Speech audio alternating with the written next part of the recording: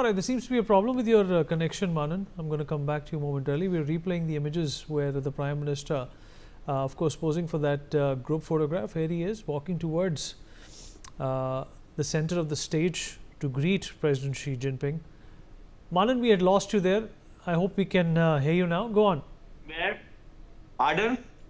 We couldn't hear you, Manan. Can you please repeat yourself? I personally feel that the talk of the new world order might be too early to be looked into, because what we can see is that a lot of antecedents are always there between India and China, and the kind of iron-clad glove which was extended by our honorable Prime Minister to Xi Jinping shows that there was a want of a hug.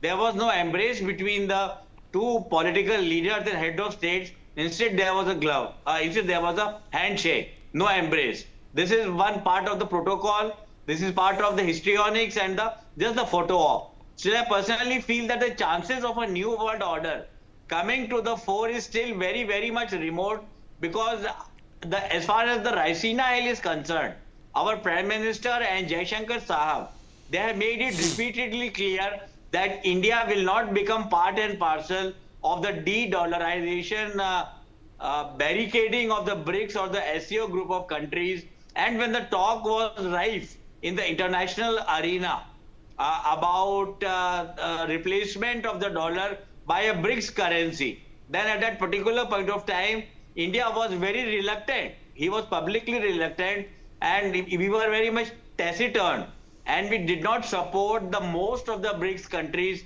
I'm not talking about the official support, but I'm talking about even the verbal statements did not come out of us. But still, I personally hope that there was a precondition which Modi ji had initiated immediately after the Galwan incident in 2020, and a large number of talks were held.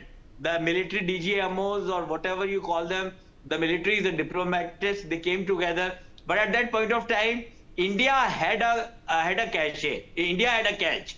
India said, Modi ji said, the Raisina Hill said that first of all, the boundary disagreement should be talked about. What all has gone wrong since the debate about the historicity of the McMahon line, the Ardag line, or the Johnson line, since the last 30, 40 years, that should be brought to the table. Because if we are realists, if we look at the real condition in Ladakh or in Nepal or in Aksai Chin, what we are going to find is that the kind of chicanery, the kind of diabolical nature of Chinese intrusions, they make life very uncertain. They make diplomacy uncertain, and the Indian soldiers have lost their lives. We cannot forget incidents like Galwan, Daulat Beg Oldie, Sumdorongchu, and Demchok. So I'm not saying we should be aggressive, but I think definitely a very positive step has been taken in by Raisina Hill and Beijing, wherein both the countries can look for a thaw. They can look for a talk, they can look for some convergences to develop. And as I was talking about it somewhere, the issue of Mansarovar being open for the Indians, and as the Prime Minister has declared that direct flights will soon be initiated, will be restarted between both the countries, I think that should be looked at as a positive development, wherein we can build on, wherein Raisina Hill can build on with Beijing, but with the Pakistani part coming in, and apart from that, India should not leave the idea of giving a declaration, spawning a declaration against cross-border terrorism and GWOT. That is the global war on terror. Rajnath Singh ji went to the Samarkand conclave, and Ajit Doval ji also was doing his part of diplomacy. So there, India did not succeed in completely castigating Pakistan as far as its inception and aiding and abetting of cross-border terror is concerned. So I personally feel that unless and until China and India can wed together, crossing the ironclad relationship with Pakistan, which China shares, and the all-weather cap with which Beijing keeps on giving repeatedly to Pakistan, and something nice has to come out, something concrete and constructive needs to come out as far as a declaration to counter cross-border terror is concerned. So these are going to be the concerns which were on the table. And apart from that, as far as the Myanmar part you were talking about earlier on, I think their connectivity. No, that's not a question I asked you about. That was not something I was talking about, Manan. That was just an update.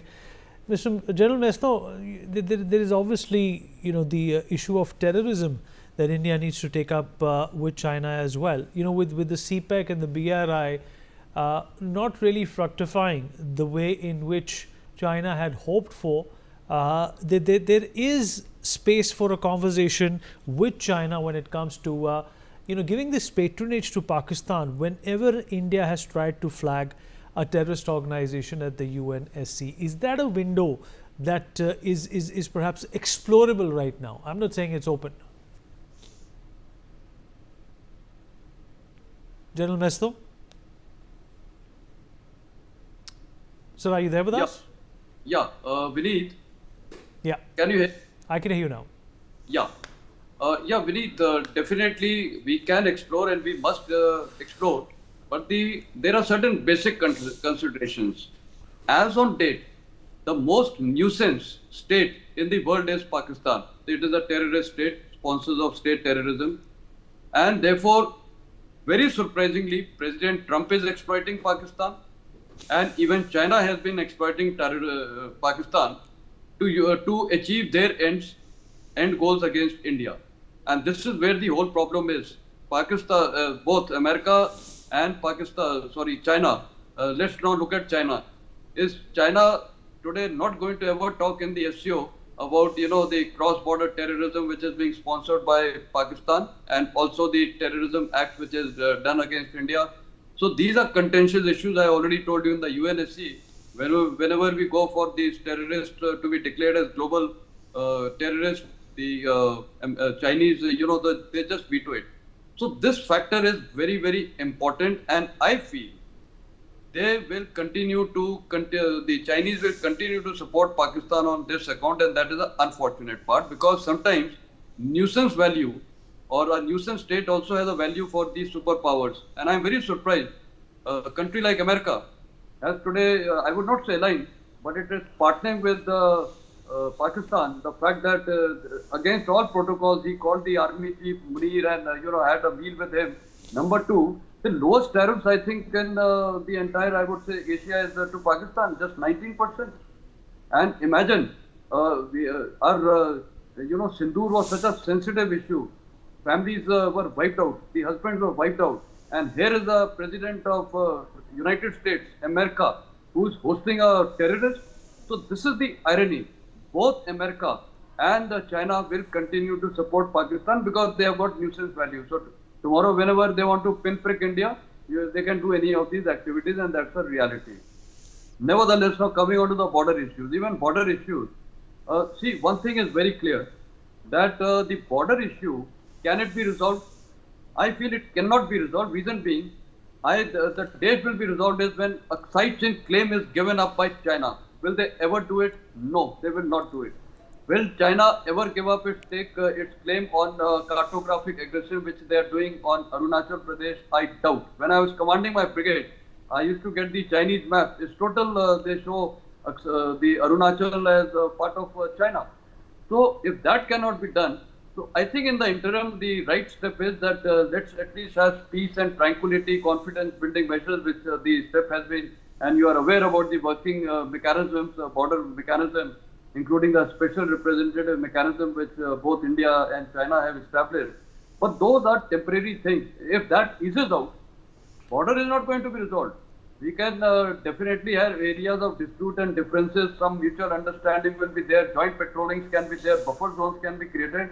But will ever India and China have a recognized international border? That is another contentious issue. Third issue, Vineet, I would just like to highlight, though SCO and BRICS is considered as a counter to the West, let's look at the West. Today, who is their leader? Unsaid leader, though of course it is not in their charter and mandate, it is America. the American president, whether it is NATO or whether it is Europe Union, everywhere the predominance is of America. Today, let's imagine RIC, it comes into some effect, or SCO. Who is going to be the leader? China? Will India accept? No. Russia? Will China accept? No. So, three major tigers in this area, they cannot, be who lead. That is going to be a major issue. So, it's a good thing it is happening. Certain convergence has to take place, but there are going to be major differences. And as regards, there are many member states in SCO, and including dialogue partners. They also have differences amongst themselves and with other states who are part of the SCO or the dialogue partners. So, unlike the EU, they have differences, but by and large they have convergence on a lot of issues, and we have seen France, UK, Germany, some of these countries have taken great initiative in binding them the way Russia-Ukraine war is going. They are having differences like Hungary and all. But overall, there is some strong factor which has binded them, and this has taken years, I think more than after the Second World War. Now, today, to expect that SCO or the BRICS will become that kind of a thing, I think it's going to take lots and lots of time until and unless America keeps doing these wrong acts of trade wars and, isolating India. Thereafter, these nations will have no choice.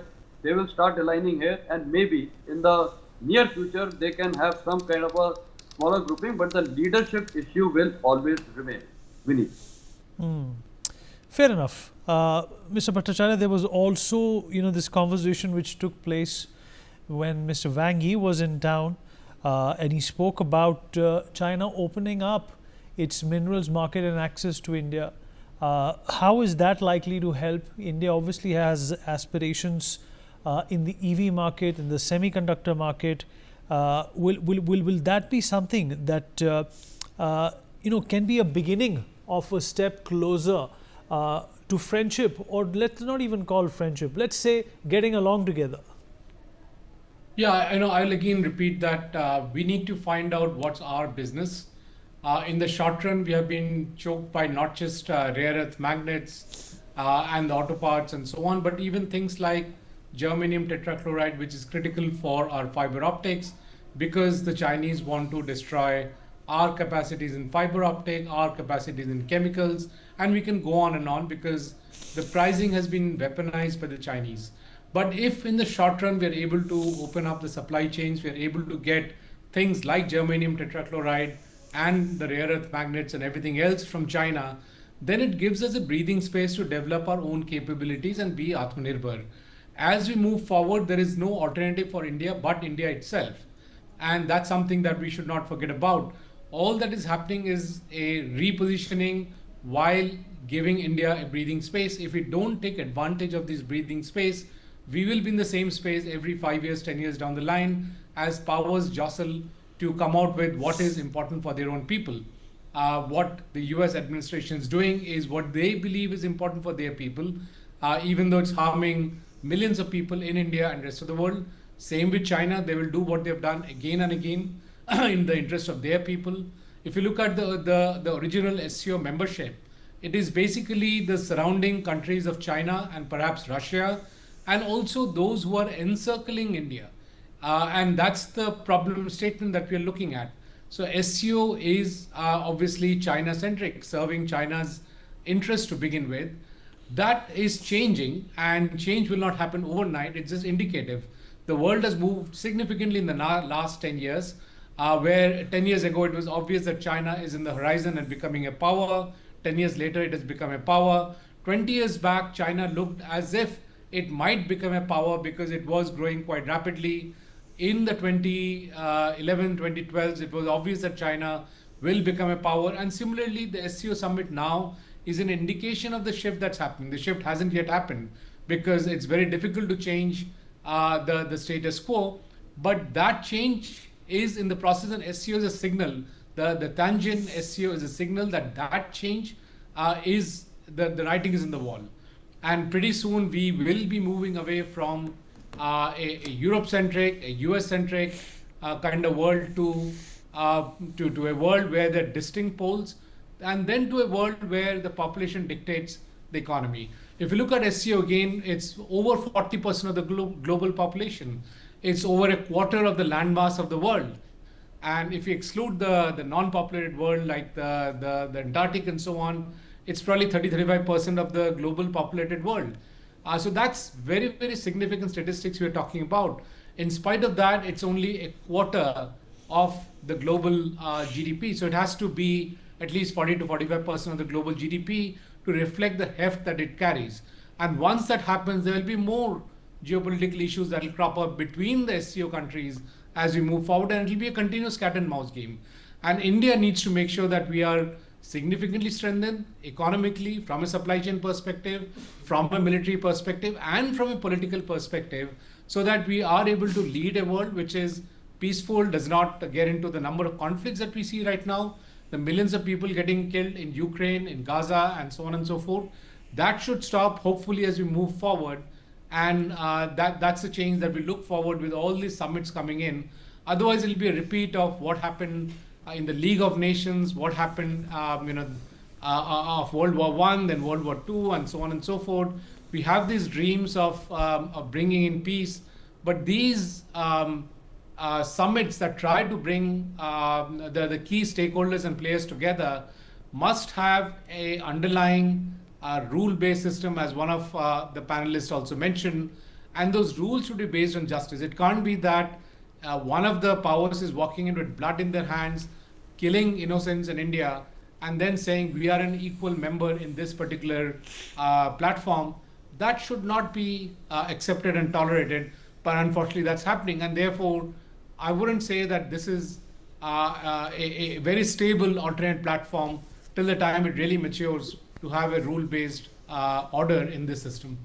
All right. Mithali, a rule-based order in the system, but the world was looking for disruptions in business for a very, very long time, because disruptions create new ideas. But the one disruption that has come about from Donald Trump has broken a number of shackles in the wrong sense of the word. Considering the fact that China did it all alone, what inspiration is there for India to emulate at this point in time? We find ourselves where China was perhaps a couple of decades ago, but we still have a younger population than China. Can we cover that distance faster than China did? So, Vineet, you remember that a few months ago when we were discussing on your channel and when we were discussing on your show, there was a constant, point which was made, a phrase that was used very often: China plus one, China plus one, China plus one. And even at that time, we discussed this, and a lot of us, I think Dr. Jayajit was also there, and we always used to talk about it and say, India should stand on its own, and India should not fall into this narrative and this trap that has been started by the West of China plus one, because we don't want to be an alternative to any other country. We don't want to be, okay, I don't like China anymore, so I like you. We want to be a country that is chosen by global investors, whether they are coming from the East or whether they are coming from the West or whether they are coming from any part of the world, because of our inherent competitiveness as a manufacturing and services hub. And for that, we have to make ourselves a globally competitive economic power. And we are doing that. I mean, if we look at a lot of the efforts that the government has made in the last decade in terms of strengthening the infrastructure, particularly when we look at the investments that have gone into the logistics infrastructure, when we look at, what has happened when it comes to transport infrastructure, when it comes to even urban development to some extent, we have made a lot of progress. But going forward, if we have to be on this path where a global investor has to say that, I would like to come and set up my factory in India, we have to bring in more and more deregulation. We have to make it easier for global and domestic investors to work in India. We have to look at sectors and supporting sectors that we know will have a demand for, in the future. We have to look at renewable energy, we have to look at electric vehicles, we have to look at technical textiles, for example. These are sectors in which we have a natural competitive advantage. And of course, we can work together with countries like China. I mean, China has done a lot, especially in renewable energy, in electric vehicles, in waste to energy. I mean, we have so much waste flowing across our cities. Why are we not investing in, more circular economy solutions like waste to energy plants? Why are we not investing in, pollution management the way China has done in its cities? Why are we not looking at, CETP, common effluent treatment plants, and sewage treatment plants? These are all ways to make our cities better, to improve the infrastructure in the urban spaces as well as in our industrial spaces. So I think at the end of the day, the focus on infrastructure development cannot stop. The focus on deregulation cannot stop. And at the same time, we have to keep on looking for new sectors in which to develop our competitive advantage. Today, India is known globally only for the IT sector. I mean, in some ways, it's like, yes, we identify the tech talent that's coming from India as the world's best, but we need to create at least 10 sectors in which India is the world's best. And of course, if we have to work with other countries to do that, there's no harm in that. And electronics sector has been supported by number of countries. Like South Korea has, also supported our electronics ambitions. Not only, I mean, we always talk about the iPhone plant, but there's also the Samsung plant, which has been set up in Noida. So I think at the end of the day, really the path towards self-reliance and Atmanirbharta has to come from within as well. All right, Sumit Peer, senior political commentator, also joining us on the program. Sumit, Mithali mentioned Atmanirbharta. Is that the only plank India needs to focus on at this point in time? China didn't do it with Atmanirbharta. I mean, they developed a system where they did everything on their own and then brought the world in. Is that what India is also supposed to do? I think, Vineet, thanks for having me on your show. It's a very good question, because you're comparing India and China directly. Look, what China did and what we are doing is entirely different. What we are doing, that is sustainable, that is internal consuming. If I can be very direct, China copied the technology, copied everybody's IPR, copied anything from everything. If you look at any of the Chinese product, and I can tell you where it has been copied from. And there's enough evidence and data available for that. China's debt today is, we need $70 trillion, which is 325% of GDP. Our debt is $3.3 trillion, which is 56% of our GDP. And our foreign debt is only $2.3 trillion. Our macroeconomic factors and China's macroeconomic factors are not comparable. For example, we produce 40% of the total food of the world. China imports $330 billion of food grain in a year. The median age is entirely different. The marriages have fallen apart. Divorce rate is 45%, right? And there is a concept called those, I don't want to get into that, but there's the women which nobody wants. There's a lot of them. And China is like all the data is at the back of my hand. So now, if you compare that kind of a development, if you look at the median age, you can look what they have done to the farmers, look what they have done to the people. If you compare at that age, and they are the economy which depends on exports. We are an economy where we are internal consuming. Our exports hardly are 3, 4, 5% of the GDP. We are a country which has the best median age. We are a country who produces a lot. And our products are not chahe to chand tak, nahi to raat tak. What Modi ji said is dam kam, dam zyada. I mean, if you look at the Indian automobile sector, fantastic. We are exporting to the whole of the world. It's not only IT. If you look at hydrocarbons, we are number 4. If you look at space, we are number 4. If you look at food, we are number 2. If you look at fisheries, we are number 2. I mean, I can keep on counting the sectors. We are number 1, 2, second, and 2. And we need who files the maximum patents in the world today? We are filing the maximum patents in the world today. And we are getting maximum patents in the world awarded today. So India has grown. Yes, Atmanirbhar Bharat is the way. But the mistake what Japan did, what China did, and what America did, when you get the power, when you get the things on your side, don't think about yourself, think for the whole world. We are talking of sustainable development. We are not talking of taking trillions of dollars of debt. We are not talking of building those ghosties which nobody lives. We don't have an Evergrande where somebody disappears with $340 billion of cash, right? And we don't have a sinking railway. We don't have a sinking airline. And I can keep on counting and counting and counting. So, what China looks from outside is an optical mirage. I call it an optical mirage, where things are good, but when you get into numbers, things are pretty bad. Now, if you look at our development, which has been very robust, which has been very sustainable, numbers and macroeconomic parameters and debt is in control. We don't hide any numbers. We don't manipulate our numbers. We don't even manipulate our currency. We are a democracy. Everything is transparent and up to discussion. So, I mean, China, I'll give you another interesting aspect. We need China has so much of nuclear, bombs. Why do they make 62% of the power still from coal? I'll tell you why. Because CCP controls the coal, CCP controls the allocation and controls the selling price. So in China, if you are not on the right side of the CCP, you will not get coal, you will not be able to make power. If you and me are there and they don't like me, I cannot withdraw account money from my account. I cannot get a railway ticket, I cannot get a air ticket. And if CCP doesn't like me, and forget those, international police stations they run. I think, they are entirely two different models. I mean, Japan did what they had to do, America did what they had to do, but we are thinking for the world, along.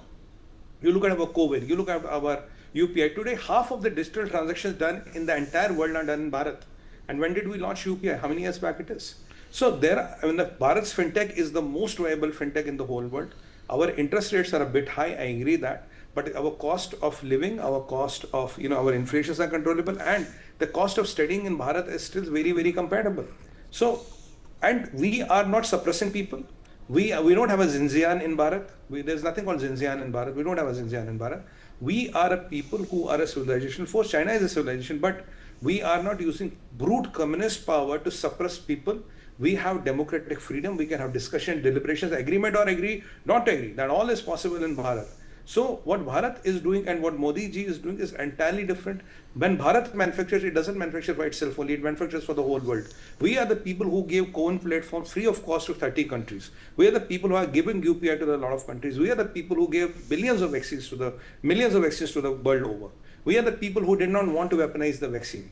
I mean, if you look at what we have been doing and what China has been doing is entirely different. And, it's pride for me. We don't have a Xinjiang with us. There's nothing called a Xinjiang with us where still a genocide is happening of the Muslim community in this century. There are a lot of things you can keep on talking about China and all. So I think let them have their pace of development or whatever suits them. Let's have our pace of development, because communism doesn't allow power centers to come up.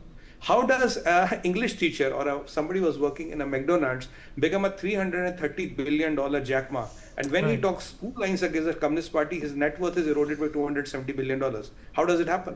I mean, we all know they are Benamis of Chinese Communist Party. We know all they are all part of the associated with the Chinese Communist Party. That is how it works there. Right. Where did the Evergrande owner disappear with $340 billion? Who took him? Right, Sumit. Right. Sumit, let me come back to you. In fact, some breaking news coming in. The ministry statement that we in fact put out earlier further read that during the bilateral meeting with Myanmar's senior general Min Aung Hlaing, the Prime Minister expressed the hope that the forthcoming elections in Myanmar will be held in a fair and inclusive manner involving all stakeholders. He underlined that India supports a Myanmar-led and Myanmar-owned peace process for which peaceful dialogue and consultation is the only way forward. General Meston, in fact, some of these countries are very crucial to the Southeast Asia outlook in terms of economy and defense as well. They're important to India as well, sir, because India is looking at becoming a net exporter of defense equipment to ASEAN countries as well as some of these smaller countries, including Myanmar and Vietnam as well. How do you see the SCO serving as a terrific platform for that kind of a future engagement?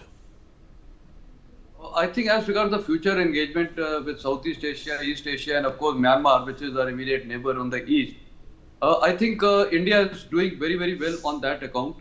We have already, Act Asia policy is there, East Asia policy is there, and we have made inroads, I think, in all the East Asian countries, including Philippines. We are exporting a military equipment. BrahMos we have given to Indonesia and of course Philippines. So we are doing exceedingly well, and not only that, Myanmar. I remember when I was in the army, we have been giving a lot of military equipment, especially artillery and everything. And we have got a very good functional relationship with the Myanmar Janta also. But yes, the fact of the matter is Myanmar is more important to us, reason being because it is a bordering state, and whatever is happening in Manipur or happened, I think those sensitivities are there. China takes advantage of that.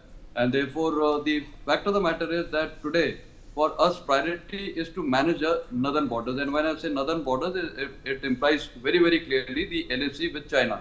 So therefore, if we look into Bangladesh and of course Myanmar, this area can become a conduit for terrorism, which the ISI always plans, and of course the China is also wanting it. And you are aware, Asim Munir had given a statement, that this time something will happen from east, and basically is referring to Bangladesh. So rather than the armed forces getting involved in this insurgency, and therefore if we have good relations with Myanmar, and of course I'm quite sure things will improve with Bangladesh over a period of time, we can prevent all this, because armed forces topmost priority is to secure the borders along the LAC. Yes, we are definitely doing a lot of border fencing along Myanmar, but I've served in this area. The terrain is very difficult. Even if we put barbed wire fencing, it is not easy. But yes, we have done a lot of things on the Myanmar side. And I think what they are talking about, bringing all stakeholders for elections, that's also something good for us. Because whatever it is, see, in most of these, like SCO also, we are a unique democratic country, unlike Russia and China. So that advantage we have. And definitely we would like to have more of our neighboring states leading on to democracy. And I think it's a step in the right direction, the way we have met, and he has assured the Prime Minister that they will have fair and free elections and looking for a democratic process. So it's good for India. And I think the way Myanmar has also helped us, I had mentioned in between the Kaladan project, you are aware, through the Irrawaddy, and thereafter, of course, linking our Mizoram.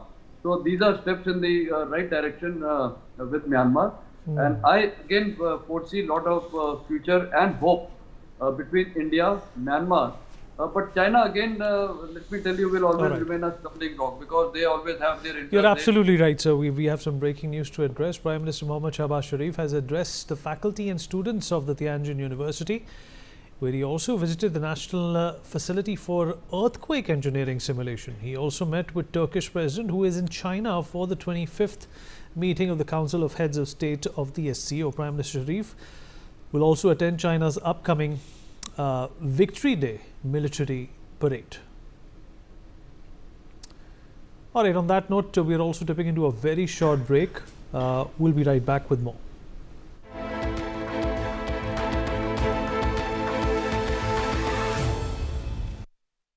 The double-engine government of Uttar Pradesh is playing the role of a partner and ally in the campaign to give full rights to half the population. Mission Unnati is a testament to how the guidance of Prime Minister Narendra Modi and the efforts of Chief Minister Yogi Adityanath have changed the lives of women in Uttar Pradesh.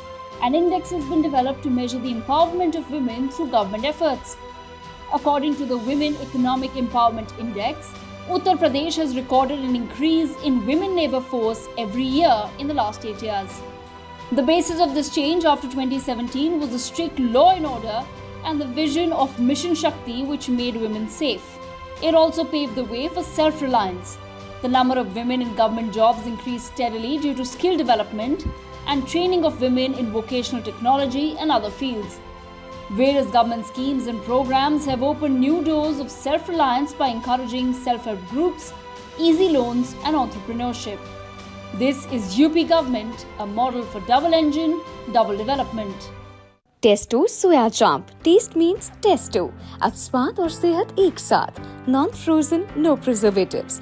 शुद्ध soya से बना, protein से भरपूर, सेहत का नया स्वाद. Soya chaap, the ultimate source of protein. A packet of happiness. Tasto soya chaap.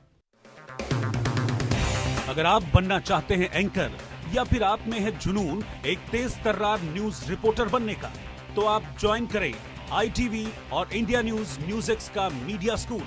ITV next media international school का कोर्स आपको मौका देता है देश के दिग्गज एंकर्स के साथ काम करने का.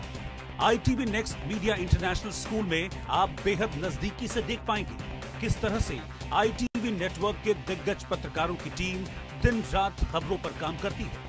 इस कोर्स के दौरान आप सीखेंगे एंकरिंग की एक एक बारीकी उन एंकर्स के साथ जो देश को रखते हैं हर खबर से बाखबर.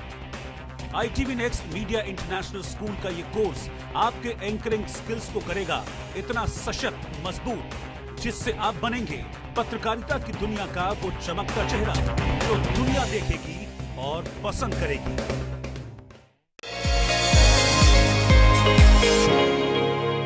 So the whole focus of today's show is not just, of course, the school, but also how it teaches us, how it equips us for the challenges of today, prepares us for the women of today, because wherever Vellamites are, we do make a difference. Vellum is special because ever since its inception in 1957, I think it's been producing students who've been going out of Vellum. They've been feisty, independent thinkers. And the oneness, I mean, wherever you walk in, you meet a Vellamite, you know, everything is forgotten, you're just one. The only thing Vellum didn't teach me was diplomacy. So for me, today it's black or white and no shades of grey. The beauty of Vellum was that it all gave us a niche, you know, we all found our niche in Vellum. Vellum was so special because there was the sense of sisterhood. We always pushed each other to be their best selves. You can get a Vellum out of Vellums, but you can never take Vellums out of the Vellamite. Vellums in itself was a game changer for me. At the same time, it opened up the world for me. I met girls who were from the south, from Mumbai, from the northeast, and you know, and it was like living in a microcosm of India. At Vellum, when we were there, we were not taught 21st century skills. It was a given, right? We were taught, we knew how to manage our problems. What we women want at these times on NewsX. India no longer is going to be buying oil from Russia. The heat has been turned on India. We are not the biggest.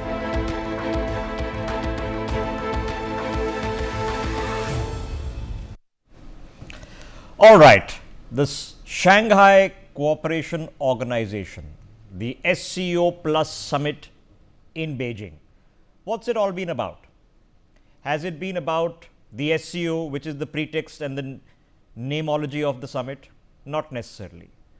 The SCO has a place in the multilateral fora of the world. But this is what it's not about. This is about China gathering together as many heads of government, heads of state as it can. Because the isolation it felt, and there was an isolation during COVID and slightly beyond, it has now made a statement. And the statement is, we are back on the diplomatic fold, our economy is held together, we are the world's second largest, and we have such domination on some critical global supply chains that we can even leverage them against the United States of America. The other statement that had to go out from the Chinese was, if there is chaos and confusion coming from Washington, we represent the voice of reason, the voice of stability, the voice of continuity, the voice of multilateral multipolarity. That's what they wanted to do. But the question for many of us is, what did India want to do? Why was India's Prime Minister Narendra Modi traveling to China, meeting with Xi Jinping for the first time in 7 years? Here's what has been established. Number one, India is not part of any blocs, any alliances. We are not wedded to some sort of ideological premise, other than we hope that the world emerges as a place of unified family, that this is not a time of war, it is a time of peace, and India's interests are in principle restricted to India's interests. What are those? Why was Prime Minister Modi in China? For the past 2 to 3 decades, the arc of history has been positing that there comes a gradual alignment of one of the world's greatest and oldest democracies and the world's largest, and I would argue also the greatest. And this arc of history has been abruptly, many would say rather rudely, interrupted. There has been a point of principle departure. Can a foreign power dictate to us what we can do, cannot do, who we can meet with, who we can borrow from, lend to, buy from, sell to? We've seen that before in our history with the British Raj. And I think we are all pretty certain that isn't going to repeat itself. So this visit, despite the inconsistencies and difficulties that do exist with several members, including the host country, was meant to achieve clear things. It was meant to achieve stability on the Indo-China border, because the last thing China needs and India needs in a moment of flux in the global societal order are problems in our backyard. Has it achieved that? In principle, yes. India's Prime Minister has made a public statement not suggesting that there will be peace at the border, but emphatically saying there is peace at the border. That an agreement on the border between the special representatives has been met. So now, is it possible? And I know that it is not a peace that can last forever and should be blindly trusted. No redeployment of our forces has taken place. We remain on alert. But can we put that aside for the shortest period of time so that the economic engines of a trade with a country that need to continue, given the flux with the world's largest economy, can happen? So yes, two, on the practical measures, will we now able to fly directly to Beijing? The answer is yes. Will it be easier for the Chinese to get visas to India? The answer is yes. Will there be easement in investment and standardization? The answer is yes. Will there be a dramatic shift in the trade imbalance, the deficit that India runs with China? Probably not. Will there be increased Chinese investment coming into India? The answer is yes. Will this fix everything or fundamentally cause a realignment? The answer is no. Our mathematics, our objectives are very simple and they're very certain. India is growing at just under 8% in the last quarter of GDP growth. It's a figure that we want to hold. If there is global confusion, and there is, from the Canadians to the Mexicans to the Brazilians to the Europeans to the Japanese to the Koreans to the Aussies to the all countries in the west of Asia, heck, even Pakistan's got 20% tariffs. In this confusion, whatever basic point, metric point hit that we could have potentially faced to our exporters whose primary markets, especially in textiles and other areas, are in America, can we get past it and maintain our pace of growth? For that, you need to find some alternative markets to fill the 30, 40, 50, 60 billion dollar hole which potentially will come from this. You need to provide support and alternatives to the exporting communities, their employees, and that has to happen next. You need to give some stimulus to the economy, and the indirect tax reform which is coming our way, already announced, is going to be that. And a balance has been met. I began by saying that India has made a statement today, and the statement is we are not in any block. Right before the visit to Tianjin in China, Prime Minister Modi was in Japan, reaffirming to the Japanese very publicly that the issues of conflict on tariffs and other principal matters with Washington don't replicate themselves in our association with Japan, and many people in Japan who were also being slapped with shock tariffs would greet that happily. Prime Minister Modi will not be attending the Victory Day celebrations that the Chinese are planning in Beijing on September 3rd. Right before he meets with Vladimir Putin, the president of Russia, he has had a telephonic conversation with the president of Ukraine, Volodymyr Zelensky. So a very careful balancing act has been met. Can we trust the Chinese? No. But then can we trust the Americans? The answer is increasingly no. So who do we have to trust? We have to trust in ourselves and in our principle and in our duty to our own fellow countrywomen and men. In that regard, the right things have taken place in the best possible balance. So, what has China given us? Number one is, for the first time, away from the rhetoric, away from soft words, a statement has been made by the Chinese president. And remember, he doesn't speak as often publicly as an Indian Prime Minister would.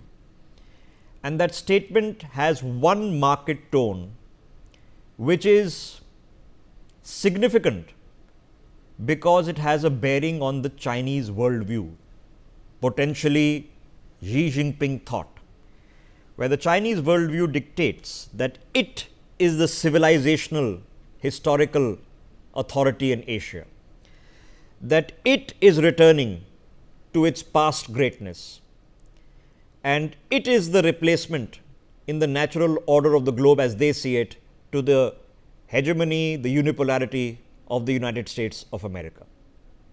Today, you've had a Chinese president say that we are both historical civilizational powers. We both have a historical responsibility to our people, and we both need to work together. So, should we pack our bags and leave the LSE and everything's hunky dory? Absolutely not. But can we do business in the interim for both our sakes? The answer is yes.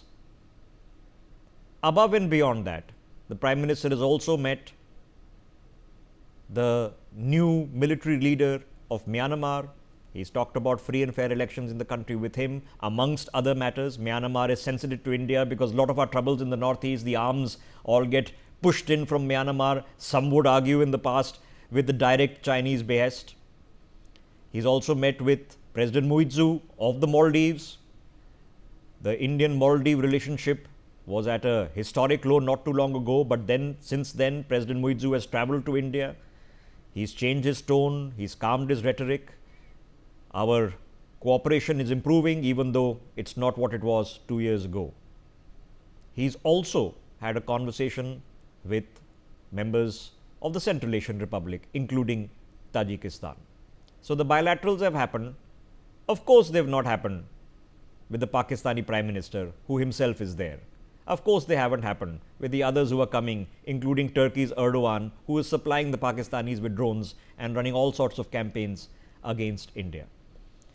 Ladies and gentlemen, if lessons have been taught to us and all over the past few months, it is that in the realpolitik of the world, when there are no systems, no traditions, no logics, no treaties that can be taken for granted, you have to navigate the situation from morning to afternoon to evening to night on a day-by-day basis and do the best that you can for your country and its future, and hope that that contributes to the world. So, we've seen a demonstration of realpolitik at its finest, and it is nuanced, it is principled, it is as clear as it can possibly be, and a message has been sent to the world, a message has been sent to Washington that we have an in-principled opposition and we will do what it takes to look after ourselves, and that's all that needed to be achieved here. So, let's not overplay it, but let's not underplay it as well. That is the takeaway for us at the SCO Summit at Tianjin.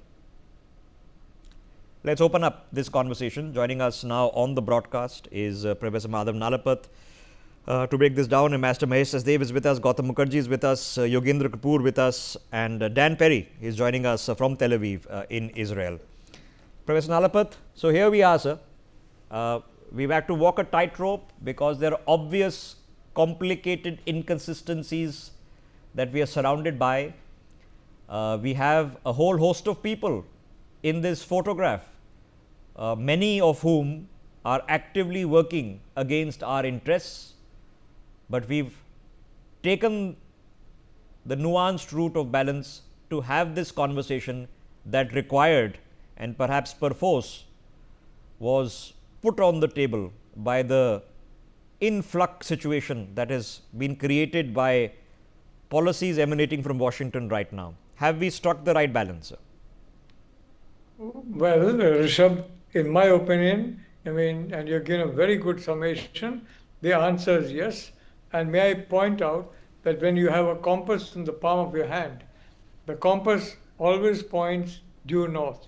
You turn it around, you turn it in any direction, the needle will always go due north. And the point is, as far as Prime Minister Modi is concerned, the compass is Indian interests. So that compass he follows. It may be here, it may be there, it may be in Washington, it may be in Tianjin, it may be somewhere else. But always he looks at the needle which says due north and proceeds due north. So, but I would like to say that I think now Prime Minister Modi has shown his respect for the SCO by coming to the SCO and but frankly, I was a bit surprised in the photograph that which was taken, that he was 2 or 3 people to the right of President Xi Jinping, but President Putin, of course, right next to him, and thereafter 1 or 2 people, and then Prime Minister Modi. The fact of the matter is, it's important to test the sincerity of China, and because I mean, it's great to say that but the reality is, it's important to test. One way, frankly, is to check whether, for example, UNSC reform. In the meeting with President Putin, President Xi Jinping and President Putin said they favor UNSC reform. Well, in the UNSC today, only the P5 have got a veto. There's only one P5 member standing in the way of India joining as a permanent member. And guess which country that is? It's not Russia. It's not the United States. It's not the UK. It's not France. It's China. So I think if a resolution is brought forward in the UNSC, we'll see what the veto-wielding 5 do, whether they'll agree to make it 6 or 7, or in my view, at least 9, or they will not. Now, Prime Minister Modi has made it very clear he is not going to follow the leadership of anyone, be it Donald Trump or be it, a very gracious host, President Xi, or rather CCP General Secretary Xi, because that's the title, that's the most powerful title of his. He has made that very, very clear. And he made that clear in multiple ways. One coming from Japan. And now this parade that is going to be there on September 3, it's to commemorate victory. Well, I think, frankly, as far as victory is concerned, maybe a very small role. Was played in Hiroshima and Nagasaki by the American dropping atomic bombs on these 2 places. Maybe that helped to convince the Japanese to end the war, but you don't get the American president invited to this victory parade. You don't get people invited. And of course, the Prime Minister, Narendra Modi, very courteously declined, citing urgent reasons of state, which is a fact. Modi is busy practically, if I may say so, at least about 16 to 18 hours a day. But I just want to make one more point, and that is, Rishabh, let's not conflate Donald Trump with Washington. Let's not conflate Washington with the United States of America. Long back, India has established cozy relationships with several of the state governments, several members of the legislature, several members of the Senate, including at the state level and the central level. The India caucus is among the biggest and most powerful caucuses in the US legislature. Yes. Now, therefore, I would only like to say that in president, from my reading of situation, there's something very wrong going on in the US, and I don't know how long that can last, but in one way or the other, is going to be put an end to. Yes. And assuming it ends in the retirement of Donald Trump, you'll have J.D. Vance coming, who knows India very well and who frankly is a friend of India, as are most of the senior Republicans, barring a few like Lindsey Graham, in Washington. Yes. Thank you. All right. Stay with me. Some breaking developments coming in, and that's an update from Tianjin, where Prime Minister Modi has also met with Egyptian Prime Minister Mustafa Madbouli. And he has posted an image there, you can see it, of them hugging and shaking hands and written a statement. Fondly recall my visit to Egypt a few years ago. The India-Egypt friendship is scaling new heights of progress. And that you can see on your screens. So there are step-aside meetings, there are more formal conversations that have happened, which I've already alluded to. So this has happened, but as it happened under terms and conditions in what is a confusing situation in the globe right now, and the confusing situation to every one of us listening and watching is what the world represents. The only thing that has happened is that the curtain has been lifted by the brashness coming out of Washington. So now let's pick up this conversation further. Ambassador Mahesh Sachdev, in the complexity of day-to-day balancing of interests that is pushing India's case diplomatically and securing India's interests globally, we've seen a bit of a masterclass, sir, because you had a Prime Minister who has visited first Japan en route to China, which is an in-principle message to the Japanese that what our issues with Washington are not our issues with you. He has then arrived in Tianjin, he's met with Xi Jinping. Right before he meets with Vladimir Putin, he's also spoken to the Ukrainian president, because we know what's happening there. And we have a deep understanding that several other meetings that are taking place in Tianjin, none of them are in India's interest. Any conversation between the president of China and the Nepalese Prime Minister is primarily against our interest. Any conversation and whatever they were discussing with the Maldivians, primarily harming our interests. CPEC, primarily harming our interests. So we are wide-eyed, clear-sighted that this is what we want to achieve, and this is the balance in principle that we're doing. Have we done just about right? I think we have, but I'd like to add a couple of caveats. Firstly, I think whatever is happening in Tianjin is not exactly sort of geared to hurt us. Chinese are free to meet all those neighbors of ours, but then the message from Chinese, I think, is beginning to be tempered by economic realities, by political dynamic in South Asia itself. They've seen that they promised so much to Maldives, to Sri Lanka, only to see them get back to India. And similarly, I mean, I've been to, my last assignment was High Commissioner to Nigeria. Much of Africa was gung-ho with BRI. And after BRI projects are done or not done, these people are back to where they were. And China's ability to reap reward of BRI have been limited because commodity prices have crashed. And China doesn't need as much of steel, it doesn't need as much of bauxite, and so on and so forth.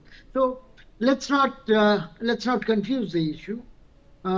People are going to talk behind our backs, either bilaterally or multilaterally, but we have to stay strong. And as long as we are consistent, people would hear us because we are a voice of reason. Secondly, I think I would also like to put to you that President Trump and his MAGA base is not likely to lose their sleep over what happens in SCO. Let facts speak for themselves. Today, United States has 26% of world's GDP, and SCO states put together have about 30% of the GDP of the world. Once again, there is the G7 is far more united than SCO is. There is certain direction, while SCO doesn't have it. Same about NATO or other things. Now, the inner dissensions, inner differences between Iran and Azerbaijan, for example, between Armenia and Azerbaijan, between even Russia and China with regard to territorial disputes which are still lingering. Remember Ussuri River clash that the two countries had? So all those issues are there.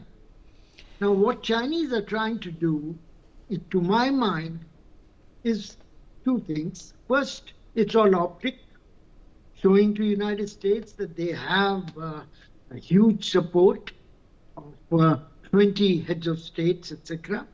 Second is to reform BRI into a specific Eurasia structure.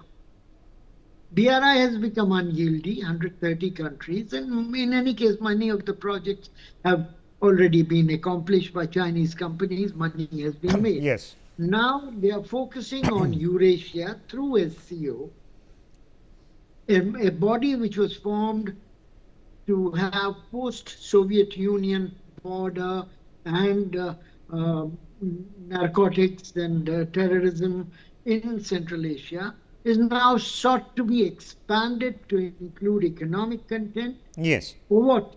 For infrastructure in that Central Asia, in Russia, in other parts of the world. Yeah, and none of that, sorry to interrupt you, Ambassador, none of that changes. India has an in-principled opposition to the Chinese BRI projects. We've chosen not to partake despite their request multiple times to do so. And none of that changes. Nothing in that regard has changed at all.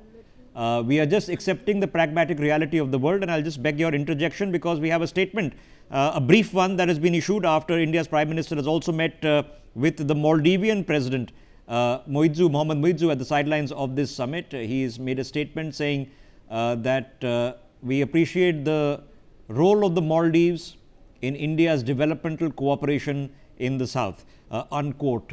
And I think that is reflective of what is going on. What is going on is complicated, and I think the good ambassador in his entire career understands and appreciates the complication. The question is very singular for us. Are we now aligned to a particular bloc? You've had a very clear statement that no, we will do what is in India's interests in principle, no matter what it takes. You expect the Americans and Donald Trump to act in their interests, not in ours. Fair enough. If that's how the world works, it is.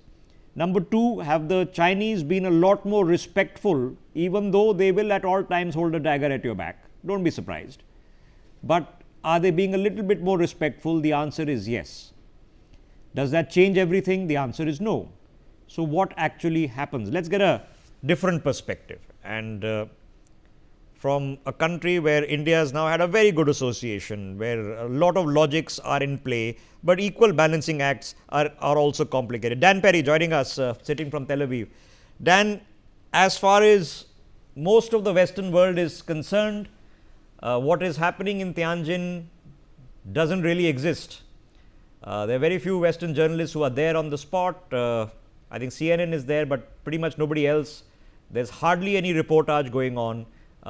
It's a vacuum that pretending that it's not happening. Now, I'm not saying this is the most game-changing thing in the world. So how are you observing what you're hearing and what is happening? Well, I observe it on your good channel and other such Asian media.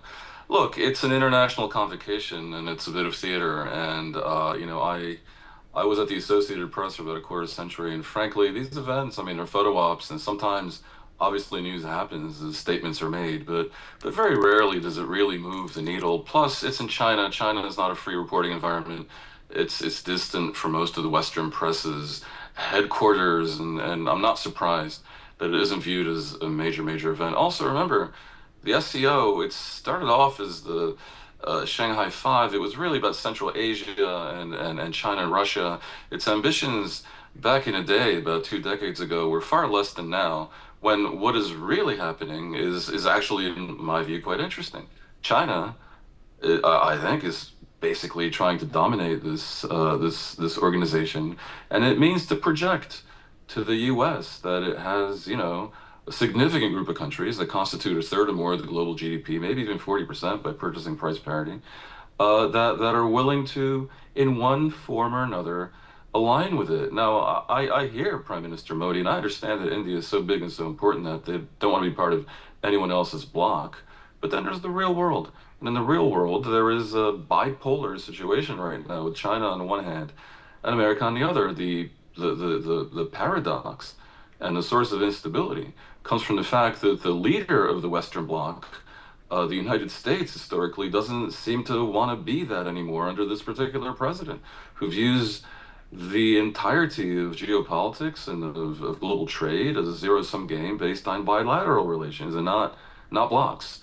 So that is why you have a tremendous vacuum with the Europeans in particular, very much distraught and confused about what to do and essentially waiting out Donald Trump, hoping for better by 2028. Whether that will come in the form of J.D. Vance or a Democrat or something else, we shall see. And I think everyone, including India, is somewhat biding their time and signaling to world markets and to Washington that there is a price to be paid for what you before called the brashness, I would frankly call the reckless absurdity coming out of Washington.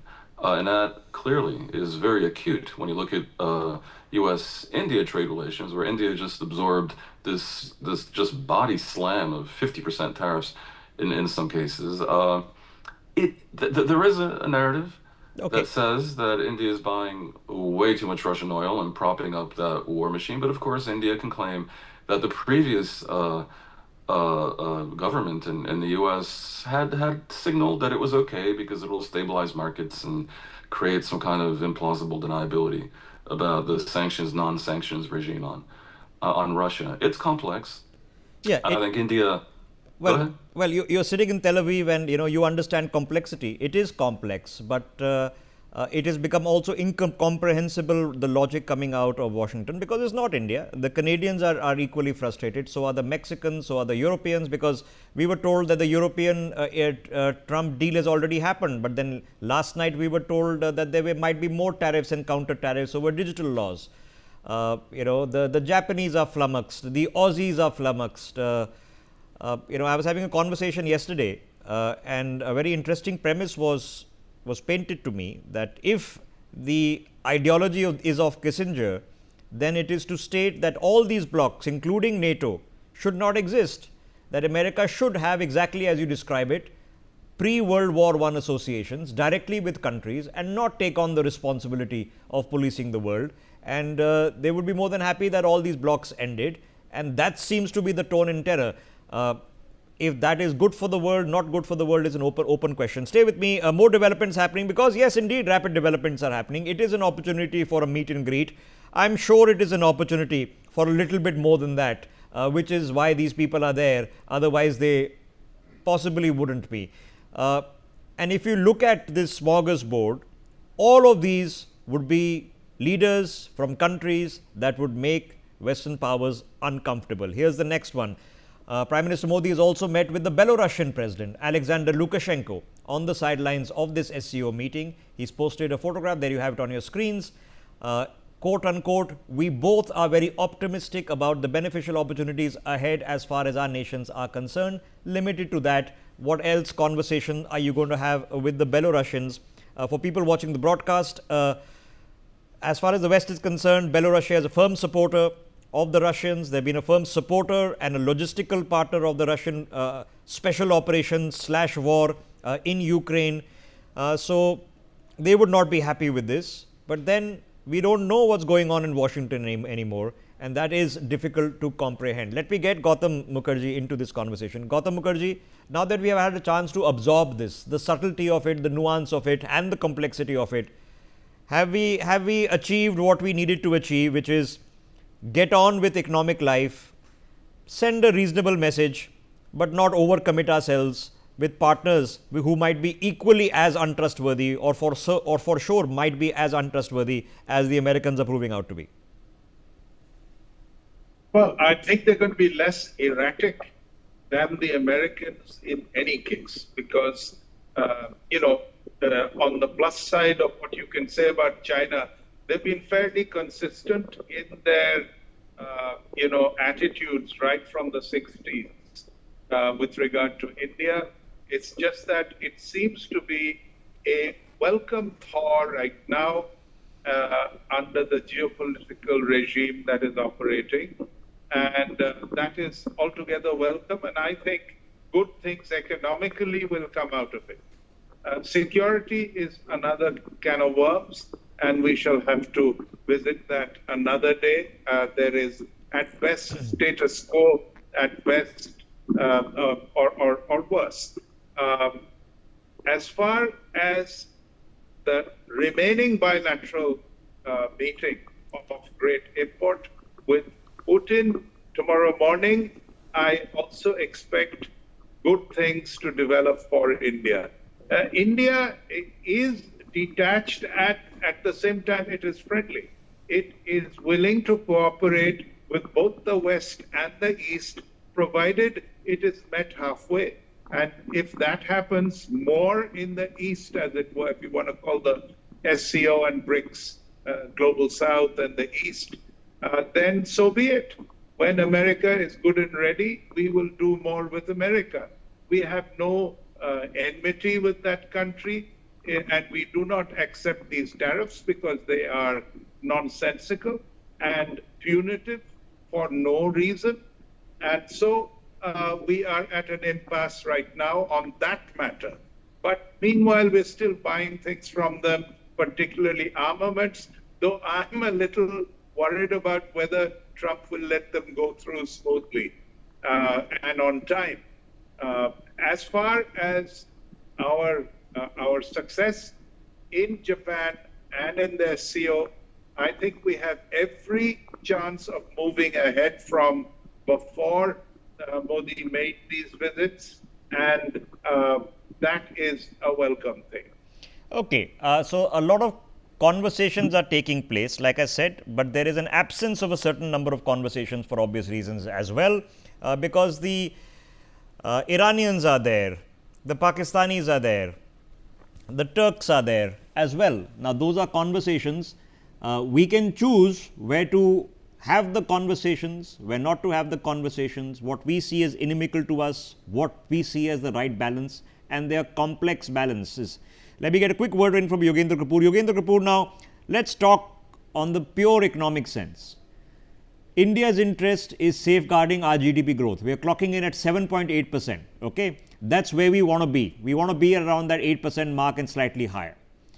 Now, part of that is about getting our own house in order. The indirect taxes cut in India, that will really help. Okay, that will do a lot of rationalization. Things are going to become cheaper. You're going to see a boost in the next couple of months.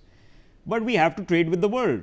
America is our primarily large market. It is the largest trade partner of almost all global countries, but so is China. The value is almost the same now.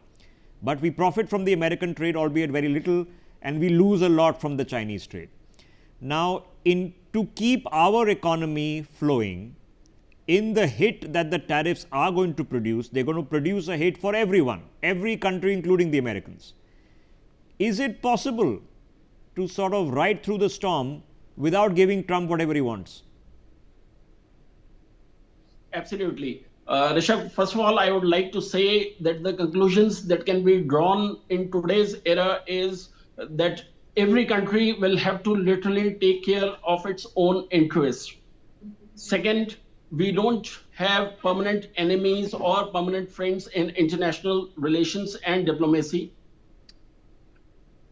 When it comes to India-China relations going forward, I see that the leaders on both sides, whether it is PM Modi or whether it is President Xi, both talk of peaceful coexistence, as well as at the same time, they also believe in, no expansionism of, the territories into each other. So what I'm trying to say is that, China understands very well that the era of expansion, demographic expansionism is almost over, and it is more and purely about economics that rules the world.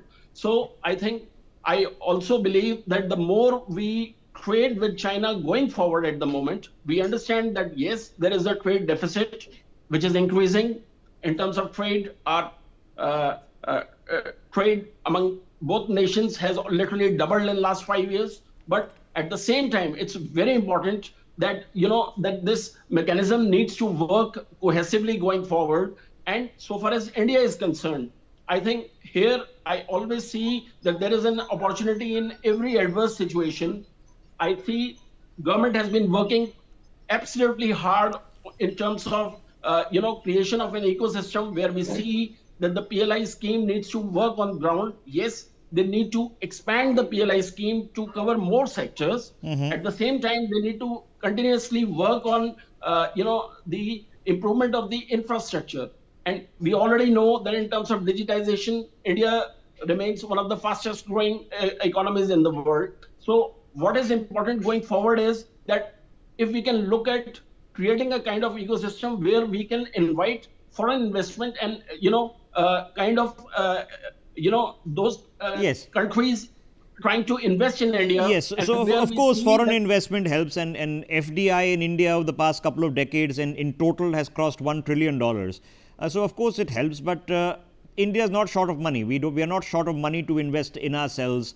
The rate of expansion of India's infrastructure and the massive highway projects, which are costing tens of billions of dollars each, are reflective of that. It's about getting the core high-tech front-end basics sorted. You have to make the semiconductors in India, which we have now started. You'll have to make the lithium batteries in India, for which you will have to find the lithium in India. These things need to be sorted out at a fundamental level. We are working on all of these, but that's going to happen. I'm pretty sure of it. India overtakes now as the third largest economy within a year. So the question is, right now, in the next month or two, is the interruption that is being caused, can we forestall it to the largest possible extent? And let me get Ambassador Sachdev in before I come back to Professor Nalapat. Ambassador Sachdev, now there is a purpose to the diplomacy. It's not just to take nice photographs with each other. The purpose to the diplomacy is that we have an interest, and our interest, as I have delineated, is just to make sure our economic growth engine doesn't get stalled because somebody wants a Nobel Peace Prize. I would say give it to him if that would solve the problem. Give him a Bharat Ratna also. I don't know. But in this diplomacy, do you think there is at least this confluence of interests that the economic engine, global engine, from which everybody benefits, shouldn't get stalled? There is a consensus in India about that. But if there is a consensus in Beijing or in Washington, is something that I doubt. I see a bit of convergence, pardon me for being a dampener, between Washington and Beijing to have a G2 kind of situation, the group of two countries, one led by United States and the other led by China, to rule the world. They would both coalesce around not having any other complications, such as India. So China, right from the beginning, make no mistake, doesn't want to brook competition from India. India is the only country in Asia that could compete with China. And Chinese have subtly or not so subtly made sure that this doesn't happen, from Foxconn engineers being returned, from rare earths being denied, APIs being curtailed, and monopolies being sort of created in India for marketing. 90% of some pharmaceutical APIs come from China, for example. Yes. And this situation has been artificially created. They would prop up Bangladesh, Pakistan, elsewhere to keep India busy, confined to South Asia. So the growth rate is fine if it gives China better access to Indian market, and God forbid, trade deficit mushrooms to $200 billion or more.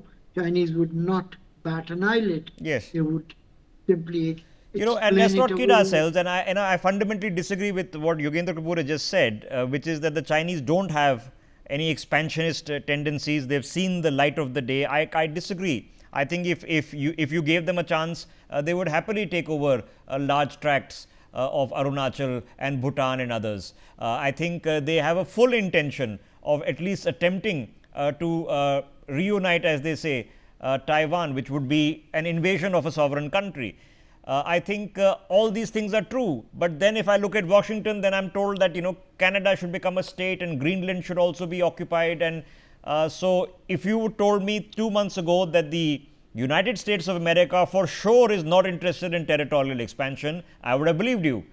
But now I'm being told it's all up for grabs. The world is up for grabs. And that's either a good thing or a bad thing. So let's get a perspective from Professor Nalapat. Professor Nalapat, in the end, we also have to agree that the established systems as fixated in the period of 1944 to 1945, which is the Bretton Woods system, the Atlantic Charter, the UN system, all of them are outdated. They are defunct. They don't represent the realities of the world. They have not been reforming. Now, if the Americans, who are the principal pillar of the architecture in the like and form of the current administration, pay no hoots to the concept of WTO, give 2 hoots for the concept of free trade, are not really interested in bolstering NATO. The Secretary General of the UN is actually sitting with Xi Jinping right now and having dinner. So, is it actually a contrarian argument that it is the right thing, that these systems don't work? They need to be dismantled anyway, and that's not necessarily against our interests. Look, Rishabh, the fact of the matter is that yes, the system is being dismantled.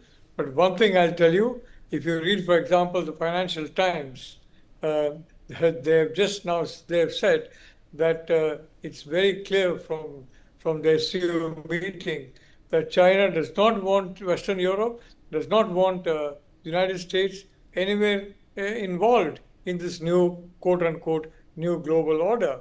So the reality is, frankly, that that is the Europeans are waking up finally to the reality, and the US is woken up, except for one gentleman, Donald Trump, who happens to be the president. I don't know what's happened to him. But I'd also like to say that I think a very interesting subject was touched upon, and that is Russia-China tensions. And believe me, the Russians are looking at the Chinese with not with the friendliest of looks, where Central Asia is concerned.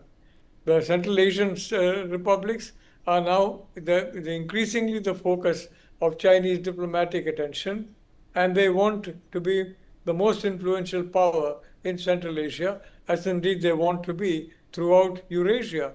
So Russia is not happy about that. Secondly, regarding this boundary dispute, well, it has been settled. There's no question about it. It has been settled. But if you look at Chinese social media, occasional outbursts are there. Oh my gosh, we settled it.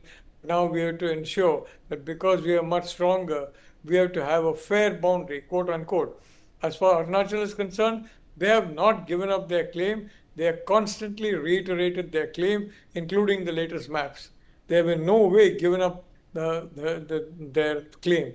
And as far as trade is concerned, well, guess who has benefited most from WTO? Guess who has benefited most from gaming all these international associations and institutions? China. China has built up an immense surplus of multiple countries. As far as India is concerned, the surplus is 100 million. And of course, if it goes to 200 million, 200 billion, they'll be delighted. But what about us? We will lose our manufacturing completely. Today, Rishabh, finish your opportunity for India is to attract this kind of investment from China because of geopolitical reality. And that's one thing the Prime Minister is doing, changing the framework to ensure that investment. And may I make one last point? Yes, please, go ahead. The Prime Minister keeps stressing the word mutual. Mutual. That is anathema to Chinese. For them, nothing is mutual. It's always China plus. I agree with you, but I agree with you. But for several years, in fact, decades, but at least in the past couple of years, we've been waiting that the Americans, after one administration or the second administration, we'll manufacture that jet engine with GE in India. But it hasn't happened, right? And you and I can well argue that every country in the world, including the Americans, has prevented a country which has the brain capacity, engineering capacity to reach the south pole of the moon, to interdict satellites in space, to build hypersonic weaponry, but can't build a plane engine on a technology that was developed in the 1950s, believe it or not. So, this technology denial and one-way streets have happened elsewhere also, but there is no suggesting that the arc of history was, probably still is, pointing in one direction. And that would say that if you were to pick the lesser of the two complications, it should have been the Americans up until a couple of months ago, which will go down in history as something strange. I am hoping it's an anomaly, but I suspect it no longer is so. Donald Trump is doubling down. He intends to go to the Supreme Court and fight on the tariffs. He's hoping to win there, where he certainly has Republican nominees who have become Supreme Court judges. He has got support because the Congress and the Senate aren't being able to do anything about it. And he has got one more thing. He is not interested in politics. His term is over. So, he is in it for whatever he is in it for. His family might have a later on interest in politics. Now, whether you make a deal, give him the Bharat Ratna and the Nobel Peace Prize for his great work in Afghanistan, sure.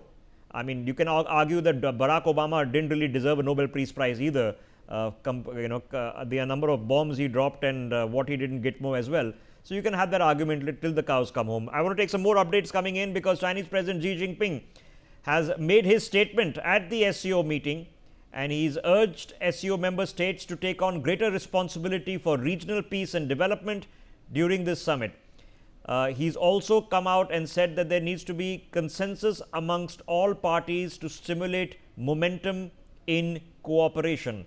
Now, you can argue that these are all statements, they mean nothing, and I would buy that argument. I've covered this for a long period of time as well, better part of 2 decades.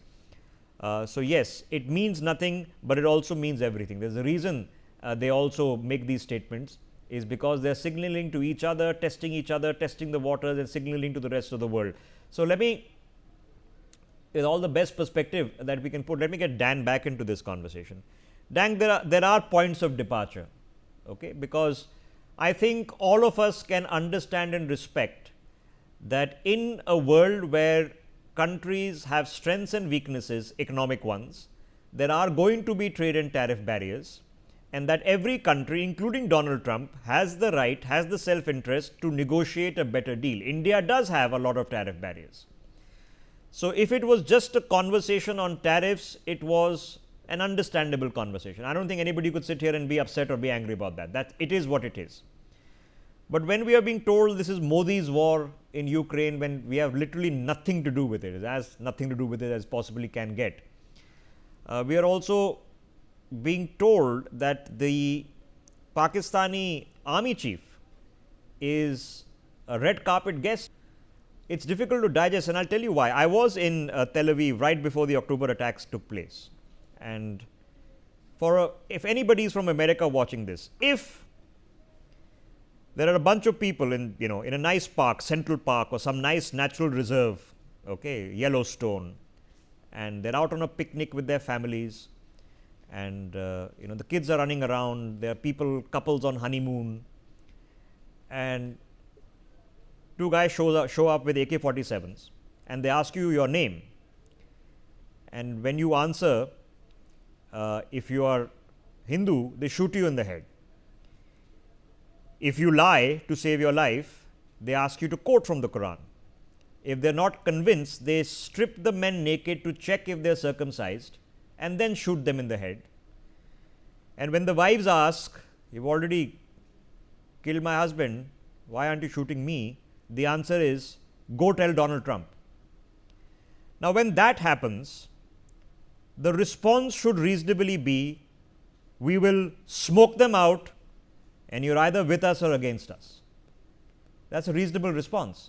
But we've just been told the reasonable response is to call the people who've been running this, from Osama bin Laden to Mohammed Atta and all the others, and have dinner with them and ask them to endorse you for a Nobel Peace Prize. It's an in-principled issue here in India. How do we get past that? Because the tariff conversation I can still digest. I have to tell you, the tariff conversation to me is even more undigestible, because the conflict between India and Pakistan and between the Muslim world, the extreme manifestation of Islamism and jihadism and the rest of humanity, really is just a cataclysm, and it belongs in its own box. The tariff issue is plainly nonsensical. I understand trying to protect a particular industry that you consider to be a national imperative. That's reasonable. But other than that, every economist on the planet will tell you that blanket tariffs against countries are a bad idea. And in particular, someone should really tell Trump in a way that he understands, like, focus his mind and give him a cheeseburger and have him understand that the tariffs are paid generally by the US consumer. He seems to believe it's India that's going to pay the tariffs. It's beyond all belief. So look, you discussed the arc of history before. I think the arc of history can tolerate, can survive a blip. And frankly, as a person who understands that the Bretton Woods system that you before were suggesting is completely no longer relevant, the post-World War II order that America led has value and is not completely defunct. And, you know, the G7, for example, was meant to be more than an economic a cooperation society, if even that. It reflected something political.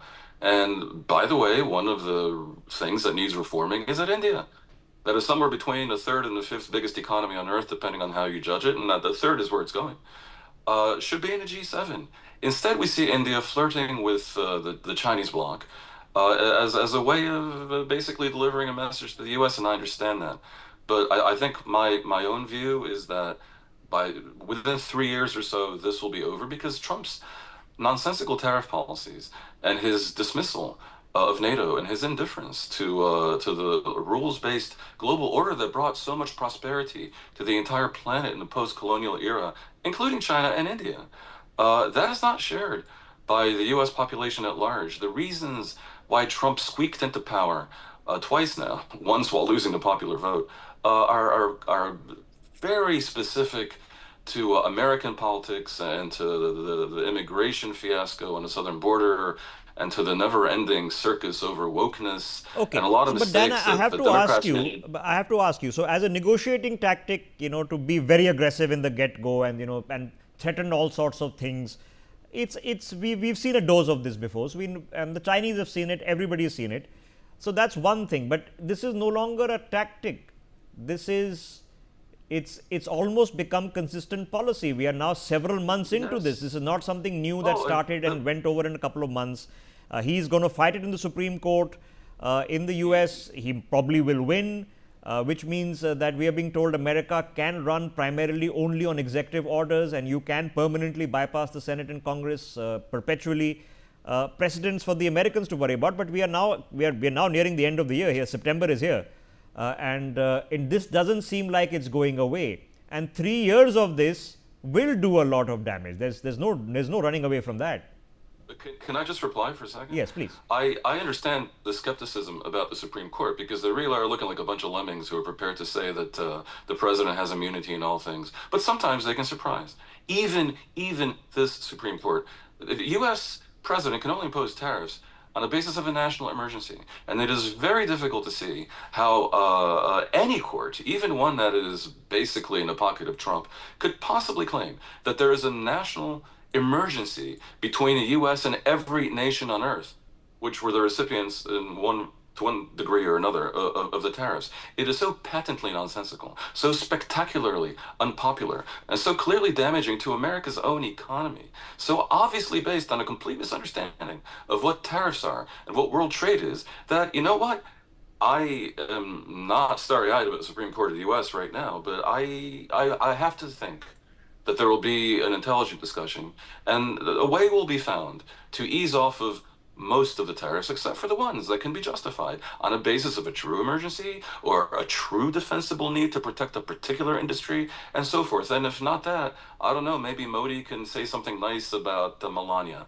and that might make the No, tariffs go away. and that Because almost that's- that almost sounds laughably petulant, but it isn't, because I was very keenly watching the head of Apple, Tim Cook, come to the White House, and this entire presentation happened about this very exclusive gift that he's gotten manufactured for the president. And generally, this is the least relevant conversation that takes place when you're meeting the head of an executive. You're talking business, you're talking about what needs to get done, and that's the premise of the conversation. So it's indicative that these things do matter. So let me put that question to Gautam Mukherjee. Gautam Mukherjee, why not? Because I can reasonably argue that Barack Obama was given the Nobel Peace Prize simply because he wasn't George Bush. There was a signal from the Nobel Committee that you are not George Bush, you deserve a Nobel Peace Prize. He didn't really do much for global peace and prosperity. He organized one nuclear disarmament summit which did nothing about nuclear disarmament. So why not give it to him? Why not let him have the golf courses and the Trump Towers and the Nobel Peace Prize, and let's get on with it? Well, apart from everything else, he has gone out of his way to annoy the Europeans, including Switzerland, with his tariffs. So this would be a double capitulation. One was when all the heads of the EU came and ringed around Trump in his office at the Oval. And this would be Norway and Sweden agreeing to give it to a man who has done nothing but abuse them, and including NATO. There's been enough capitulation from Europe, and while a certain amount of it they might have felt is inevitable, this is gilding the lily, and I don't think they'll do it. Okay, but maybe intelligent conversations can happen, as Dan was putting, that it is in the good of the world to get this off our backs, and if it is in the good of the world, what's the harm? What's the harm in giving the Bharat Ratna to Donald Trump? What's the problem? Absurd, because the man, he destroys the value of the Bharat Ratna and the Nobel. He is completely out of order, and it is just that he's sitting in the Oval Office. And as long as he's got his power base intact, we have to put up with him. But we certainly don't have to fate and flounce him on top of that. Okay, let me get Ambassador Sachdev here. Ambassador Sachdev, 2.5 years is not everything in history. You had a career of 4 decades, so you understand that. But in the context of present things, it can be damaging. It can leave bruises which I'm not saying the world won't recover from, it will recover from, but the economy is not a zero-sum game. The entire concept of capital markets and free trade is based on the logic that specialization in products is beneficial to all. It's a positive sum game, that you win and I win. It's not that I have to eat your profit. We can both profit together. That's how we are all functioning. So in this 2.5 years, damage can be done. Now, what do we see of the American internal systems pushing back against this? Because I just interviewed senior leadership of the American Jewish Committee on the news channel yesterday, and they are pushing back against it. So what is the pushback that we are actually seeing that is going to forestall this further? 2 points I would like to make. Firstly, Federal Reserve Chief was appointed by Trump, and right now Trump wants to fire him for not lowering interest rates. So America has a system which allows the incumbent of a particular position to do what he thinks fit for the country, and some of them actually do that. Secondly, If there is an economic emergency, there are rules under WTO to which the US is signatory. You can impose anti-dumping duties, anti-subsidy duties are there, safeguard duties are there. These have been resorted to by Americans in the past.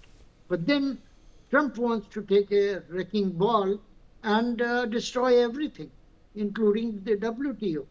Now, coming back to United States internal situation, I would like to point out two things. One, the last GDP growth rate of last quarter's second quarter of the year is 3.3% in the United States. This is because first quarter growth rate was minus 0.3%. So it's being made up. Secondly, the US companies imported a hell of a lot of things in anticipation of tariffs being imposed. So that has swelled the growth rate. If those things are taken out, the real growth rate as compared to last year's equivalent quarter would be something like 1.9%. Yes. Which is abysmal. The paychecks are not getting bigger as compared to the tariff-induced price rises that are coming into effect as we speak. So American consumer, the MAGA base, which is very sensitive to jobs and to foreigners taking away their jobs, etc., Yes. etc., they are beginning to pay for it. And if Epstein's case, MAGA has reacted in a negative way to Trump, forcing Trump to take a 4-day holiday in Scotland. Yes. Prepone the Congress holidays for 3 months so that issues don't get out of hand. It shows that there is a swell of recoil that is building up. I agree with you, but even on that end, a US stagflation or economic recession, even if it's just short-lived, is not good news for the world either. It's a headache for all of us. We sitting here in India are not egging on a US recession and hoping that they sink their economy or tank it or go into hyperinflation. Absolutely not. It's not in our interest, but we are smart enough to understand that. I need to take a break for a minute. We're expecting, ladies and gentlemen, the Ministry of External Affairs team members who are in Tianjin who will be addressing a press statement very shortly. So we'll hear a press conference. We'll get details, hopefully, of what happened in that conversation over and above between Prime Minister Modi and President Xi, but all the other conversations that have taken place in what has turned out to be several meetings that have happened on the sidelines of the Tianjin summit. Let me just get back to you. 1 minute, we are back.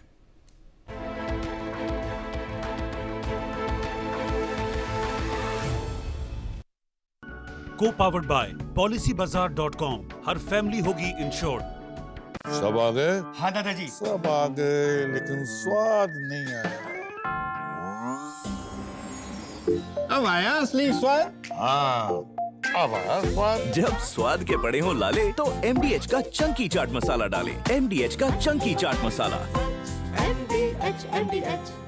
India no longer is going to be buying oil from Russia. The heat has been turned on India. We are not the biggest purchasers of Russian LNG, that is the European Union. And India is fighting back. Now witness the...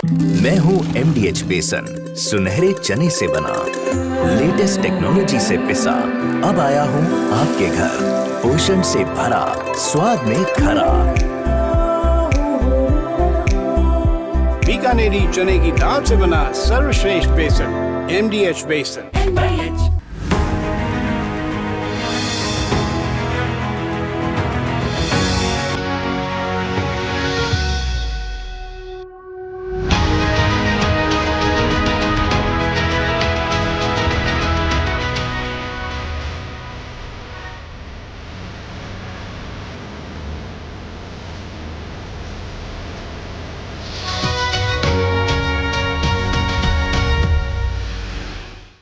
ये गोल दाने खजाने हैं स्वाद के। नागौर की इसी बेहतरीन सरसों से निकलता है MDH कच्ची घानी सरसों का तेल। सिर्फ झांझ ही नहीं, स्वाद भी। मिले असली सरसों के तेल का मजा। स्वाद में दम लगे कम, सेहतमंद MDH कच्ची घानी सरसों का तेल। Under the guidance of Prime Minister Narendra Modi, Chief Minister Yogi Adityanath has established a model focused on the protection of cows and creating economic opportunity. This is a new policy of progress with tradition. A model scheme was brought in 2018-19 to solve the problem of destitute cows, and illegal slaughterhouses were closed in the state. Before 2017, there were only 102 cow shelters in Uttar Pradesh. By 2025, the number has increased to more than 7,700. Under the Chief Minister's Sahbhagita scheme, cows are being nourished through DBT for their maintenance. The CM Sahbhagita Yojana is an initiative by the UP government to provide stray cows in government shelters to eligible farmers, livestock keepers, or families with malnourished children. In return for caring for the cow, the caregiver receives a monthly assistance of Rs 1,500 directly through DBT. The UP government is further focused on creating an economy around cattle byproducts, including cow dung to paint and lamps, cow dung to vermicomposting and biogas, as well as cow dung to incense sticks and flower pots. The active role of women's self-help groups has created new employment opportunities in rural areas. This is UP government, a model for double engine, double development.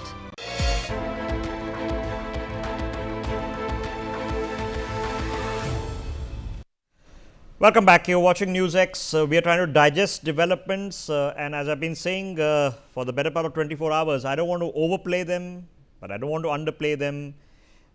It is significant. We are treating it with the significance it deserves. It is a complex balancing act full of inconsistencies which we will have to absorb and handle. It is, ladies and gentlemen, what it is. If you study international theory and look at the two principal schools, the ones who tell you that the world needs to be dealt with not what it ought to be, but what it is, and the other that will tell you that the purpose of humanity is not to accept the world as it is, but to convert it into what it ought to be. You will be pushed into the direction that we are in the period of having to treat the world as it is. Here we are. This is the realism of today. And the realism of today is very rudely reminding us all that we have to figure out our own ways, and we have to find areas of consensus, confluence of interests, even with people whom fundamentally we can't trust. So, can you fundamentally trust Shahbaz Sharif and the Turkish President Erdogan, who are all sitting in Tianjin? No, you can't. Should we lock up and walk away from the LAC? No, you can't. But can you have a confluence of interests and present a picture, which is what has happened in Tianjin, that India stands for its principled self-interest. You can't, no one can, not the Chinese, but neither the Americans, tell us what to do and what not to do. That's not going to happen. So, you've had Prime Minister Modi walk that line, and it's a difficult line. I'm glad I wasn't part of the figuring out team in the Ministry of External Affairs on how to navigate this. But what's the line? The line is, first we are in Japan for 2 days, emphasizing to the Japanese that our principled disagreements with Washington and the Trump administration do not reflect upon our ongoing bilateral and multilateral cooperation with Japan, that our visit to China, which is in fact celebrating its victory over Japan in a couple of days, does not have a bearing to a long-standing economic, financial, strategic cooperation with Japan. To land, meet with Xi Jinping, but in the morning before meeting President Putin, also speak with Zelensky, to go to Tianjin, but not to go to Beijing for the military parade, where others will be for the next couple of days. to have the bilaterals that we wanted to have and needed to have and not have the others. It's a difficult one and we are navigating it. Now, where we come out of it is, well, the trillion-dollar, multi-trillion-dollar, the global economy at stake kind of question. Because if we have to accept that the Chinese economy is what it is and the American economy is what it is and geopolitics is what it is, then they'll also have to accept that India is what it is. It is not an ally. It is not aligned to a bloc. It stands for itself. It has its own mind and it has its own self-interest. And we are also now the 4th largest economy and will be the 3rd in a year or a year and a half. So they'll also have to accept that we are also a reality. I think Donald Trump is having to accept that in the past couple of weeks, even though his rhetoric hasn't toned down. I think to some measure, and I take it with a pinch of salt, to some measure in what Xi Jinping has publicly stated about 2 historical civilizations, both having a historical responsibility, rather than just the Chinese civilization and everybody else,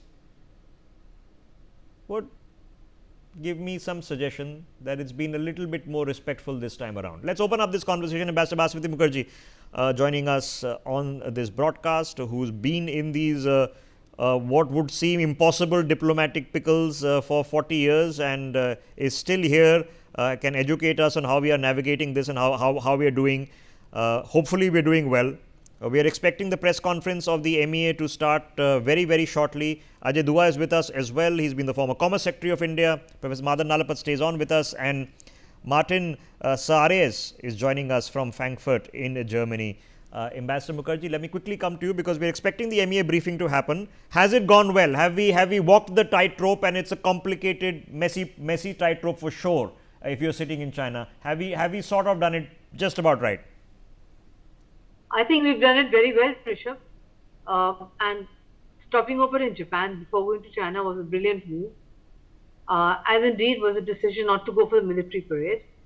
At the same time, getting the bilaterals that we wanted, meeting Putin and meeting Zelensky, and having the one-to-one with Xi Jinping, which sends out a very powerful message in case the American administration and Trump want to hear it, which is that we stand for strategic alignment as suited to our core national interests, just as the Americans do. And that if they want to pick up the pieces, we are there to help them pick up the pieces.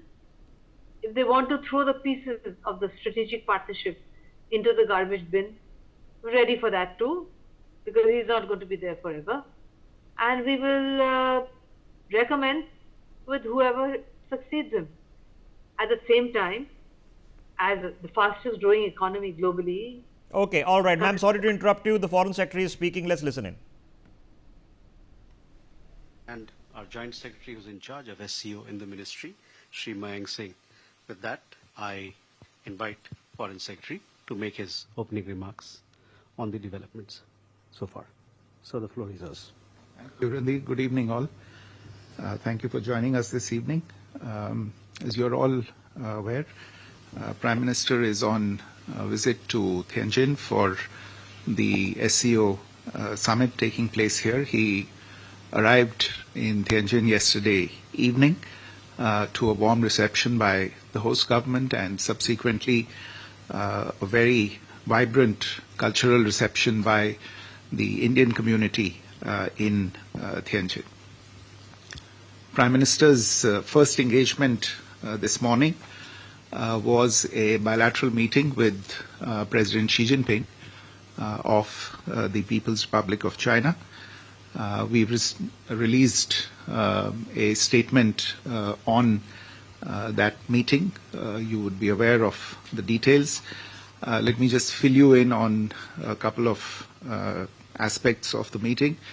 As you're aware, this is the second meeting between the two leaders in the space of less than a year. There was their last meeting was in Kazan in October last year, where they had laid down certain strategic guidelines for the development of bilateral relations. and set out certain goals to be achieved by the two sides. In their meeting this morning, both the leaders were happy to note the progress that had been registered, the actions that had been taken since the meeting in Kazan, and the momentum that had been maintained in bilateral relations since that meeting, especially in the domain of people-to-people relations.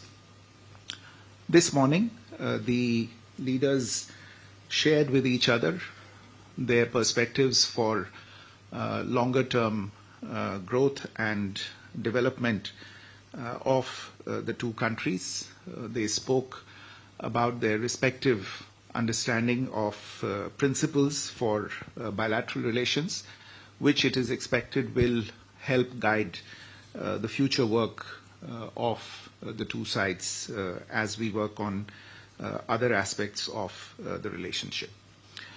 For instance, they both agreed that the two countries were primarily focused on their domestic development goals, and in this they were partners rather than rivals.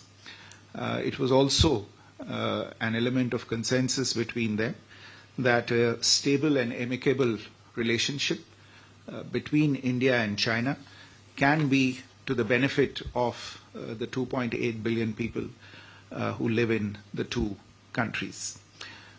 The common interests of the two countries outweigh their differences, and the two leaders also shared a consensus on the fact that differences should not be allowed to be turned into disputes. It was also understood that it is critical that India and China grow and cooperate if there is to be an Asian century and a functioning multipolar world order with a multipolar Asia at its heart.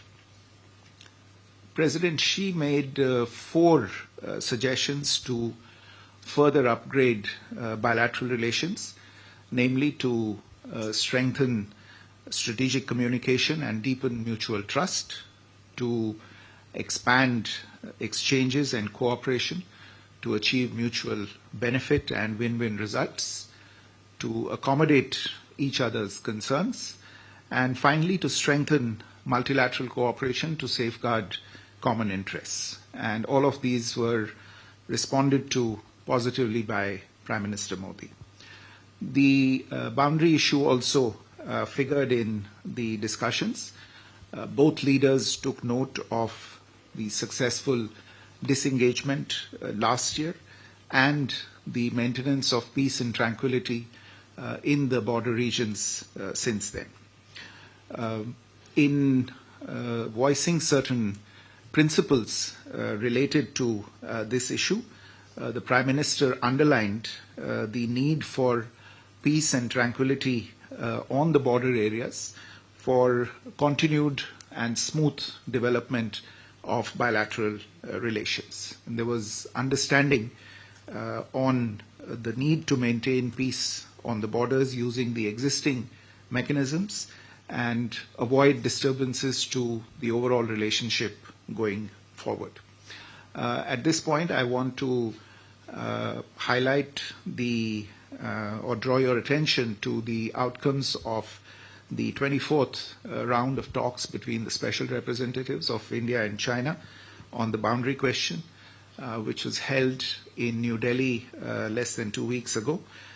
In their meeting today, both the leaders positively appraised these outcomes and decisions from that round of talks. They encouraged the efforts of the SRs and agreed to accelerate the implementation of the outcomes and the understandings that had been reached between the SRs. They also expressed a commitment to a fair, reasonable and mutually acceptable resolution of the boundary question, proceeding from the political perspective of their overall bilateral relations and in the long-term interests of the two peoples.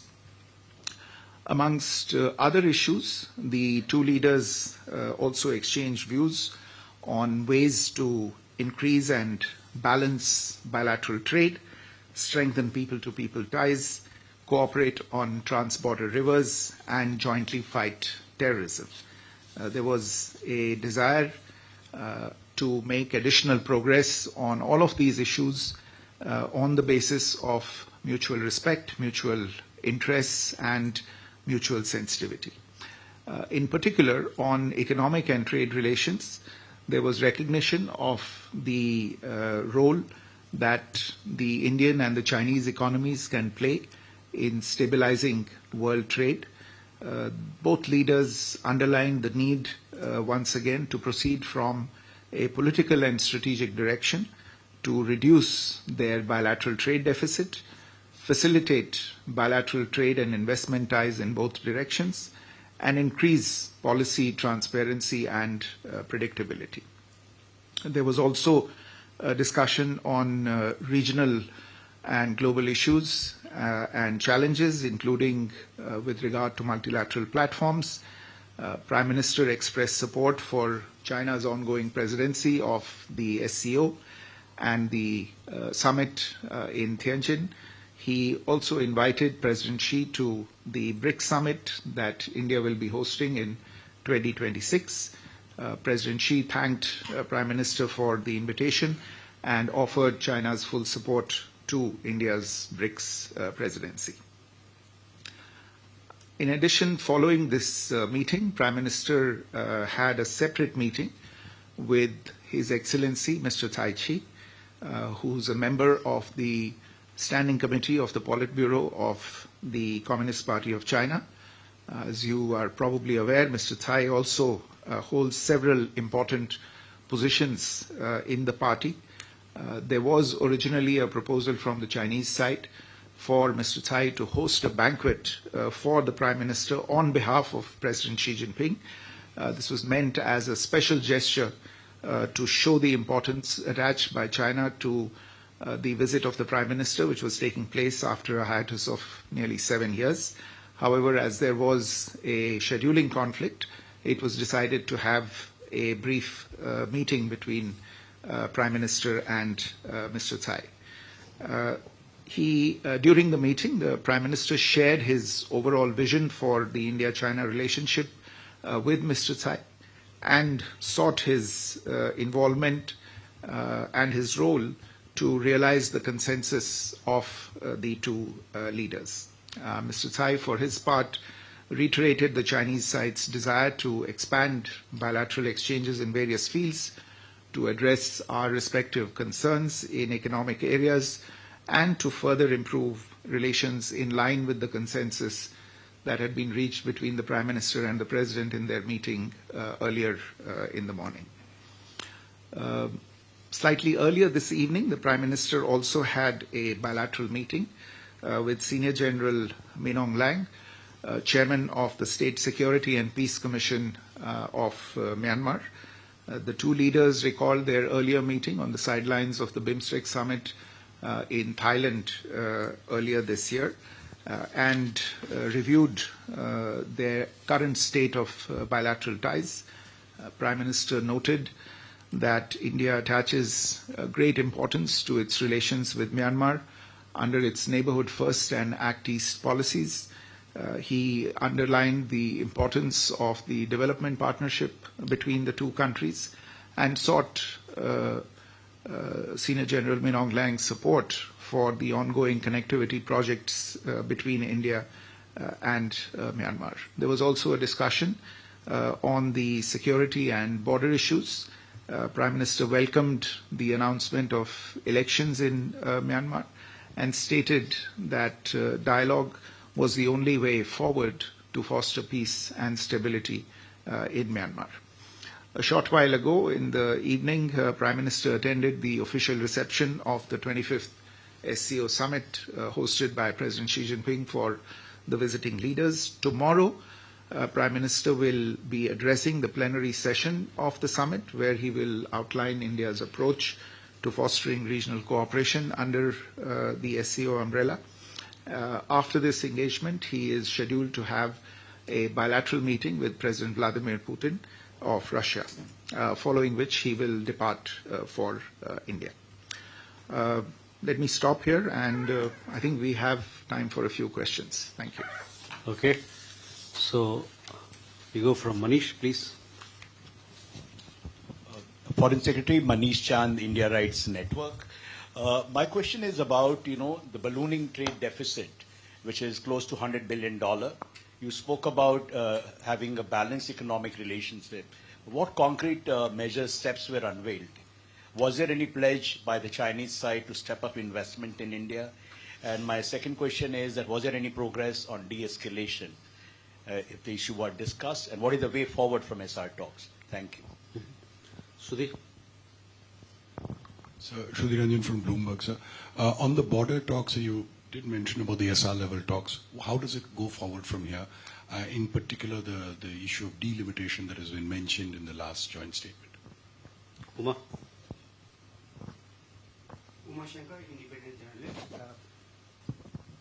Uma Shankar Singh, independent journalist.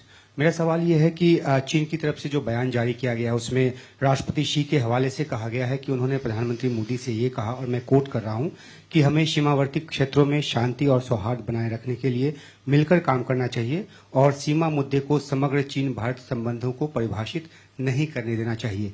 सवाल यह है कि भारत क्या चीन के इस रुख से जो सहमत है, क्योंकि भारत पहले से कहता रहा है कि 2020 अप्रैल के पहले की यथास्थिति जो है वो पहली शर्त है दोनों देशों के बीच संबंधों को सामान्य करने की। Siddhant. Hi, sir. Siddhant from WION. Sir, how much was the discussion on the issue of cross-border terrorism, the terrorism emanating from Pakistan during the bilateral meeting between Prime Minister Modi and President Xi Jinping? And my second question is, Prime Minister mentioned about direct flights as well, announcements. Are we looking at any timetable when in next few months we are looking at direct flights? Megha. So I'm Megha Prasad from ABP. My question is about the conversation that President Zelensky had with Prime Minister Modi yesterday. And he puts out on Twitter, and he says that while he was talking to Prime Minister, he's also said that Ukraine reaffirms its readiness for a meeting with the head of Russia. Now, Prime Minister is meeting President Putin tomorrow. Is there some sort of an expectation from Ukraine that India would mediate? If yes, what's the stand that India would take in this situation? So we can take these questions first.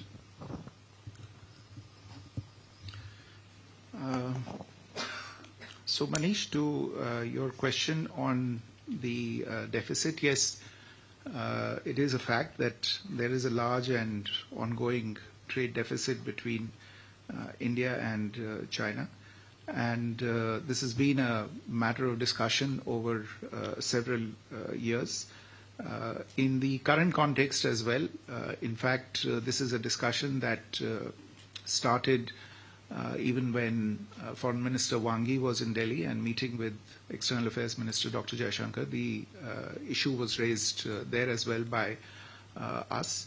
I would go back to the point that I mentioned in my briefing, which was essentially what the Prime Minister shared with President Xi Jinping today, that it is important also to look at the issue of trade and trade deficit from the broad strategic direction and engagement between the two countries. Growing trade between the two countries and narrowing of the deficit will contribute to a change in perception in the relationship as well. But this is a discussion that is going on at many levels. It's between governments, between businesses, between entities that are involved in the trade. And we will have to see how it evolves going forward. On your question related to de-escalation, I would refer you to the detailed outcome document that was put out after the talks between the SRs. This is a discussion that will go forward in the designated mechanisms between the two sides dealing with these issues. Shruti, this more or less the same goes for your question on how the border talks go forward. You would have again seen the statement that we put out after the SR's talks. You're aware that dedicated mechanisms have been created for taking these talks forward. We expect that the existing mechanisms, which is the working mechanism for coordination and cooperation in the border areas between India and China, will meet in the coming days and weeks, and the respective leaders of this mechanism from the two sides will come to an understanding on how these mechanisms for the delimitation related talks are going to go forward. Uma, आपका जो प्रश्न था कि जो राष्ट्रपति she ने कहा है बाउंड्री इश्यूज और द्विपक्षीय संबंधों के बारे में, देखिए मैं सिर्फ इतना कहूंगा कि हम शुरू से मानते आए हैं और अलग अलग स्तर पे हम ये साफ कहते आ रहे हैं कि बाउंड्री पे जो स्थिति होगी वो स्थिति हम उसका जो एक तरह से असर है वो द्विपक्षीय रिश्तों में किसी न किसी तरह देखेंगे, और इसी वजह से सबसे जो एक तरह से इंश्योरेंस पॉलिसी है द्विपक्षीय संबंधों के लिए वो बाउंड्री पे पीस और ट्रैंक्विलिटी मेंटेन करना है। तो ये बात आज बड़े स्पष्ट तरीके से प्रधानमंत्री जी ने भी राष्ट्रपति शी के सामने रखी और हम इसे मान के चलते हैं। Siddhant, on your questions, see, cross-border terrorism was mentioned by the Prime Minister as a priority, and I would add that he did underline the fact that this is something that impacts both India and China, and that it's important, therefore, that we extend understanding and extend support to each other as both of us combat cross-border terrorism. And I would, in fact, like to say that we have received the understanding and cooperation of China as we have dealt with the issue of cross-border terrorism in the context of the ongoing SCO Summit. To your question on direct flights, this is something on which the two sides have been engaged quite intensely in recent weeks and months, following the direction and the understanding between the two sides at a higher level earlier this year that this is one of the areas in which we should move forward. Since then, a number of rounds of technical level talks have been held. If I'm not mistaken, there was a civil aviation delegation from India in Beijing earlier this week for further discussions. My understanding is that at a broad level an agreement or a consensus has been reached on restarting direct flights, and this is something that you heard the Prime Minister refer to in his comments this morning. What remains, I think, are certain operational issues, and the two sides are in contact with each other. There are issues related to the air services agreement, issues related to scheduling, calendar, etc. My understanding is that these will be addressed in the coming few weeks, and we should see a resumption of direct flights soon after that. Megha, your question on the Prime Minister's conversation with President Zelensky of Ukraine, and I think we have put out an account of the conversation between the Prime Minister and President Zelensky as to how and what will be reflected in the conversation with President Putin. I would at this stage not preempt the conversation that is going to take place tomorrow afternoon. But we'll try and update you on the proceedings in that conversation once it takes place tomorrow. Thank you. Okay, Gauri. So Gauri Dwivedi from NTTV. First question, sir. Did the issue of additional tariffs imposed by the Trump administration figure in the talks in the backdrop of China supporting India's stance? And secondly, with regard to the applications, the Chinese applications that remain blocked in India, has there been any discussion to that effect? Shubha. Foreign Secretary Shubhajit Roy here from Indian Express.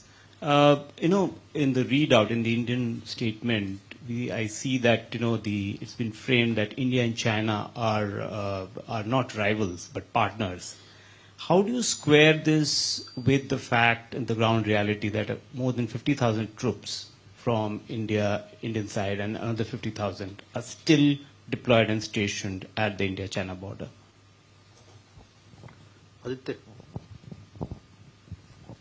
Foreign Secretary Aditya Raj Kaul from NDTV. On the cross-border terrorism front, was Pahalgam terror attack, raised here because, there were reports that the terrorists of Lashkar-e-Toiba and TRF were actually holding Chinese equipment, including ultra sets and alpine apps. Apart from that, on the Operation Sindoor front, the Chinese equipment used by the Pakistan Army, what did that also figure? Apart from that, second quick question on Taiwan. Last time there was some kind of a communication gap when Wang Yi visited New Delhi. On Taiwan, there was a statement by the Foreign Ministry here in Beijing. They said that, there was some kind of a change in policy. Is there a change? Would you reiterate India's position on Taiwan? Thank you. You have a question here? Colin Murphy from Bloomberg. I just wanted to point out the fourth point by Xi Jinping regarding to the strengthening of multilateral cooperation to safeguard common interests. Can I ask from the Indian perspective what perhaps might be those multilateral organizations that you might be working through, and in particular, what are those common interests? Do they include trade, tariffs, for example? So can you give a little bit more specifics on this point? What's the Indian perspective on President Xi's point? Thank you. Please. Yeah. Sir मैं अरुण हूँ दूरदर्शन से. Sir इससे SCO summit के अंदर prime minister Modi का कल participation रहेगा, तो किस तरह से बेसिकली इंडिया अप्रोच करेगा SCO समिट को इस बार? क्रॉस बॉर्डर टेररिज्म, आतंकवाद जैसे मुद्दे, टेरर फाइनेंसिंग जैसे मुद्दे कई मल्टीलैटरल प्लेटफॉर्म पहले भी रेज हो चुके हैं, लेकिन कल जब प्राइम मिनिस्टर मोदी होंगे और इंडिया किस तरह से SCO समिट को अप्रोच करेगा sir? Okay. On the question related to Gauri's question on tariffs, etc. Look, what I'll say is that the two leaders discussed the international economic situation. They recognize the challenges that flow as a result of what we see happening around us. And the focus of the discussion, I would say, remained in the bilateral domain. Of course, they recognize as I said, they recognize what's happening on the international plane and the challenges it creates, but they tried to, in a sense, see how to leverage that for building greater understanding between themselves, and how to, in a sense, take forward the economic and commercial relationship between India and China in the midst of these evolving challenges. As to your question about the Chinese applications, I don't have any update for you on this at the moment. Perhaps you could refer to the Ministry of Electronics and Information Technology in India for this.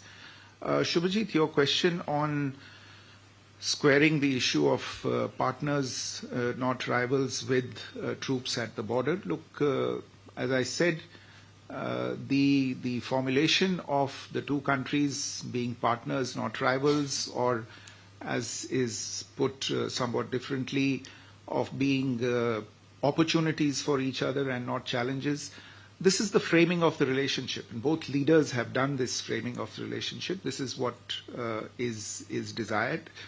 And this is what they see as the future of the relationship as well. The troops at the border, which are a reality, though I think that is again a situation that has started evolving over the course of the last year as the situation at the borders has become more or is moving towards normalization.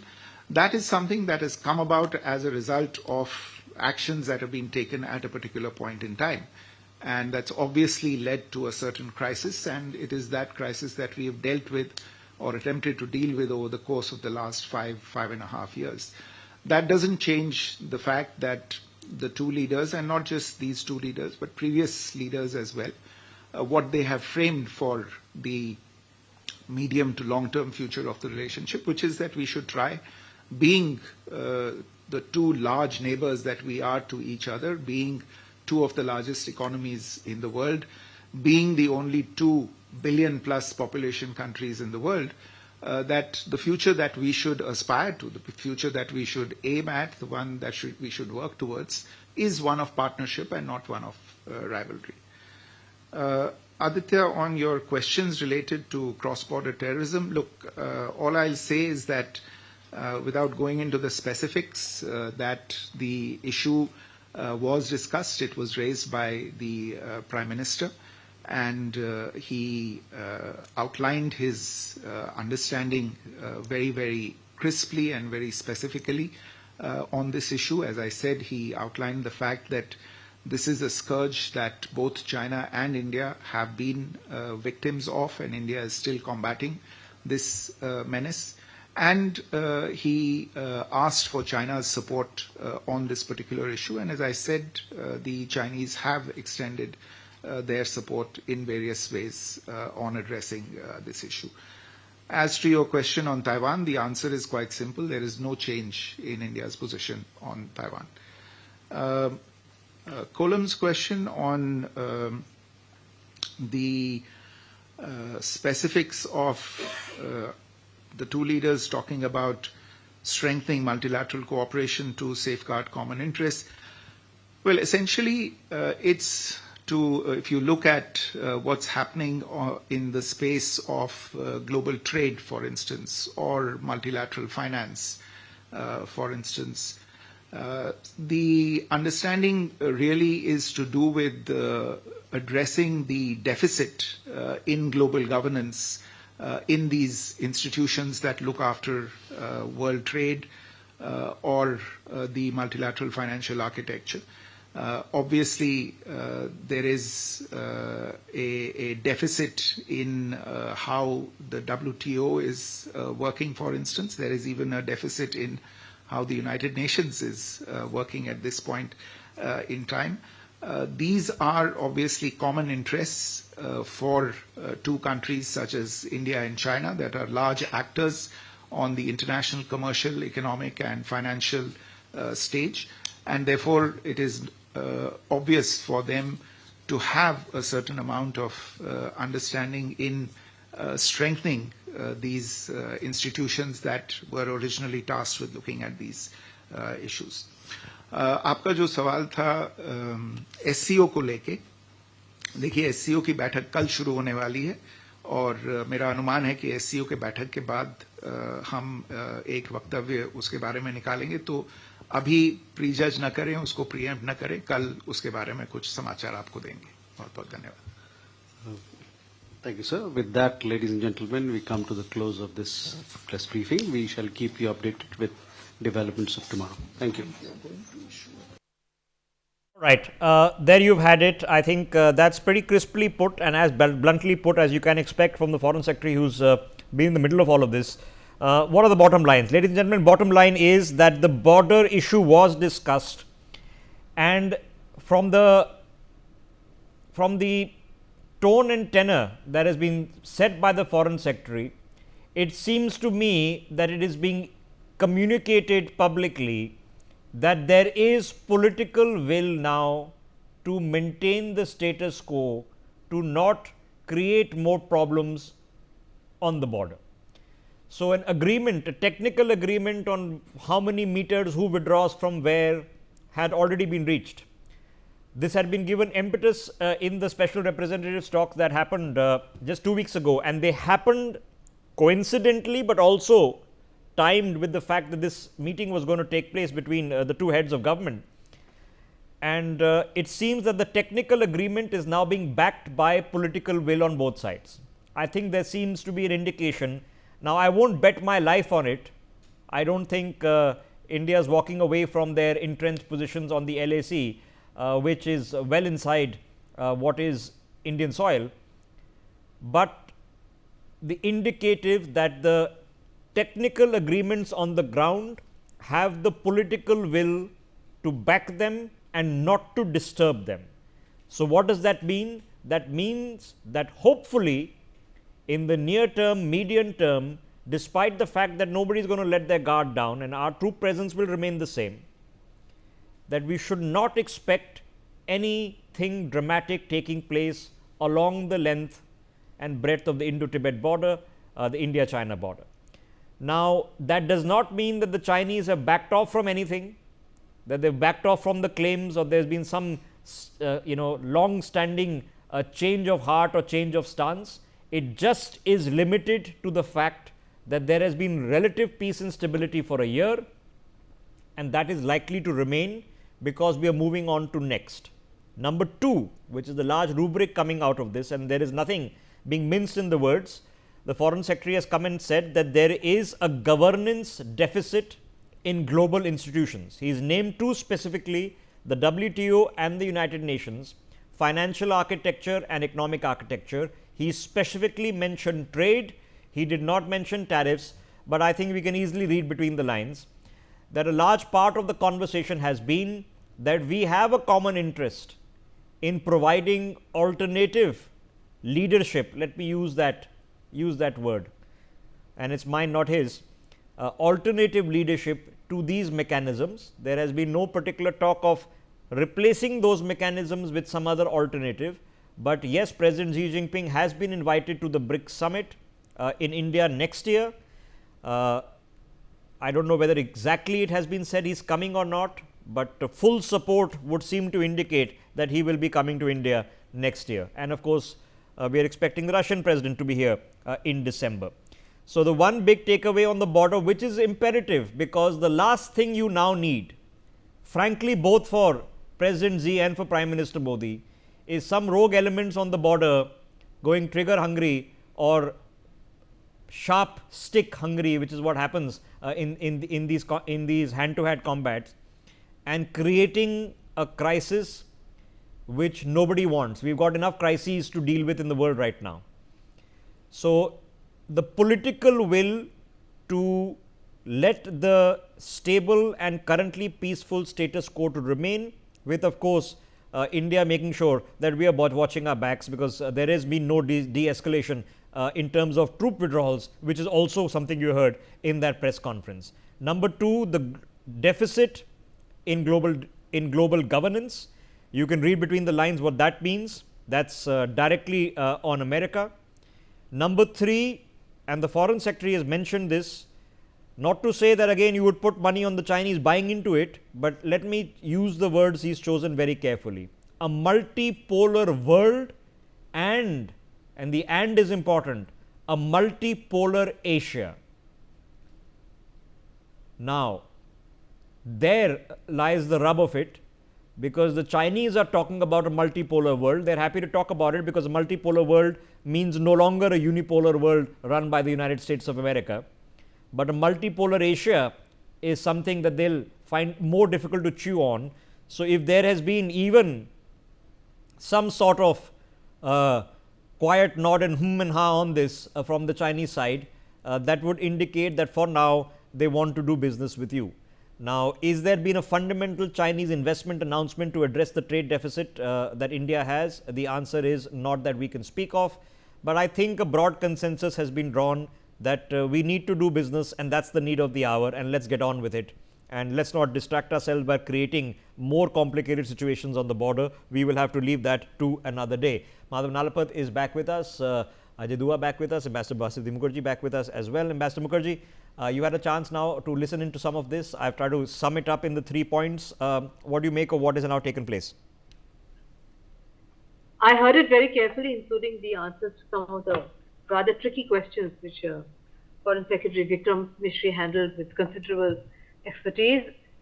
It is very clear from the press conference that there has been a significant shift in the manner in which China and India are going to conduct their bilateral relationship in future.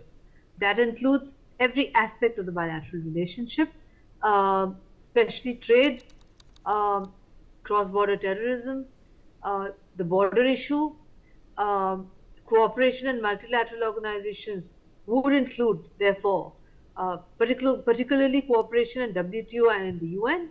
That includes Security Council, of course.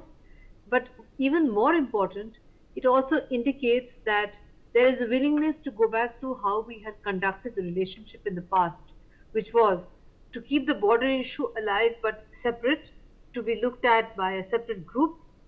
Usually, the discussions would take place twice a year, and we would see how we could take it forward in the easier sectors first and come to the more difficult sectors later, while keeping alive the other aspects of the bilateral relationship, including people-to-people contacts. In the people-to-people contacts, Foreign Secretary did not give a direct response to the keenly awaited announcement on resumption of direct flights, which is wanted by both the Indian diaspora in China, by Indian business and Chinese business, etc. I suspect there will be some kind of an announcement in the weeks to follow on that. I would imagine that Xi Jinping will come for the summit here, for the BRICS summit, and when he says full cooperation, the Chinese never use such words lightly. Their language too is very, very nuanced. He spoke in Chinese, as I believe he did, and he said that it's full cooperation. It means that they will fully cooperate and support us in our presidency of BRICS. BRICS is an organization to which Trump is completely allergic to. He can't stand the word. He thinks BRICS means the downfall of the US dollar, and that's it. And he, just as he said that the Ukraine war is Modi's war, he has also accused India of being in BRICS, which he says is a fundamentally anti-American organization, even though it has given no such indication, including at its latest meeting. Okay. So I think the BRICS summit is going to be very, very, very important. And I think it actually implies that India has strategically rebalanced itself. Next move is up to Trump. Is he going to give in for the tariffs or not? Okay, next move. Next move is Donald Trump, and all the trend that we've seen in the past few weeks would be he's going to double down. Who knows? It might be 100% tomorrow morning. So who knows? Let me go across to my colleague Megha, who's there in Tianjin. She was there in the press conference. Megha, so we seem to be in terms of protocol, in terms of schedule done for the day. What's the schedule for tomorrow? Yes, the press briefing has concluded, and that was the last of the engagements that the Ministry of External Affairs was going to do with the media, and that's done. Tomorrow, of course, is going to be Prime Minister Narendra Modi, who is going to be participating in the plenary session of the SCO Summit, and he's going to be addressing the member nations as well as the dialogue partners who would be arriving over there. And after that, he's going to go straight into that 45-minute bilateral meeting with President Putin of Russia, and from there he's going to head back to Delhi. So that's the schedule for tomorrow. But more importantly, the big ticket agenda items, the discussions that were had between Xi Jinping and Prime Minister Narendra Modi, and this was also reiterated by Foreign Secretary Vikram Misri.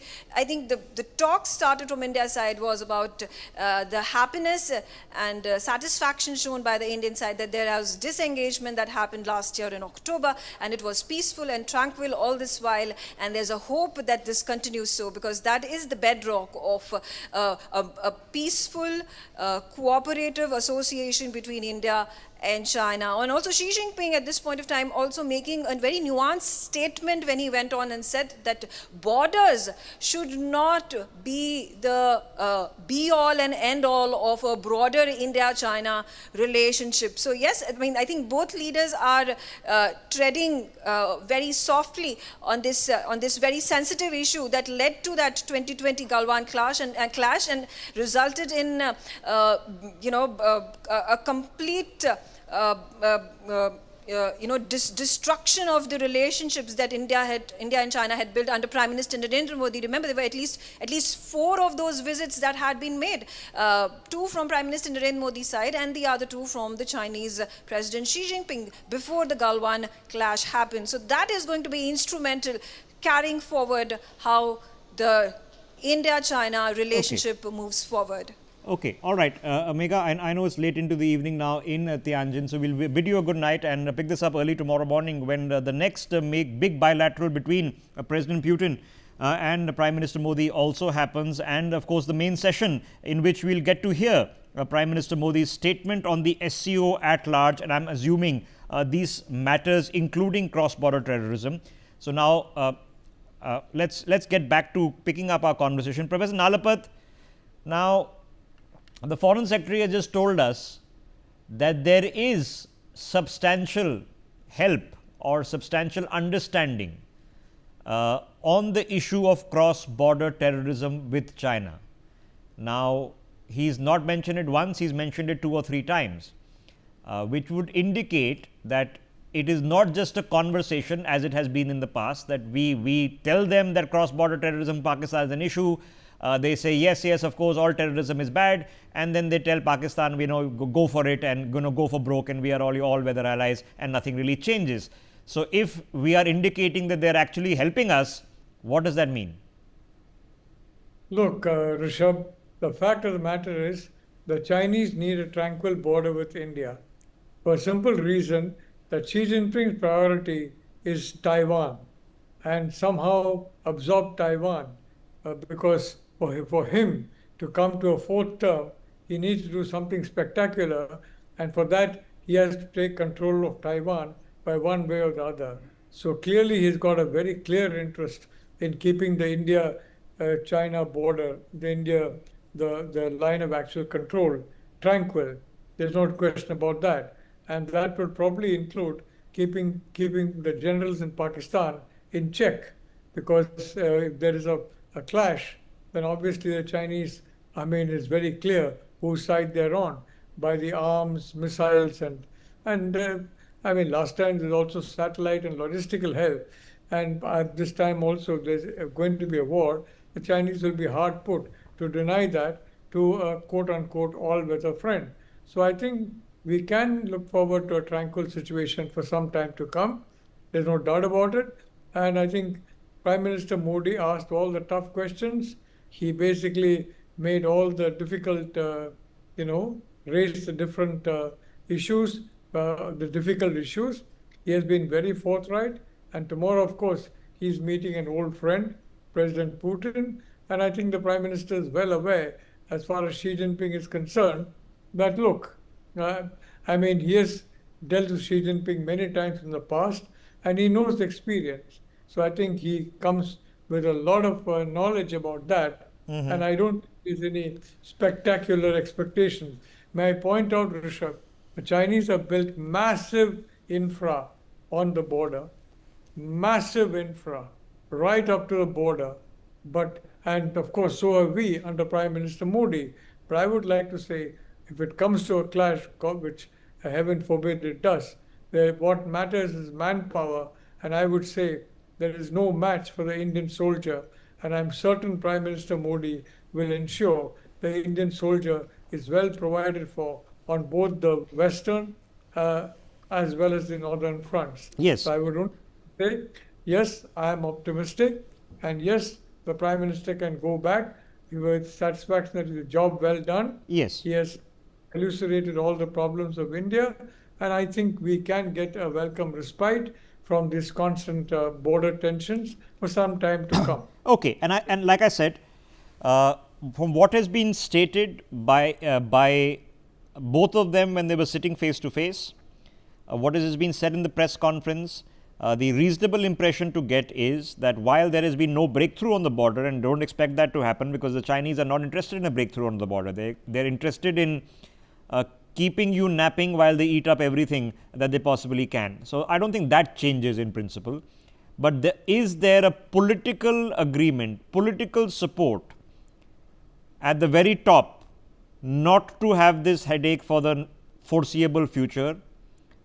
That seems to be the message here, that the message and the directions from the top is, including more importantly in this case from the Chinese, since generally they take the first act of aggression, that let's leave it quiet and whatever the technical understanding that the special representatives have agreed to, we are going to back it to ensure that it doesn't go awry over the next couple of months. Now, that leaves it, Ajay Dua, to why this conversation is actually happening, and all of us know why it's happening, because there is flux and chaos and confusion in how global trade is going to be functioning over the next few weeks and months. So, what have we just achieved here? Because we all have a confluence of interest that the Americans in the current dimension are creating a lot of disruption, or the Trump administration is creating a lot of disruption. Can we possibly ease it out through these conversations? Is there a possibility that investment from China or smoother trade with China can fill a little bit of the hole that is going to be created? Thank you, Rishabh. I've attentively heard what has been said in the press conference by the Foreign Secretary. I think probably there was no direct talk of the tariff issue between the two heads of governments, but that the world is besieged by this, and that certainly seems to have come up because they've talked of alternative arrangements to the global bodies like the WTO. UN, of course, has also been mentioned by the Foreign Secretary. But the fact is that it's certainly bothering us, the high rate of duty plus the penalty, and the matter with China has yet to be settled. Their negotiators are at work. Having said that, the question is, did we expect anything more than a general reference to this at the level of the Prime Minister and the President of China? I don't think so.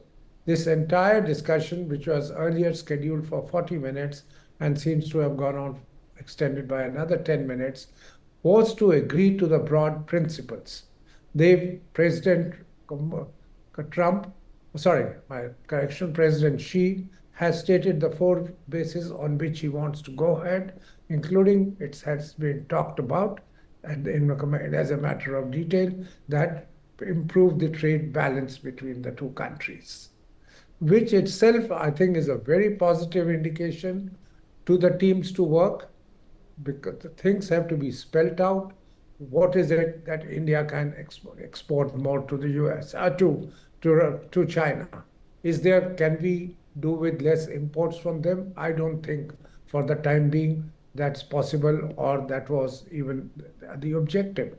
Also, it was being talked of investments, and in investment, the Chinese have already indicated that they think that investment in the renewable sector and auto components is what they are willing to talk to India about. And I think the response from India in this matter would also be positive, unless it's already been communicated to them, because we continue to be highly dependent upon China for solar industry. Though we've started making wafers in India, etc., we know it started, but we still depend considerably there. And in the auto components industry, particularly in the EV sector, the Chinese have taken a major lead over the rest. All right. I think you've summed it up absolutely well, because they're not going to say, okay, so this conversation between a PM Modi and a President Xi is a lot different in terms of its tone and tenor than a conversation that you would have with Donald Trump. In a Donald Trump conversation, in the press conference, you want to announce 20 planes and 10 aircraft and $1 billion and 500 jobs. That is not expected in a conversation between Xi Jinping and PM Modi. So what Ajay Dua is telling you, that if Xi Jinping has said that yes, we need to have a more balanced trade, that gives enough conversation to correct that. And there are only 2 ways of correcting it. Number one, the primary goods that India wants to import from China, can you make them cheaper? Probably yes. And that addresses a bit of the trade imbalance. And the other is, can you buy from more from India? I don't think the Chinese would sweat if they picked up a little bit more just to get past this and understand that they are also affected economically, and the economic situation is not a zero-sum game. We are not direct competitors right now. We all have to support each other. So the answer is probably yes. So that leaves the multi-trillion-dollar question back to you, Ajay Dua, before I get the rest in. Is India's interest, which is primarily that our GDP growth, currently at 7.8%, goes unmolested by the current turmoil and flux that is going on in the global system, which nobody, not the Canadians, not the Aussies, not the Japanese, not the Mexicans, nobody can figure it out. So we have to find alternative markets, have internal stimulus, which is what the GST cuts are going to be, and we have to look after the people whose primary export market is the US. So where do we go from here, sir? Rishabh, I think you've actually hinted at all the things which need to be done right now. Our FTAs, etc., will take a while because those not only have they to be finalized, but they also have to be ratified by the respective parliaments in most of these cases, and that's going to take time. So I don't think the benefit of the new FTAs comes in till for some about a year or so, including the one which we've already signed with the UK. That apart, I think diversification of trade, even without the FTAs, is easily possible. After all, what is the loss we are expecting in exports to the US? With its 50% trade, we had 55% of our current exports affected. That means out of 86, it comes to 55, will be about 48 or so. So we have maximum, it will get halved. That means a loss of $25 billion. And look to get markets for $25 billion elsewhere for our labor-intensive industry items is possible and is likely to happen because we remain competitive in those markets. The question is, we might be outcompeted in the US to some extent, and other people might move in, but the rest of the world, to find a market for $25 billion worth of goods on labor competitive, on which we have an established quality and labor competitiveness, I don't think it's going to be difficult. Nevertheless, the question of making the Indian domestic consumption large is going to be always the way out for the next, at least in the medium term and the short term. Yes. And the benefit of that has been estimated by many people to be, including the State Bank of India as economists, that it's going to be about 2 trillion rupees further expenditure by the Indian households, which adds up to 8% more compared to the 60. Yes. So like I said, although the economic situation right now is stable, we are preempting a disruption, which is going to happen. Let's not kid ourselves. Okay. And the GST move preempts the disruption, hopefully without hurting, perhaps even benefiting the national exchequer. Who knows? The GST cuts should in the next few months actually ensure larger revenue because, as Ajay Dua is pointing out, more people are going to be tempted to go out and spend because things are immediately, in many cases, going to become 10% cheaper. Okay, and that's not an insignificant amount. So we are looking okay. Now we have to navigate, and I'm very glad Ajay Dua has put a number to it. It's between, as we've been discussing with Sharad Kohli and others, it's between 25 to $50 billion. So it is a chunk of change. Let's not kid ourselves.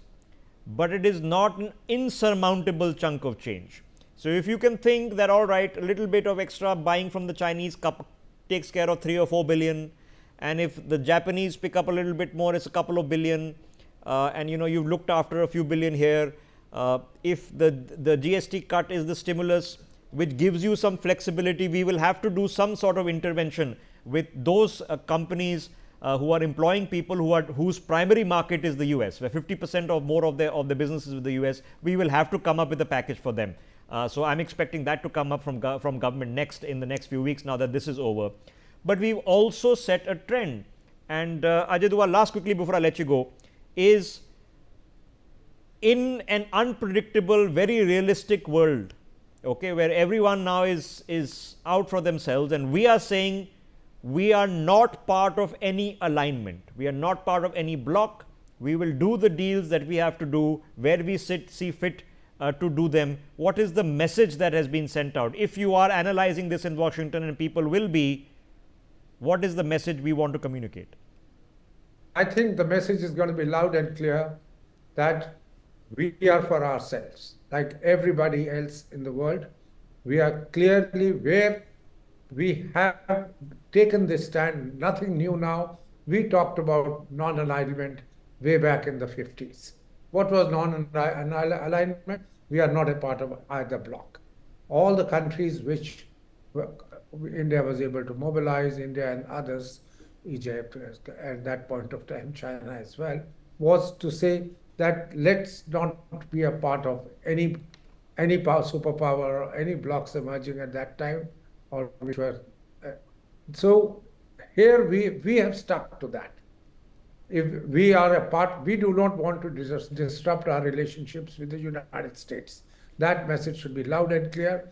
All right, trade, we have an issue, and you've been unfair to us, but we are not going to let that translate directly to our strategic relationship with the US. Okay. Similarly, with China, we should develop a relationship. We just talked about it with Russia and any other center of power. Whichever works for us, we will be with them, and that be our. Okay, so let's face it, it is what it is, and that's the only bit of statement that I can offer to you. It is what it is. Can you trust China? The answer is no. But can you trust the Americans? The answer we've learned in the past couple of months is no. So you have to take it in a transactional face value and keep your guard up. And if the transactional face value is telling you that there's a confluence of interest to do this increased trade, then it's better for everyone. So let's do it. 3 months later, the situation might change. Something dramatic might still happen. So we have to keep our guard up, but we have to keep our guard up with the Americans also. And that's a lesson we've learnt as well. Ajay Dua, thank you. And good night to you, sir, for your intervention here after that press conference, which you patiently heard with us. Let me just pick up this conversation and introduce our other guests. Before that, I want to introduce something. Dr. Sharad Kohli is joining us. Ambassador Muni is with us. Ninad Seth joining us on the broadcast. And Ross Feingold, who's joining us from Taipei. It'll be late into the night for him. So, Ross Feingold, let me come straight across to you. Now, in a extremely complicated global scenario, a meeting has happened. The SCO is just the nomenclature and the pretext. This is President Xi Jinping sending out a message that I'm back in from the cold. 20 heads of government and state have come down to be hosted by me, and that has included Narendra Modi. We've of course gone to Japan right before this. We are not going to be participating in the military parade, but we are participating in the reality of the world, because let's accept the reality that the tariffs that have been imposed on India are inexplicable to a lot of Indians, and we don't know where to go from here. So what do you make of the developments that are taking place in Tianjin? Well, of course, and I'm speaking from an American perspective because I am an American. But I think American foreign policy experts understand that India has always maintained an independent foreign policy. That's been the case throughout the period of India's independence, ever since the Cold War, as well as in the 30-plus years since the Cold War ended. That being said, I want to remain an optimist. I do think that India and the United States will reach a trade agreement sooner or later. The strong relationship that President Trump and Prime Minister Modi had during Trump's first term, I think that's a reliable relationship despite the unhappiness of recent weeks. And ultimately, I think India realizes that its most important security and dependable trade partner will be the United States. Now, India, of course, is going to look out for its own interests. And if its own interests at the moment are to reduce tensions with China, that's understandable. But again, ultimately, its more vital partners are going to be countries like the United States, Japan, Australia, or European countries, and not China. And I think all of us know that. Yes, and like I said, I wouldn't bet my life on it. And unlike many countries, India and China, have existential crisis issues. There are literally thousands of square miles of territory which is and has been fought over. But pains are being made that those are to be put aside because there is a confluence of interest, and the confluence of interest is everybody benefits, and that's the fulcrum of a free market capitalist economy, which America is supposed to be the champion of. Everybody benefits from global economic growth. The last thing we in India need is economic recession in the US. That means stock markets across the globe will crash, including ours. So we are not rooting that we hope the Americans learn a lesson and then their economy goes into the rocks. No, we are rooting for them to succeed. But we have created turmoil. And so my obvious next question is going to be that it seems that if it had just been posturing, and I understand tariff conversations, I accept that we as a country have tariffs, and it is Donald Trump's job to negotiate the best deal for Americans. So when it was restricted to that, it made sense. There was a conversation to happen. But when we are being told that you're going to be punished with an extra doubling of tariffs because you are fighting a war in Ukraine, which is nothing to do with us, not of our making, and in addition that we are going to be hosting a person who's known for perpetuating terror, the Pakistani army chief. Even Nixon didn't do that, and he's going to be welcomed to the White House. It's creating in principle issues. But the problem that we are facing, Mr. Feingold, is that Donald Trump seems to be doubling down on this. He doesn't seem to be backing away from this. If I would expect a reaction from Donald Trump if he was asked the question about this Tianjin meeting, he would probably say that I'm going to slap another 25% on you. So what do we do? Because if the American economy hurts, all of us hurt. I would take a different perspective. I think if President Trump was asked about that, he'd say, I have a wonderful relationship with Prime Minister Modi and I have a wonderful relationship with President Xi, because that's typically what President Trump says about these two leaders, and he says it about many other leaders as well, even leaders that he sometimes has disagreements with. But when asked, he often likes to say what a great relationship he has with those leaders. I also think President Trump and his aides, his foreign policy aides, they're very eager for more trade between India and the United States. Again, notwithstanding the tariff issue, and I'm optimistic that it will be resolved, but I think people in the administration, in the Trump administration, they are very eager to see United States companies invest more in India. And if American companies invest more in India, that's a win-win situation for everyone. That's more jobs for people in India. That's more exports for India. It's consistent with Prime Minister Modi's Make in India policy as well. And certainly the administration doesn't want American companies investing more in China. They want American companies investing more in other countries such as India. So again, I think there are a lot of champions for India in the United States. I would remain an optimist about the mid to long-term trajectory of the relationship, notwithstanding the current issues. All right, fair enough. But last final question, and I'll let you get an evening because I know it's late at night for you. But Ross Feingold, the reality now is, and this is a reality check I experienced, that buying a front-end Apple phone or a front-end Samsung phone for the first time ever is now cheaper in India than it is in the United States. Forever, we Indians have been hoping that we get to visit the US because the electronics there are always cheaper. And I'm not suggesting, I don't want to draw too much into it, but things are going to get more expensive in the US. So is there an economic logic to this? Is Donald Trump on some principle correct that the tariffs actually benefit the US economy in the long run, and it's worth the disruption that it's causing? We know that the higher tariffs that have been imposed over recent months, it's a tax on US consumers. Everybody knows that. At the same time, Trump likes to say how much money it's brought into the US Treasury, and technically he's correct about that as well. Now, Trump has also talked about exceptions for tech companies that manufacture in the United States. And there has been some of that. I mean, there's been many announcements over the past few months about additional investment, whether that's in semiconductor manufacturing, AI data centers, research and development.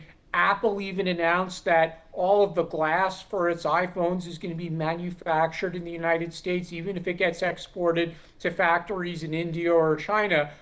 So the manufacturing has started to return to the United States, and that's part of Trump's policy, like it or not. That's been a goal of his from his first term and now in his second term. And companies are adjusting to that. We do see companies from all over the world, as part of trade negotiations with the United States, have announced significant investments in the United States. And that's a trend that's probably going to continue. Yes, and like I said, that's the part of the trend that any intelligent person can accept and digest. So in the first Trump presidency, when he met with Prime Minister Modi and India, put in, or Indian companies put in the largest ever order for airplanes from Boeing, 200 plus aircraft, which is a huge chunk of change. We bought the Apache helicopters and the howitzers. So this is the conversation which benefits both sides. We need the equipment, we anyway buy it.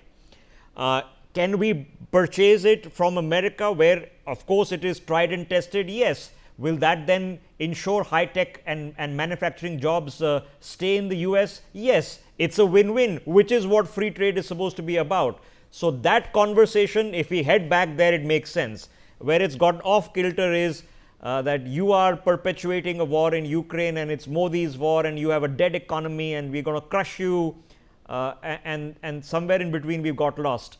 Okay, regardless, Ross Feingold, appreciate you staying up late into the evening to have this conversation with our audience. I'll let you go. Before I bring in Ninad and Ambassador Muni and Sharadji, I just want to put out an interesting fact, and I would beg all of you just to hear this out with me, because this has been mentioned in the press conference, and this is what's happened in Tianjin, which is very, very interesting. It's a meeting that Prime Minister Modi has had with an individual known as Sai Chi. Now, he is currently the director of the Secretariat of the Chinese Communist Party. Now, what does that mean? The Secretariat of the Chinese Communist Party, which is the general office they call it, has 7 members, all of whom were appointed by Xi Jinping about 3 years ago. So many would consider the man there on your screens as the right-hand man of Xi Jinping. And he's not only met with Prime Minister Modi, but has also hosted him for a meal, is what we've been told. Now, the MEA is telling you, hint, hint, that this is a special gesture, that it is highly unusual for this to take place, and it is important to understand who this man was. He's about 70 years old. He comes from Fujian. He joined the Chinese Communist Party in 1975. He graduated with a degree in political economics from the Fujian University in 1978. He has been, very importantly, graduating up the CCP ranks until he was chosen by Xi Jinping to basically become the man in charge of Beijing. And that was the role that Sai Chi was performing.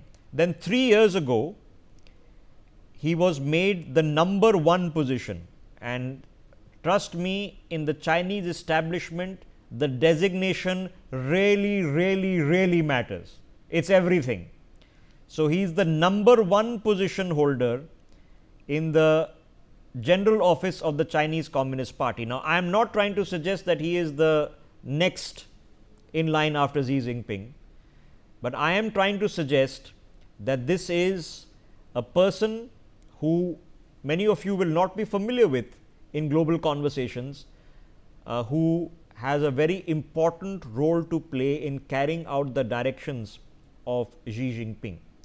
Now, what that would indicate to me is that an in-principle decision has been taken by Xi Jinping, that at some level, and let's take it with a pinch of salt, which we always should, that at some level we have to move from the rhetoric to the implementation. So he's the basically executive man. He's the one who's going to get things done, where Xi Jinping is going to set the agenda, what needs to get done. So that next one level next of engagement has happened, and watch out for Sai Chi is my recommendation to a lot of people watching this broadcast. Keep an eye out for what he's up to, and the very senior and immense power now he has as de facto number 2 with the trust of Xi Jinping, who's not an easy man to win his trust, you can well imagine, in the setup that operates in China. So let me open up this conversation. Sharad Kohli, here we are. Okay, now we've had a time to digest what has happened, and it seems to have gone roughly to plan, that we are going to have a mutual agreement and a political agreement that the border needs to be peaceful and stable for the foreseeable future. The last thing we guys need is more chaos, causing geopolitical confusion. And in principle, we are going to ease business, and in principle, the Chinese are going to try to address the trade deficit, even though we don't have specifics yet of how many billions where. So, can we walk away and say, agenda achieved, this is what we set out to do, we are not going to trust them with our lives, but this is what we wanted, this is what they wanted, good enough? Well, good evening, Rishabh. I think as far as optics are concerned, as far as a formality, when the protocol is concerned, yes, it has been achieved, but then, time will be a great, I would say, meter to let us know as to how this culminates on the ground. If you ask me personally, as a very independent observer, well, all the conversation went off very well. Just the way it seemed like going and the way it was probably planned. But coming on to the ground, I'll have to wait for the time. And, somebody during the day asked me a very interesting question, that why can't India have an FTA with China? One of the media platforms, a very, very naive kind of a question. I said, simply not possible. I mean, $115 to $118 billion, and we've got a deficit of $100 billion. If it's an FTA, it'll be a win-win situation for them. And then the second question came that can India afford to reduce this deficit? I said, if India affords to reduce deficit, then what are we exporting to China? We are exporting some chemicals. We're exporting, a little bit of marine products, about $15 odd billion of this thing, although it has gone up by about 200% in the last few months, ever since this Hindi Chini Bhai Bhai thing started, cropping up once again, Kailash Mansarovar Yatra. And now we are seeing the direct flights. And so thanks to Mr. Donald Trump to a certain extent. So if we now, here's a very interesting case in point. If we end up reducing the trade deficit, then, there has to be some reciprocity. Otherwise you cannot have an FTA. But this is almost a one-way traffic. And if we ever are able to reduce the trade deficit, then, we will not need Chinese goods anyway, because what happens is we will start producing them in-house. And that's what Prime Minister has been saying. Okay, so let me address that, Sharad Kohli, because there are two ways, right? Of course, you address the trade deficit. And one on the other side is that of the materials which we want to buy and sort of photovoltaics, etc., they simply sell them to us cheaper. For example, the Russians have discounted the oil, right? So they sell them to us cheaper. That's an intervention. Now, we don't need a large intervention. We need a couple of $1 billion cheaper overall. Okay, a couple of $1 billion of fixed investment into India. Okay, that will do for now. That's all we're looking at. We don't want more than that. We don't want the big white elephant checks from the Chinese. So a couple of $1 billion here, a couple of $1 billion there, and I'll tell you what they can buy. They can buy refined diesel now. Well, I did a very interesting analysis of the imports from China some time back. And you'll be surprised. I found that 40% of the stuff we are importing are the stories of factory owners in India. They were manufacturing all this here. But when they found that the price that they were importing it from China, just simply couldn't match. So what they did was they shut down their factory units and just made a stamping unit. When I say stamping, I call it stamping unit in a lighter way. Import it from there, put your stamp and sell it. So I think it's the cost and the quality. And Chinese goods at some point of time, way back, were known for poor quality. But surprisingly, Chinese have done significantly well on working on the quality. So the quality and the cost, I think India needs to catch up on there. It's not that what they're sending to us, we are not manufacturing here. We were rather. I have seen a lot of units closed down because they simply couldn't. They said it's better to just to get it from there. Why have all the headache of a manufacturing unit here? So I think that is what needs to be addressed to. And you will have to allow me to put in a quick word about Ross Feingold, the gentleman you had in the previous conversation. Somehow I have a difference of opinion, and with your kind permission, I would like to express. Please, of course. Well, Boeing might have been manufactured in the US and some of the other stuff, but to set up a factory today, I have an economic research team with me, a 10-member economic research team with me. We have done since 2nd of April extensive research that can some of the stuff which America is importing from India, China, Indonesia, Bangladesh, so on and so forth, can that be manufactured? And the answer was one big no, because the cost was 3 times more. Take for the iPhone, $1,200, which me and you use, it costs you $3,000. And he gave away Golden Award to Tim Cook because he promised $600 billion for iPhone, which is why iPhones are going from here for free. Simply because Tim Cook assured him that, yes, I will put 600. And you should have seen Tim Cook's expression on the face when he was accepting the award. Kahan phas gaya main? That was the kind of expression he had. No, I think Sharad Kohli, I think from what we understand that Apple and other tech firms have been very clear that because the competition is not just China, every single Apple iPhone has a screen made by Samsung. Okay, Apple doesn't make its own screen. So if you have an iPhone, your screen is still made by Samsung, and simply the iPhone will become so expensive that they forget the Chinese, which are anyway cheaper. Okay. You will lose out to the Koreans. LG and Samsung take the market, and Samsung is the major global competitor. So it will be an equally good thing for half the price, and half the price does matter. So you're absolutely right. It simply can't be done. You can't manufacture clothes in the United States like you can do. Finish your thought. Yeah, go ahead, Sharad Kohli. So this was a case of iPhone. Now, as I was giving an example in the morning for a ladies' top being manufactured in Tirupur, which goes from here for $10. At the store, it's sold for $22. Now, you include the freight and other charges, commissions and so on and so forth. If the same is manufactured in the US, it will cost you $27. Imagine something which has been sold in the store for $22 will cost $27. Add to that the profit of the manufacturer, the store. So what President Trump is imagining is it's a make-believe world. Manufacturing, Rishabh, can no more come back to the US. So when you said that our problem is, why he calls us as being the cause of the war in Ukraine or a dead economy, my cause as a person is also that what he's trying to do is feasible, simply not feasible, and he wants to do that overnight as well. How's that possible? How can you try making these tops in America? Try making those iPhones in America. Try making anything in America it is simply, and I don't want to sound demeaning as far as Americans are concerned. Another interesting result of the survey was that the American labor doesn't work half as hard as the Indian or the Chinese or the Bangladeshi or the Vietnamese labor do. So we can have that argument. The American labor doesn't want to be picking the peaches and the apples, just like the Europeans don't, right? So let's be clear on this. So for people, and you can't reduce economics to simple terms, but let me try. After the British territorial empire ended, their continuation in global dominance was on the basis of the financial empire.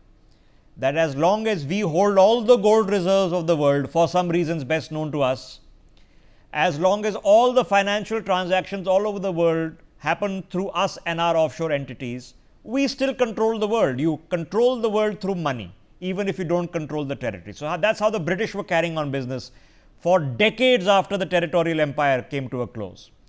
The Americans have been carrying on business in a very, very simple way. They don't do the manufacturing because that's the dirty job. They do the research, IP and design. So Qualcomm has the IP on the chips that are in every single mobile phone in the world. Okay, doesn't make a difference whether you have an iPhone or you have an Android. That communication chip which does your 5G, does your Bluetooth, is made by Qualcomm, but it's designed by Qualcomm. They don't manufacture a single chip. Okay, but they are a rich company because every single iPhone sold, they get a commission on. They get a license fee. Every single phone sold. Okay, so that's how the Americans work. The second way on how they work is that if the Americans are running billions and hundreds of billions of dollars of deficits, if their hole in their exchequer is $37 trillion, you'd think the economy is bankrupt. Imagine if Sri Lanka or somebody else had even $37 billion of a hole. They would be bankrupt. But the reason the Americans are not bankrupt is because of the rest of us. So India has $700 billion of foreign exchange reserve. The Chinese have, used to have more than $2.5 trillion of foreign exchange reserves. The problem is, what do you do with the money? Okay, let's say you've got 1 lakh crores. What do you do with the money? Keep it under your bed. There is no country in the world which has a bank big enough to take that deposit other than the Americans. So the money always goes back to America. That's how their system works. So they're not worried about any deficit they're running with the Chinese, because the Chinese can only spend X amount of money in other parts of the world, because all those projects become financially unviable. So they have to park the money back in the US Treasury, because the world runs on dollars. And that's it. That's how they're running the world. Okay. All right. Sharadji, quick 30 seconds, because the others are maybe waiting patiently. I want to get Ninad and Ambassador Muni also in. Yeah, quickly, 30 seconds.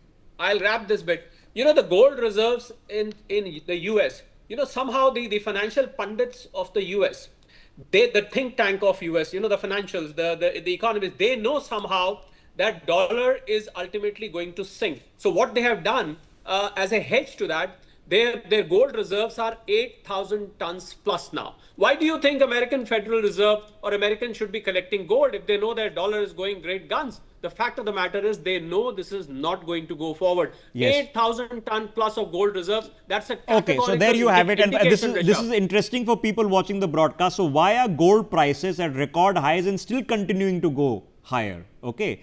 The only reason is not because we are having more weddings and buying more gold. The only reason is because the United States is buying more gold to hedge against the dollar, which they are worried about, and the entire rest of the world that wants to move away from the dollar is also buying more gold to add in their more reserves, which is why global prices are gold prices are inexplicable. They've doubled. Gold, which is supposed to be a very steady, safe, measured hedge against other capital assets, I've had a gold ETF which is doubled in 4 years. I can't comprehend it. It was supposed to be one of those safe investments that you park your money away and forget about for a few years. It's doubled in 4 years and it's continuing to rise. It should make no sense, but it is. Okay, hang a second. Let me get Ambassador Muni and Ninad into this. Ambassador Muni, so we've had a chance to absorb. Now my straightforward question to you is, have we walked the very complicated tightrope, and have we seen enough takeaways for us to say that, all right, in that economic flux being created by Donald Trump, both of us have a confluence of interest between India and China? Well, I think, look, you have discussed enough of economics, and I am not an expert of economics.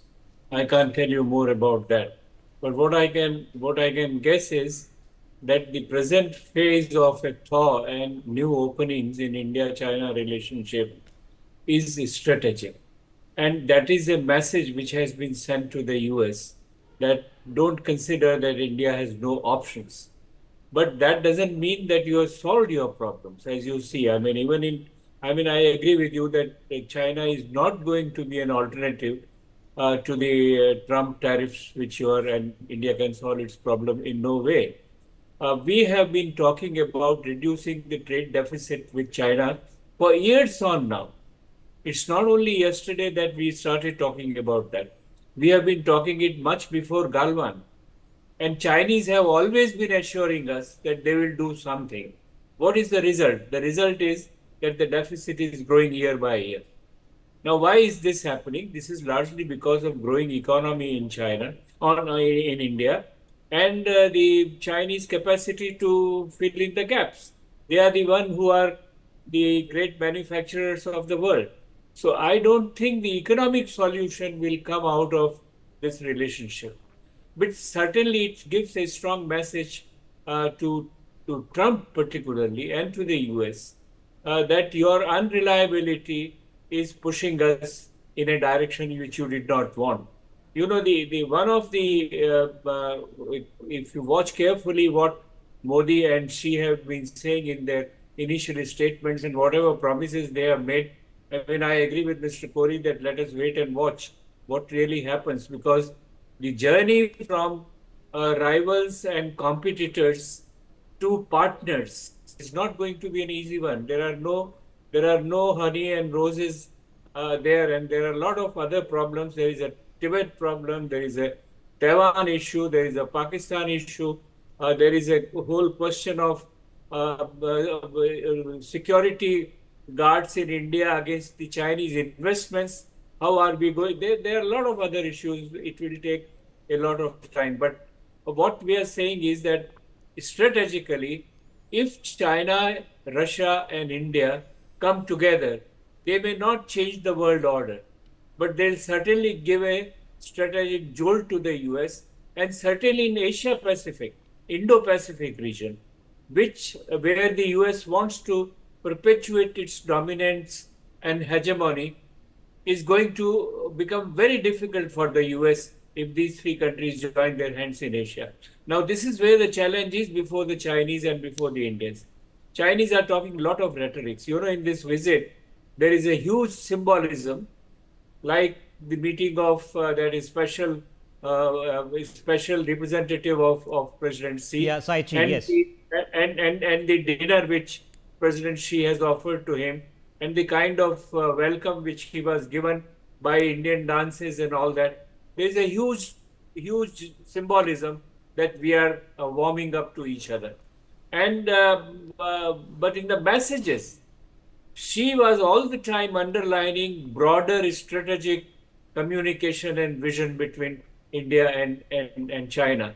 And India was continuously emphasizing most of the issues which are bilateral. Chinese were not emphasizing bilateral. Border issue.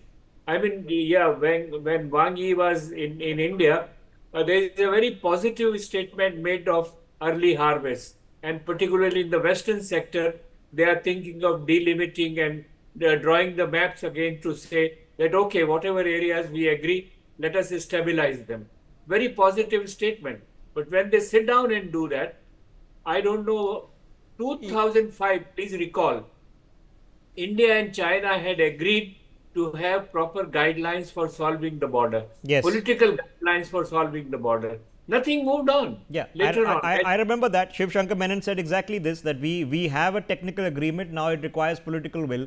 And the political will from the Chinese didn't come, and we have reason to suspect, Ambassador Muni, that it will never come. They have a policy that they don't want to settle the border dispute because they are convinced that they will set it when they are in insurmountable supremacy, where you will not be able to fight back even if you want to. They might be mistaken on that. But quickly, sir, I'm going to pause you for a second. I just want to absorb a bit of news coming in, then I'm coming straight back to you, because there are other meetings, and that's the tightrope in Tianjin, because Pakistan Prime Minister Shehbaz Sharif is there.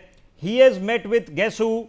Erdogan of Turkey, and they have now put out a statement that they've reviewed the growing momentum in Pakistan-Turkey ties and affirmed their shared commitment to standing united for Palestine and to working together for peace and stability in the region.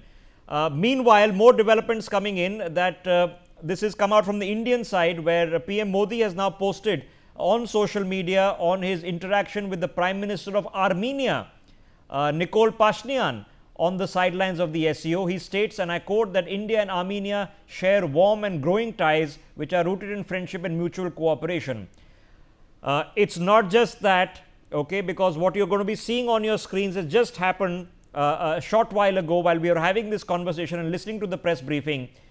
PM Modi has also met with Nepalese Prime Minister KP Oli in Tianjin, and the statement that has been put out is, of course, it's a diplomatic statement that India's relations with Nepal are deep-rooted, very special. But remember, KP Oli has also met with Xi Jinping, and the Chinese are building rail rings. They are building roadways, highways from Tibet down Lhasa into Nepal.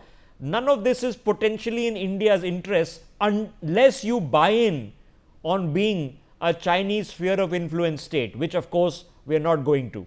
we are not buying into the BRI. So there are a lot of complexities. With that, let me go back to Ambassador Muni. Ambassador Muni, obviously it's complex. I would not trust the Chinese on the LAC with my life. And you're absolutely right that they have no impetus that has ever been shown, in at least in my lifetime, to settle the border issue.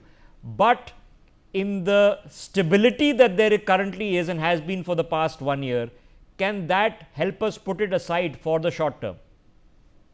No, we must have a stable and normal relationship with them.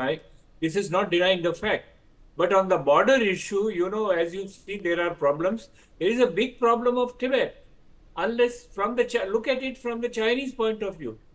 How would they like a government of something which they don't like even in Tibet to be settled and protected in India?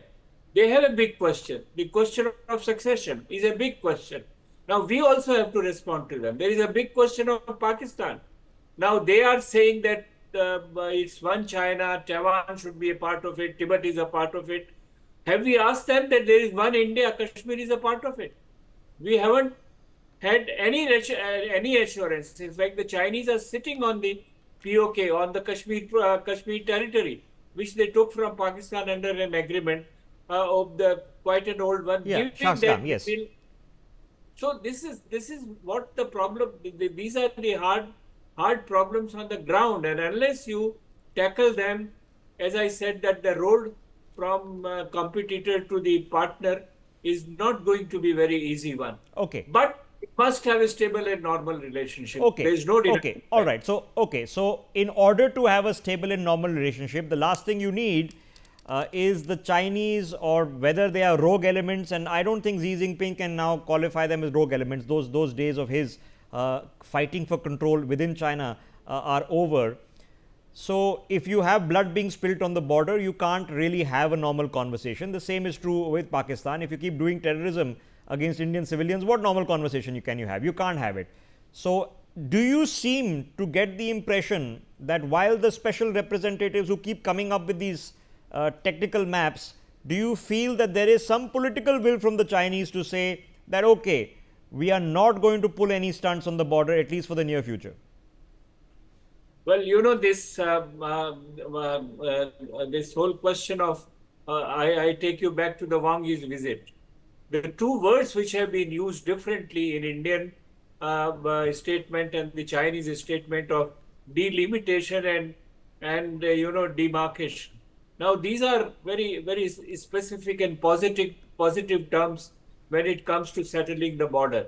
And if they are willing to put it on the border even for one sector, which is Western sector, they are saying they are willing to do it fast enough.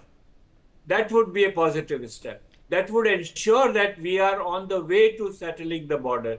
They would not settle the border and the Tibet issue is gone. They will not settle the border until they have the fear that India can join hands with the United States or any third country against them and compete with them in Southeast Asia and South Asia. They will not settle the border. So it's a linked up. But if stability is there, at least we can set aside our worries and concerns. Yes. So the proof of the pudding is in the eating. A matter that has not been settled since 1949, despite all sort of outreaches that Nehru made to the Chinese when Mao Zedong took over in 49, and of course 62 then happened, and we are in 2025. The Chinese sit on thousands of square kilometers in Aksai Chin. Immediately after 62, literally 1 year after 62, they took over the Shaksgam Valley from POK, and this is Indian territory. So are they going to vacate, leave tomorrow morning? The answer is that the entire arterial links into Tibet, which the Chinese are now doing population, demographic change in, go through Aksai Chin. Okay. The irony is that if you want to go to Kailash Mansarovar as an Indian to visit, which you can now, the road you have to traverse is the road over which we had to fight the 1962 war. These are the ironies that we have to deal with. But the bottom line is, can you at least in some places, okay, where you have a rough agreement, make a little bit of progress, maybe, but I won't bet my lunch on it that we are sorting our border dispute anytime soon. More breaking developments coming in, and this is an interesting one because we have a statement from an advisor of Russian President Vladimir Putin on the meeting that he's had with Chinese President Xi Jinping.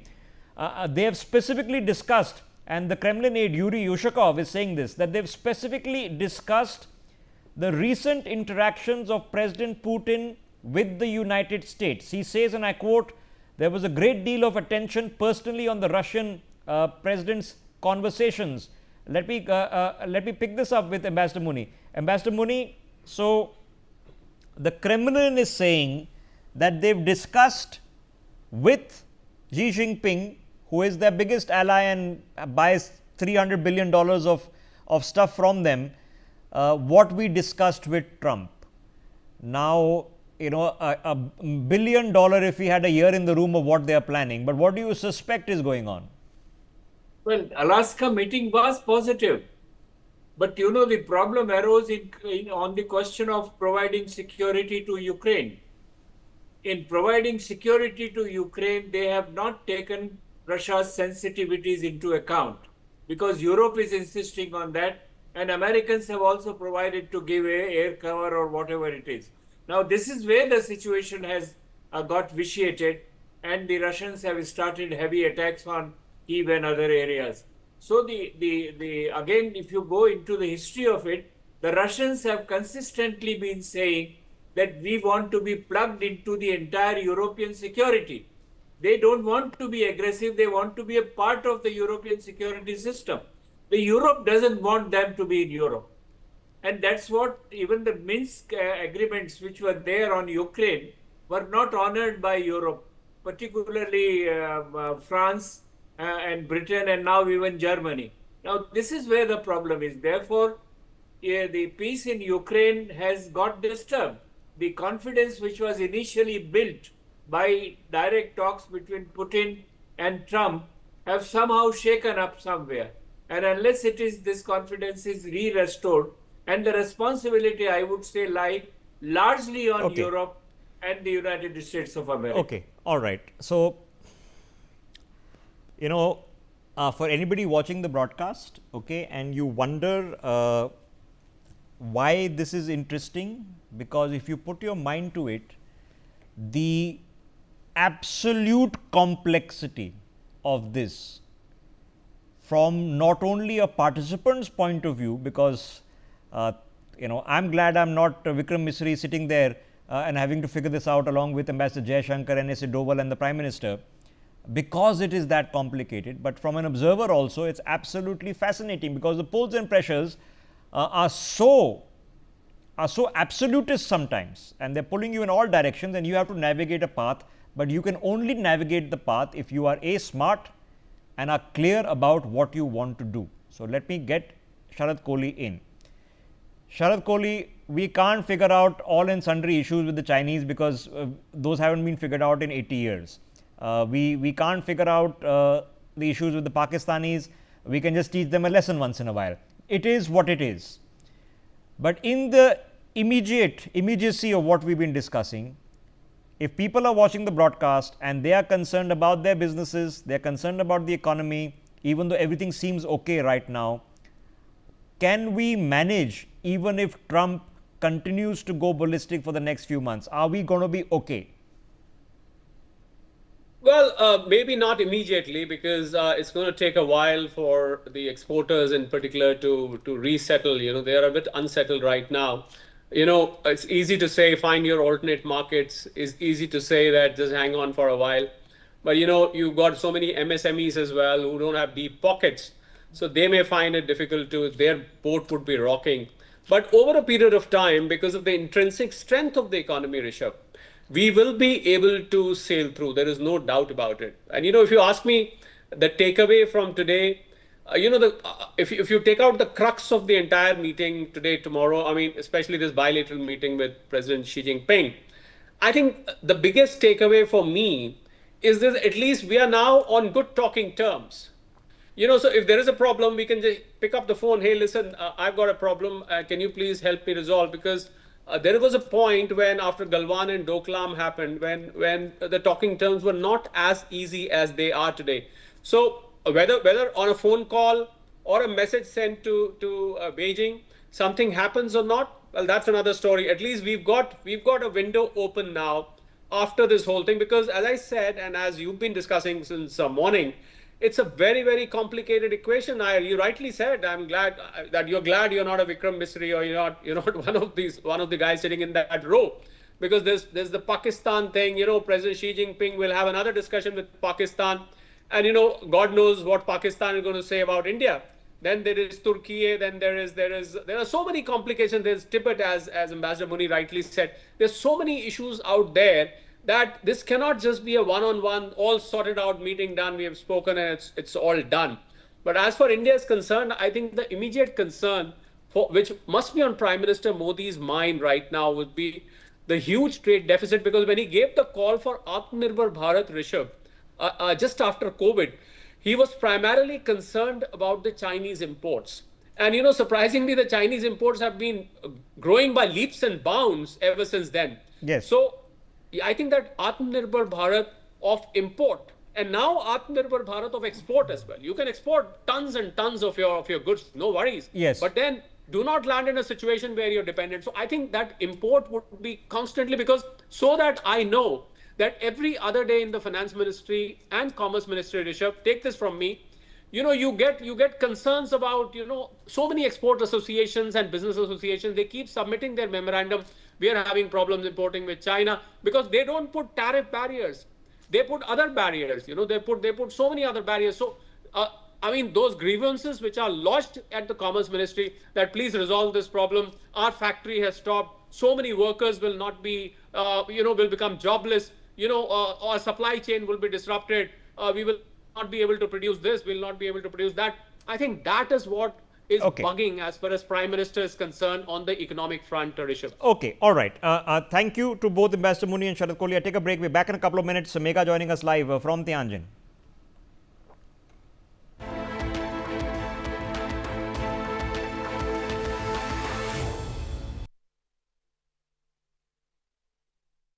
सब आ गए? हाँ दादाजी। सब आ गए, लेकिन स्वाद नहीं आया।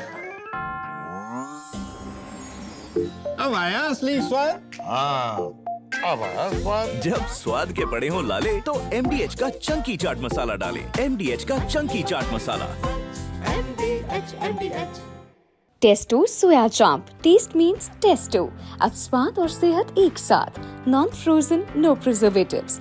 शुद्ध सोया से बना, प्रोटीन से भरपूर, सेहत का नया स्वाद। Soya chaap, the ultimate source of protein. A packet of happiness. Tasto soya chaap. ये गोलदाने खजाने हैं स्वाद के। नागौर की इसी बेहतरीन सरसों से निकलता है MDH कच्ची घानी सरसों का तेल। सिर्फ झांझ ही नहीं, स्वाद भी। मिले असली सरसों के तेल का मजा। स्वाद में दम, लगे कम, सेहतमंद। MDH कच्ची घानी सरसों का तेल। अगर आप बनना चाहते हैं एंकर, या फिर आप में है जुनून एक तेज तर्रार न्यूज रिपोर्टर बनने का, तो आप ज्वाइन करें ITV और इंडिया NewsX का मीडिया। MDH किचन किंग मसाले को किंग क्यों कहते हैं? अगर MDH का किचन किंग किचन में हो तो हम सब कुछ बना सकते हैं। बैंगन का भरता, आलू गोभी, भिंडी मसाला, मिक्स वेजिटेबल, मटर पनीर और भी बहुत कुछ। ये तो मैजिक है। बहुत बढ़िया। Like magic. MDH. The double-engine government of Uttar Pradesh is playing the role of a partner and ally in the campaign to give full rights to half the population. Mission Unnati is a testament to how the guidance of Prime Minister Narendra Modi and the efforts of Chief Minister Yogi Adityanath have changed the lives of women in Uttar Pradesh. An index has been developed to measure the empowerment of women through government efforts. According to the Women Economic Empowerment Index, Uttar Pradesh has recorded an increase in women labour force every year in the last 8 years. The basis of this change after 2017 was the strict law and order and the vision of Mission Shakti, which made women safe. It also paved the way for self-reliance. The number of women in government jobs increased steadily due to skill development and training of women in vocational technology and other fields.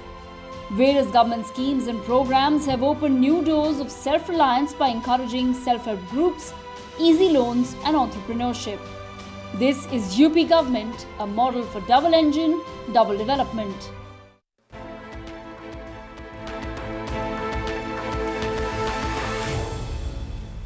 All right, welcome back to this non-stop live coverage of the events that are taking place in dramatic ones, highly complicated ones in highly complicated times. That is where we are. It is, ladies and gentlemen, what it is. The world is not what we desire it to be. It is as it exists, and we have to navigate it, sometimes different in the morning, sometimes different in the afternoon, sometimes different in the evening. The Prime Minister has met with President Xi Jinping for the first time in China in 7 years. They've had a nearly hour-long conversation. A part of the opening statements were open to cameras. We heard them. The Prime Minister of India has not said that we aspire for peace and stability on the border with China. He has said that there is peace and stability on the border with China, that the special representatives have an agreement, not are going to make an agreement. And the indication that has come on two fronts.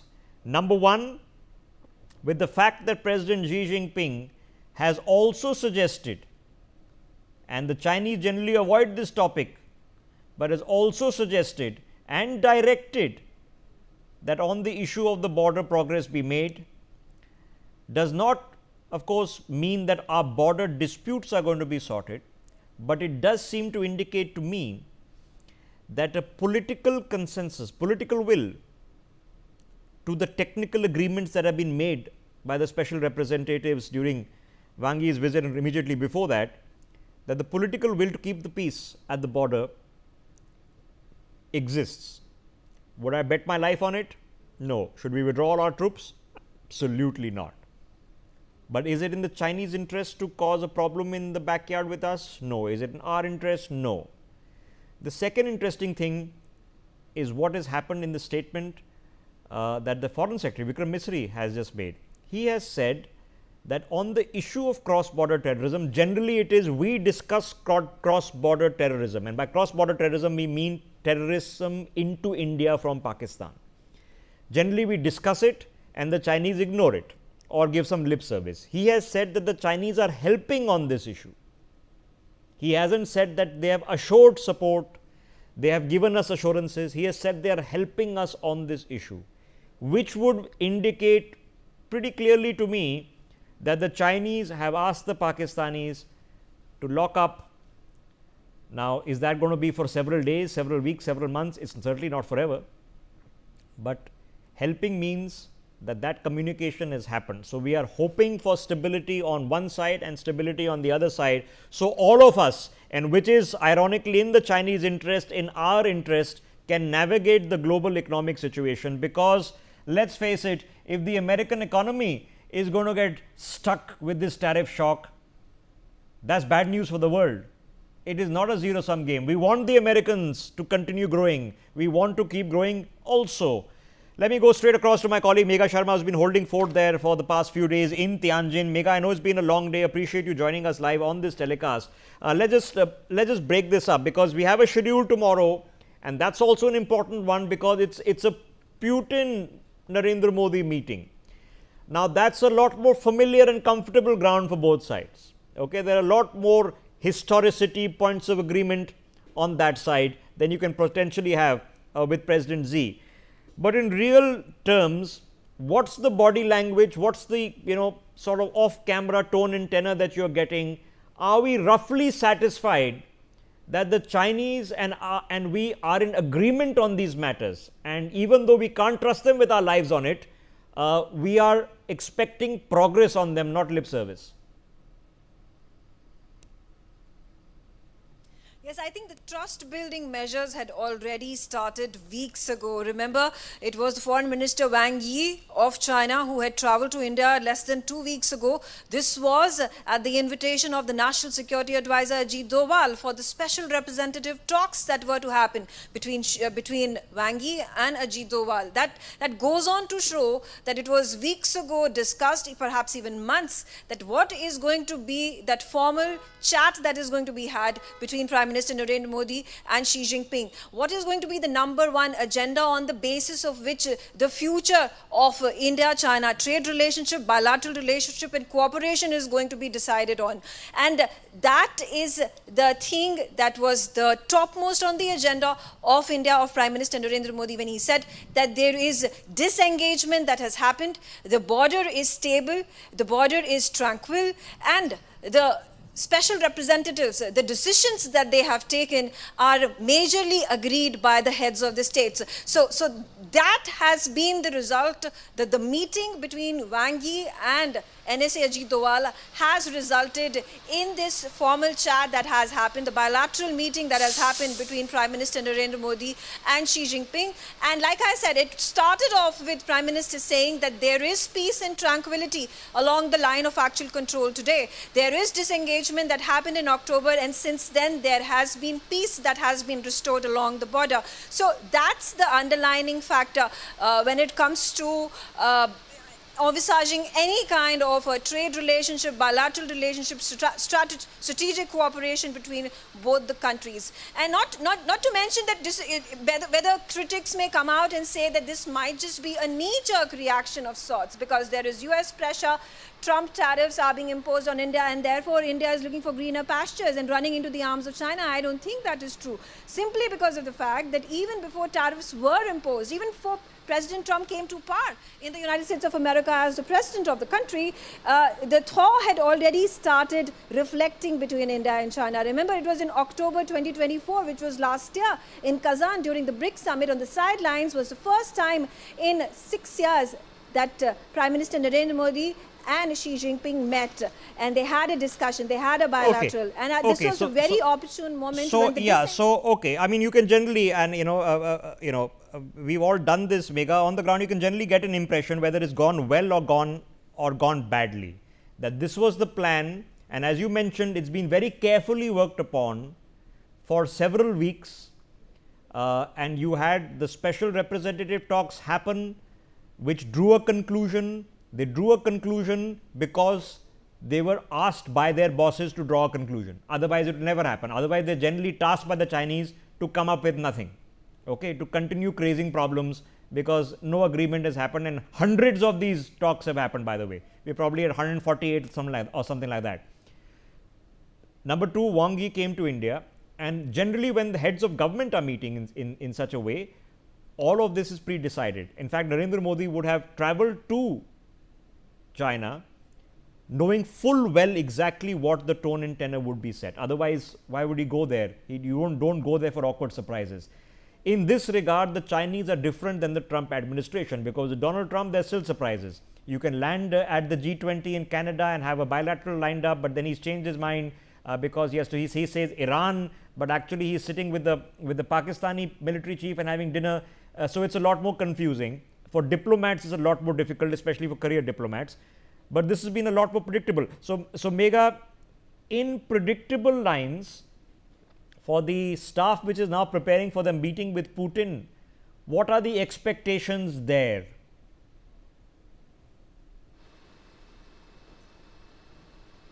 Yes, sir. Of course, like you already mentioned, this is a more comfortable ground. We are familiar with our relationship and between our all-weather friend, which is Russia, and of course the announcement that Kremlin has already made that President Putin is going to be arriving in India in December 2025.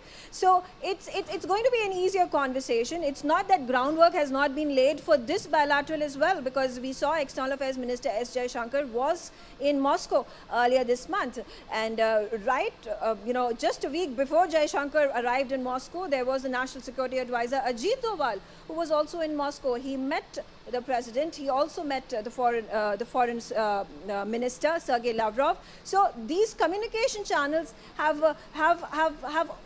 continued to stay open over the course of the 1.5 months that have transpired. Of course, the Alaska summit was taking place at the very same time when National Security Advisor Ajit Doval was over there. And of course, there were frantic phone calls that were being also made by the Ukrainian president to India, to Prime Minister Narendra Modi. And it can be, I think, safely assumed that there was conversation that was had, because at the time when the National Security Advisor Ajit Doval was in Russia, was in Moscow meeting President Putin, there was also Steve Witkoff, who's the special envoy of United States of President Trump, who had been sent to do the task of negotiating when the Alaska summit is going to take place. So you know, okay, all right, yeah. So it is of course it is in India's interest, global interest, that the special operation / war in Ukraine comes to an end. It's in everybody's. It's in the Ukrainian interest primarily. It's in the Russian interest primarily, because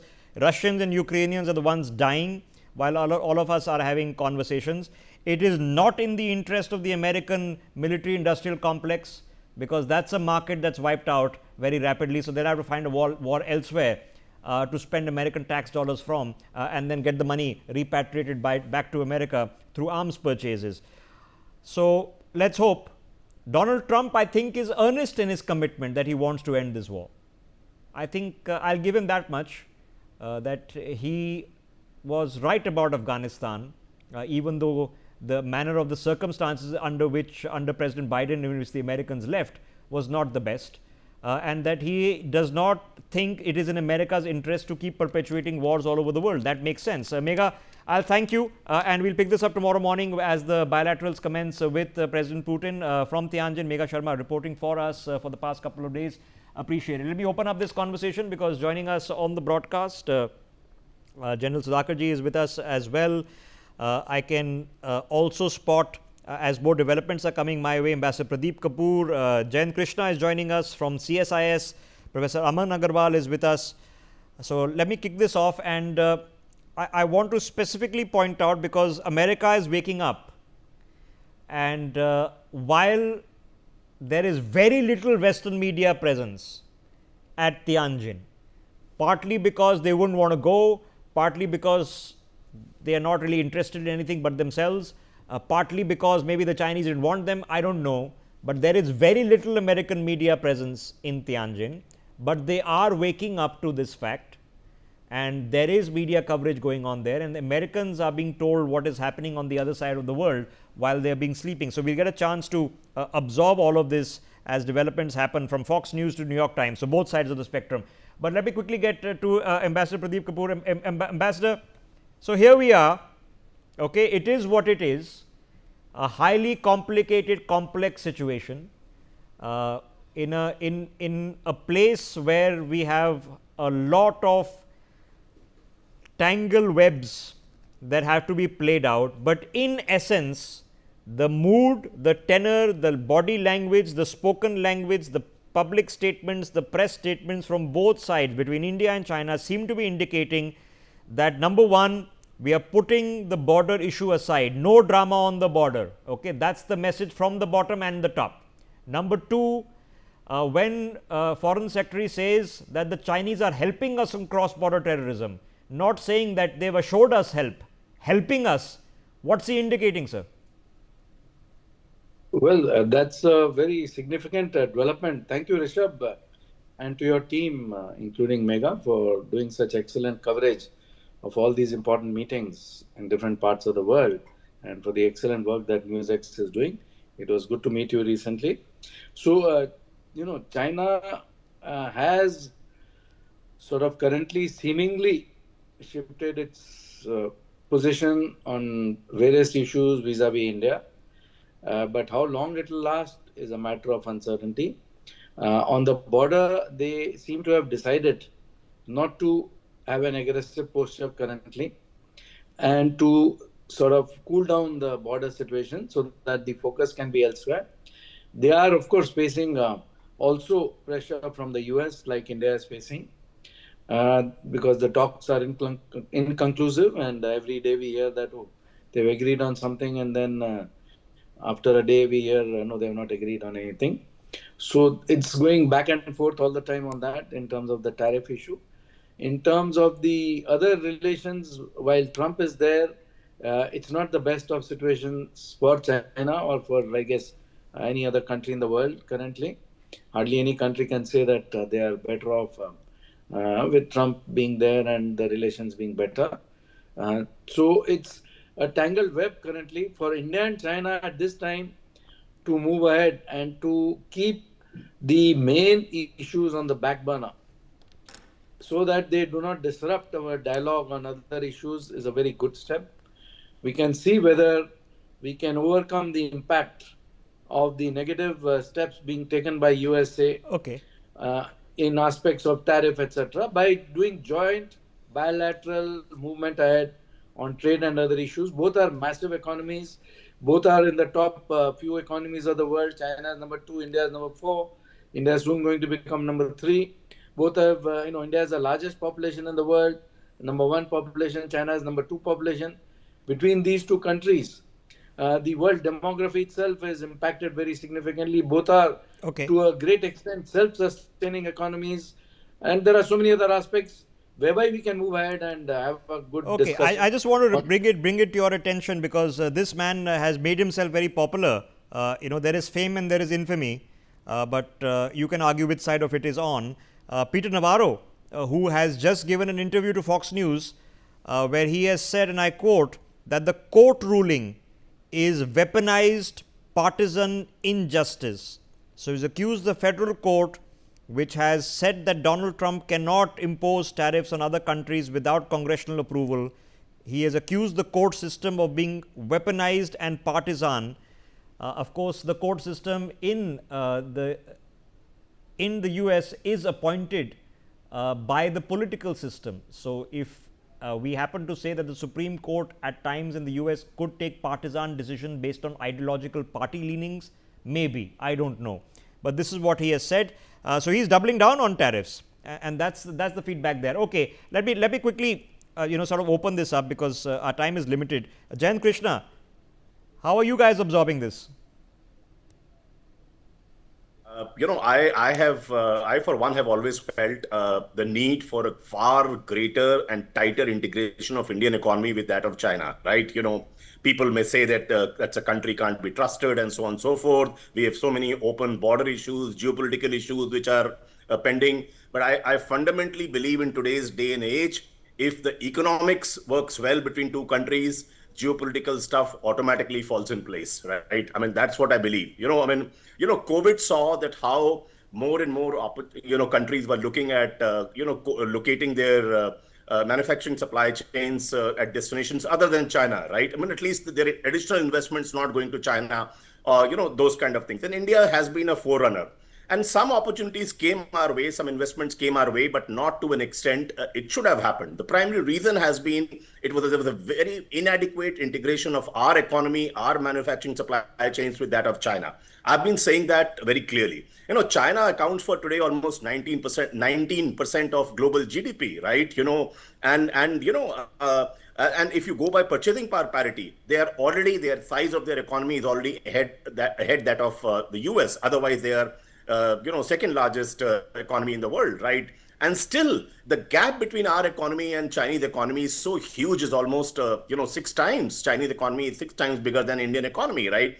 So the only thing is we have to play our cards very well. We have to do it. We have to collaborate with them. And I somehow feel there is a far greater, in terms of manufacturing, whatever joint ventures we have or whatever investments we have from China, we have to be more open, first of all, for more I'm sorry to interrupt you, sir, because for the past several years, the trajectory has been the exact opposite of what you're saying. The trajectory has been China +1 and India is the +1. The trajectory has been independent supply chains. The trajectory has been we have to boost our own manufacturing. And the trajectory has been that we need to do all of these things in tune with the Americans. You are now saying that the opposite is true? Sure, past mistakes can be corrected also, right? I mean, we were very friendly to the US, right? Last 25 years, starting from Mr. Atal Bihari Vajpayee, then Dr. Manmohan Singh, then Mr. Modi, with the 3 prime ministers and perhaps 4 presidents on their side, we have seen how relationship evolved, right? From a mere partnership to something more strategic, right? But what do we get at the end of the day? We get 50% tariff, right? And why US has not been able to levy that kind of a tariff on China is because the economic indispensability China has been able to get all over the world. some of the product lines that they have, some of the exports that they do to different countries, including that to the US. Okay, hold your thought. I just want to educate the conversation because I've just got a copy of this morning's edition of the New York Times. Now, I know Donald Trump is not a fan of the New York Times. I am not a fan of the New York Times. Okay, but here is what it is. It is very rarely that India gets a mention in the American press because the Americans, frankly, give two hoots about anything other than themselves. And I'm being reasonable here.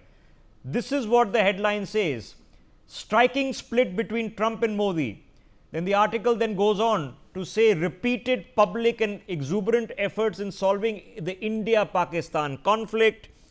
It goes on to talk about what has happened in the conversation, the commentary that has taken place. It is also talking about what all disparaging comments that have taken place. Let me just quickly read this out. That Trump, who's been repeatedly saying that he has solved the military conflict between India and Pakistan, on a phone call on June 17th, which has already been referred to, he brought it up again, how proud he was to end the military escalation. He mentioned that Pakistan was going to nominate him for the Nobel Peace Prize. The not so subtle implication, according to people familiar with the call, was that he wanted Narendra Modi to do the same. The Indian leader, we are being told Donald Trump that the US involvement had nothing to do with him. Now, and I mentioned this when the original part of this came out a couple of days ago, I can vouch for it.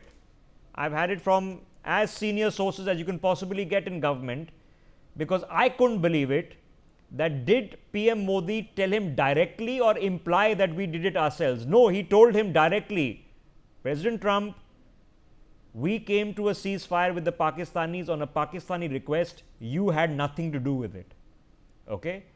But he's non-stop still saying that he had something to do with it, and the Pakistanis are going, yeah, sure, it was all you, and it's happening. So it is a context. Now, if this is the context and is limited to it, quickly, and just for a little bit of quick perspective, just to get the larger picture into play here, sir. There is going to be damage. This is not all innocent rhetoric happening anymore. In very real terms, the American economy is going to suffer, and that's not good news for us. And we are going to have a hole in our exports, whether it's 20, 30, 40, $50 billion. Jayan Krishna, what do we do? See, I'm at no point of time I'm saying we can ignore the US, right? I mean, the fact is we have to fast track the negotiations. We have to make sure that on the other side of the table, people who understand economics, people who understand international trade, they represent the US, and then we reach out and tell them about the kind of issues where India has not been flexible, like the dairy sector, like the farm sector, and so on and so forth, and why India is not flexible, right? We have to repel the myth that India is a tariff king, right? I mean, the weighted average of all products that we export to, that US exports to India, the weighted average of all tariff put together is just about 4.6%. Almost 50% of the products, have a tariff of less than 5% or less, right? So I think we have to keep on dialoguing with them. And the fact is, if we have to become a developed nation by the year 2047, if not earlier, right, our economy has to grow at 8.5% per annum. Okay, so we are there. So for that, our relationship with the US as well as China, both are equally important. Both are important, but also the fact is that they aren't going to be doing us any favors. If you believe in the concept that global trade is a positive sum game, that everybody benefits from their specializations and efficiencies and economic advantages, we all grow. If you think it's a zero-sum game, that is either you or me, we all suffer. Okay? So I am telling you, I am not rooting for recession in America. I am not hoping that Donald Trump gets taught a lesson or his supporters get taught a lesson. No. I am hoping that America continues to be growing at a stable rate. 3-4% is great. Okay? With a reasonable inflation. Good for the American people, good for all of us. Okay? We all benefit from a strong and stable American economy. So I'm not confused about it, because if the American economy goes into recession, the American markets will crash, so will mine, so will your savings, so will your mutual funds. So it is interconnected. It is what it is. So let's change the tone and tenor of this conversation. General Sudhakar, I want you just to, on two specificities, because I know our time is limited. Number one, when the Prime Minister says, in what is pre-decided and public, that this will be in front of camera, directed of course at Xi Jinping, when he says there is peace and stability at the border. Not that there shall be, we hope there will be, we want to have. There is peace and stability at the border. When the foreign secretary comes and says that the Chinese are not assuring support but are helping us with cross-border terrorism, and cross-border terrorism is terrorism from Pakistan into India, how do we absorb these two specific statements? Rishabh, good evening. Thank you for getting me to your show. My take on the whole issue is that India has come a long way. We need to call out what is truth. The truth is that Pakistan for infinity times has been carrying out, has done the cross-border terrorism. We need to call it out loudly and make sure that it comes out in some kind of a joint statement in the SCO meet. Otherwise, it is going to be futile. We'll be fooling ourselves. Number two, when you say they are not helping, China has to be told in simplistic, polite and firm manner that if you want to make any meaningful progress in our relationship, these are our red lines. India in no way, we are damned about the economic progress and other things, but stop this damn support or double talk about the cross-border terrorism. So the red lines have to be spelled out absolutely clearly. And also the issues which are actually of our economic interest, they need to be identified and we need to carry out very hard bargaining negotiation, like the way we have done for the tunnel boring machine, fertilizer, as also the graphite, the rare earth graphite that is used for electric vehicle. So similarly, there would be many other issues. API, for example, we need to negotiate because they can't middle of nowhere, they actually hold us and weaponize the product in such a way that our economy is held in actually in middle of nowhere. Therefore, some kind of assurance is paramount, without which we should not go ahead. Last but not the least, if you allow me, with due regards to our leadership, who have given the statement that everything is peaceful, let me remind the Indian public as also the Chinese. As on today, when the talks are going on, there are almost 50 to 60,000 troops, Chinese troops across the border towards eastern Ladakh, and we have equal number, if not more, towards our side. And towards the eastern sector, that is Sikkim and Arunachal Pradesh, if I respect my memory and the open sources, there are more than 90,000 troops towards Chinese side, unless they had carried out de-escalation and de-induction. Therefore, we need to actually flag it nice and properly and say that peace will come later. The start point, the means and methods start with de-escalation and de-induction. No, I don't want to confuse it either. So, there is no de-escalation. Nobody is mentioning it. It is practically and physically not happening on the ground. In fact, if de-escalation was happening is when I would be deeply concerned. Because I won't trust the Chinese to be actually pushing back with the amount of infrastructure construction that they are doing. We are doing also, but they are trying to outstrip us.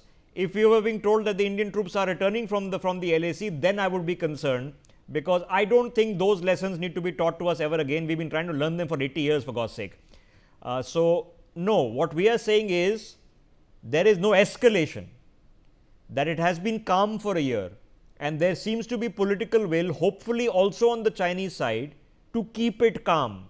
Now, like I said, would I bet my life on it? Would I bet a single square meter of the LAC on it? Absolutely not. Not a liter of Pangong Lake would I bet on the Chinese holding on to this. You cannot trust this.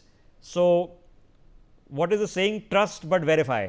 So, sit on the ground, okay, and hold the spot. But is there a political impetus set? So, now on the second question, the Chinese are helping us with cross-border terrorism. What does that mean, Sudhakarji? Chinese are helping us with cross-border terrorism. If this is a statement being given by Vikram Misri has said this not once but twice. He hasn't said that they have assured us. He said they are helping us with cross-border terrorism, and that means that a conversation has happened with Pakistan that keep it cool for a few months. Okay, so as I understand from your articulation, what it means is that they are helping India with regard to cross-border terrorism. That means They have acknowledged the fact that there is cross-border terrorism taking place from Pakistan side. When they make a statement like this, they are helping us. What it means is that they will take extra initiative and steps to prevail upon Pakistan or the perpetrator. If it is not Pakistan, the perpetrator who may be close to China, to extend their influence and prevent them from carrying out the cross-border terrorism. This is what I understand. Yes, and that's roughly what I understand. Let me get Ambassador Kapoor's because he's the kind of person who would draft these words very carefully. Ambassador Kapoor, there is a marked difference, and I'm highlighting it. The Prime Minister doesn't say we aspire for peace and stability. He says we have peace and stability. The Foreign Secretary doesn't say we hope on cooperation. He said they are helping us on cross-border terrorism, and you and I know cross-border terrorism means Pakistani terrorists targeting India. So is that something different at least than what we have gotten used to? Nice words but nothing really. Well, Rishabh, firstly on the peace and stability, I think it is India's firm position and stand at various meetings, and the Chinese, sort of now being able to understand that India is not going to budge, that has brought them to this point where they have decided not to create any further difficulties for India on the border in different areas of the border. But as General Sudhakar has said, there is still massive numbers of the armies on both the sides of the border. So that is also an important step for de-escalation. Because as long as the Chinese troops are present in large numbers on the border, it is a continuing threat. So it is currently under control, doesn't mean that it is going to continue for a long time or last for a long time, unless other steps are taken as a following step to the current situation of peace and stability. Okay, regarding the cross-border please finish your thought, please. It does not just pertain to Pakistan, because Bangladesh has also been very keenly instigating China in our northeastern states. They've been making very sort of strange statements about how this can, become a place where China can actively sell their goods or have some control, etc. So they also have been in touch with the Chinese. Also, there are these other armies, the ethnic armies in Myanmar, who support to some extent cross-border terrorism and support also the Indian terrorists from the northeast, Ulfa and others, to seek succor and relief in their countries. So under Chinese patronage, of course. So when China says that they are, FS says that China is helping India on cross-border terrorism, it means that firstly, they are telling Pakistan that take it easy, please do not indulge in anything, particularly after what has happened in Pahalgam and the Operation Sindoor, where they got a bloody nose, and the Chinese weaponry was, proved to be not as effective as what India had in terms of its own systems. So they have asked Pakistan not to create any further disruptions, whereby they will be given a bigger hit. Secondly, they've told Bangladesh, Mohammad Yunus, not to incite and instigate China or others against India or their internal terrorists, because that seems to be that seems to be roughly what I get out of it also. So this is, look, I don't want to overplay these things. I've been saying that since morning. Let's not overplay it. Let us take it with the pinch of salt. If you can't trust the Americans, can you now overnight trust the Chinese? Yeah, absolutely not. Okay, but is it indicative that on some matters there is a confluence of interest and we are agreeing on, and the body language, the tone, tenor, terminology, statements, the way they are happening are telling me that yes, it is slightly different, and that's the best we could hope to achieve, because all our other existential issues aren't going to go away. Breaking developments coming in, and these are meritorious to take in the middle of this conversation. This is the press secretary of Russian President Vladimir Putin. Now he's he's made a statement. We'll get a chance to listen to it also. Can we hear it? Can we hear this? There's a translation at the bottom of the screen. Let's hear this. Будем информировать. С коллегой Пашиняна Алиевым не было разговора? Нет, пока не было. Мы надеемся, что все-таки они будут иметь возможность завтра на полях заседания ШОС пересечься. Сами Алиев и Путин? Да, по крайней мере, такая возможность у них будет. вообще такие неожиданные встречи возможны еще двусторонние, как сегодня с Пашиняном? Ну, как правило, они и происходят на многосторонних форматах. Лидеры предпочитают использовать такие собрания с тем, чтобы переговорить с глазу на глаз. А как прошел прием? Прием традиционно в максимально гостеприимной атмосфере, которую всегда обеспечивают китайские товарищи, и кухня великолепная китайская, и концерт великолепный. Поэтому атмосферу всегда наши китайские друзья создают весьма. Okay, all right. Quickly, General Sudhakar, quickly, before Aman Agarwal has been listening very patiently. I'm coming to you immediately after this. General Sudhakar, now Russians, okay, much more comfortable meeting between Modi and Putin for sure than a Modi and Xi Jinping. There's a historicity, there is less existential issues. The Russians have their own issues with the Chinese for sure, including in the SCO and in Central Asia. But at this present moment, Vladimir Putin in Beijing immediately after meeting Trump in Alaska.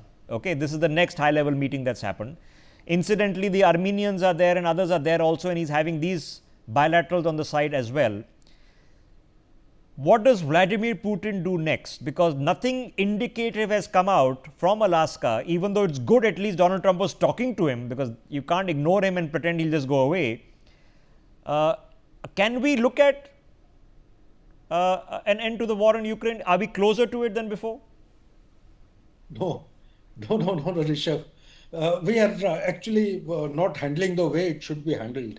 You cannot talk about peace unless you have discussed or analyzed the first step, the means and method to the end state. Here the end state is peace. You're climbing the tree from the top. Can you ever climb a tree from the top? You have to climb from the bottom. The bottom step is that the ceasefire, no matter who's where, wherever they are, as is, where is basis, all guns must freeze. There will be no bombing, no explosive, no guns firing. Thereafter, you pull back the troops. This is the accepted norm and practices in military science to carry out any meaningful substantive ceasefire. Thereafter, you respect a particular line, call it by any name, line of control, line of actual control, or whatever name. Then you have neutral forces coming and ensuring that this holds out for eternity. Now, these are the few of the steps which are time-tested, which have proven something, providentially they have proven very good on ground at number of places, I would say, and they're holding out for good. May not be ideally, cannot be quoted. A case in point is India and Pakistan, like the way we have line of control. That's the way. It is not the best. All right, but can we agree, General Sudhakar, that the solution was not the Biden solution either, that we will have peace summits on Ukraine without inviting the Russians? That at least Donald Trump, I think at least Donald Trump's commitment to ending the war is genuine. Okay, I think he really wants to end the war. Now, his motivation might be something else. He wants to win a Nobel Peace Prize or whatnot. But I genuinely think that he wants to end the war, and he's stuck in a difficult position. At least he's trying to talk to Putin. Is that a good thing? Full marks to Donald Trump, and although I don't like many of his idiosyncrasies, but as far as stopping both the conflicts, the Central Europe as also the Middle East, I think full marks to him. But the means and methods of doing it, he has to identify, firstly understand the history. Why did Putin carry out or start the offensive on 24th of February 2022? If he has not understood this, he can never find a solution. The basic reason as to why Putin invaded Ukraine, call it special ops or whatever, for 7 days, 15 days, unfortunately it's gone beyond 3.5 years, is basically to carry out those kind of activities to prevent genocide of Russians across the Dnieper River, in Luhansk, particularly Luhansk and Donetsk. The Russians, 3.5 lakh Russians have been killed. It is to prevent from happening. That is why he had to take these steps despite having given a warning. Second point that why Putin did it is that after a number of red lines having been indicated by him, the NATO kept on expanding its the sphere of influence. James Baker was the Secretary of the United States on 9th of February 1990, if you recall. He came to Moscow, one-on-one dialogue with Mikhail Gorbachev. Mikhail Gorbachev was very apprehensive that if you merge, if you collapse the Berlin Wall and reunify both the Germany, then the sphere of influence of NATO will expand to the east. He only had given an assurance, it is there on record, that not an inch will expand. The sphere of influence will never expand to the east. That time the number of NATO founding members being 12. At that point in time, 1990 or 19 or 17. Yes. Now the figure has come to 32. Okay, but, so but what let's, but General Sudhakar, let's boil it down. No, there is going to be no NATO membership for Ukraine, despite the number of thousands of Ukrainians dead. There is going to be no EU membership. That's not even on the table anymore. They were sold a lemming by the Americans in that particular administration to fight a war that they should not have gotten involved with. Now, I know passions are high, and of course, if your territory is under attack, passions are high. But can you and I understand the Russian position? We can also. But what's the bottom line? Ukrainians are dying and Russians are dying. And the American military complex is getting rich off it. That's the bottom line. Okay, all right. I'm going to thank both of you. Let me go straight to Aman Agarwal, who's been listening very patiently. Appreciate that, sir. Let's come back to why all of this is happening. And that is the Indian economy. We are growing at 7.8%. We want to continue growing at 7.8%. So now you please advise us, sir, what is the SWOT analysis? What is the existential risk in the global markets because of the chaos and pandemonium coming from Washington? You see, it's a very important question which you have asked. First thing which is most important to be understood is that the growth trajectory for India cannot be stopped or reduced by incidences like the Trump or the insurgencies or the disturbances which are happening around the globe. And this is clearly visible from the fact that COVID 2020, post-COVID 2020, India's economy is the fastest growing economy in the world. We have surpassed China, we surpassed other economies, whereas US, Europe, Japan, East Asia, China, all of these economies have been suffering a major debacle because of the excessive fiscal spending they have done during the COVID period and the year next between 2020-21, and they are not able to come out of these flavors which they have done during those periods. Even now, the Fed does not have control over the economic movements happening in the United States, and this is one of the reasons that Trump has been triggered to actually introduce more revenue generation, keep control over spendings, what's happening in the government, and bring more revenue and growth for the economy, for the Americans in particular. And that is why he is raging this tariff war or tariff inequality which their country is facing. So this should be understood that the relationships between all countries is nothing to do with trust. It is not a marriage. It is not a husband-wife relationship. It is a relationship of partnerships where partners are doing business based on contracts signed between those economies for interest of both the economies or multiple economies going towards each other and going forward for their nations. So this should be very clearly understood. I see that you have been raising this issue of trust, but there is no question of trust being hampered here in specific, because those contracts which have been signed by United States and America from time to time on different aspects, different ministries, different flavors, and not only between the United States and India, but even other countries have been honored and have been going forward from time to time. But so is there has been respected I have to ask you this question. Is there a risk to the US economy because the Americans are paying for this? We might lose some deals here and there, even though you are saying, okay, it seems to be okay right now. But the $300 billion that Donald Trump says he's going to earn out of the tariffs are $300 billion which the American consumer is paying. So is there a risk to the American economy? Because we don't want that. We want the Americans to continue growing at a reasonable rate. So please understand one small thing, that a lot of economies across the globe, including countries like Russia, China, and even India to a great matter of fact, actually has been growing on public spending. That's when government does spending, and that's where organizations, private enterprises grow, whether it is infrastructure, whether it is public frameworks, employment, a lot of other activities. So let us not get into the framework whether 300 billion. He's going to earn that money out of the taxes which he's going to collect from the American citizens primarily. Now, it is a question of competition for the exporters going in. And as I told you in the morning, fortunately, India is blessed with the fact that the products on which the tariffs of the tune of 50% which have been raised, most of them to the tune of about 80-85% of them are either Veblen goods or inelastic demand goods. As a result, these demands will not go down. There would be a disturbance for a quarter, but these demands will not go down in the long run. They will continue, like in the case of oil for India or cigarettes as a point. You see, irrespective of the prices, our oil consumption keeps going up. It doesn't go down. So we cannot really control what happens with oil per se, but the price has to be bought. We have to bear that price which is going for. Similarly is the case with the Americans. They will have to bear most of these products which are going to be highly indexedly priced after the tariff is there. Please understand the large chunk of the trade which is there amongst the three components is the pharmaceuticals, which have not been tariffed at all. So there are components which they feel are critical for the American economy and they have not tariffed them at all. Secondly, as you already said in your program, there are going to be congressional revolts which are going to be there in the United States, and there may be interference of the Supreme Court which can always be undertaken, which happens in a country like India as well.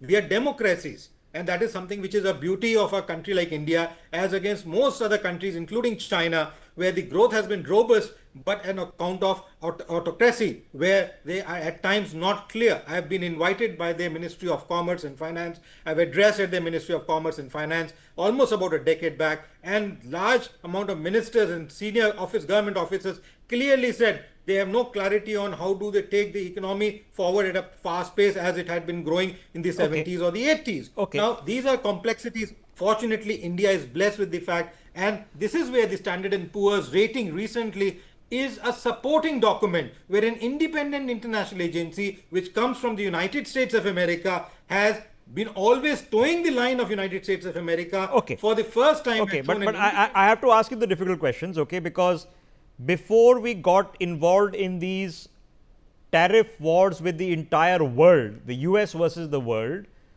the Donald Trump 1.0 presidency was tariff wars with China. So the Chinese have seen this before. In fact, where we left off with at the beginning of COVID, January 2020, the biggest global item was Trump tariffs on China.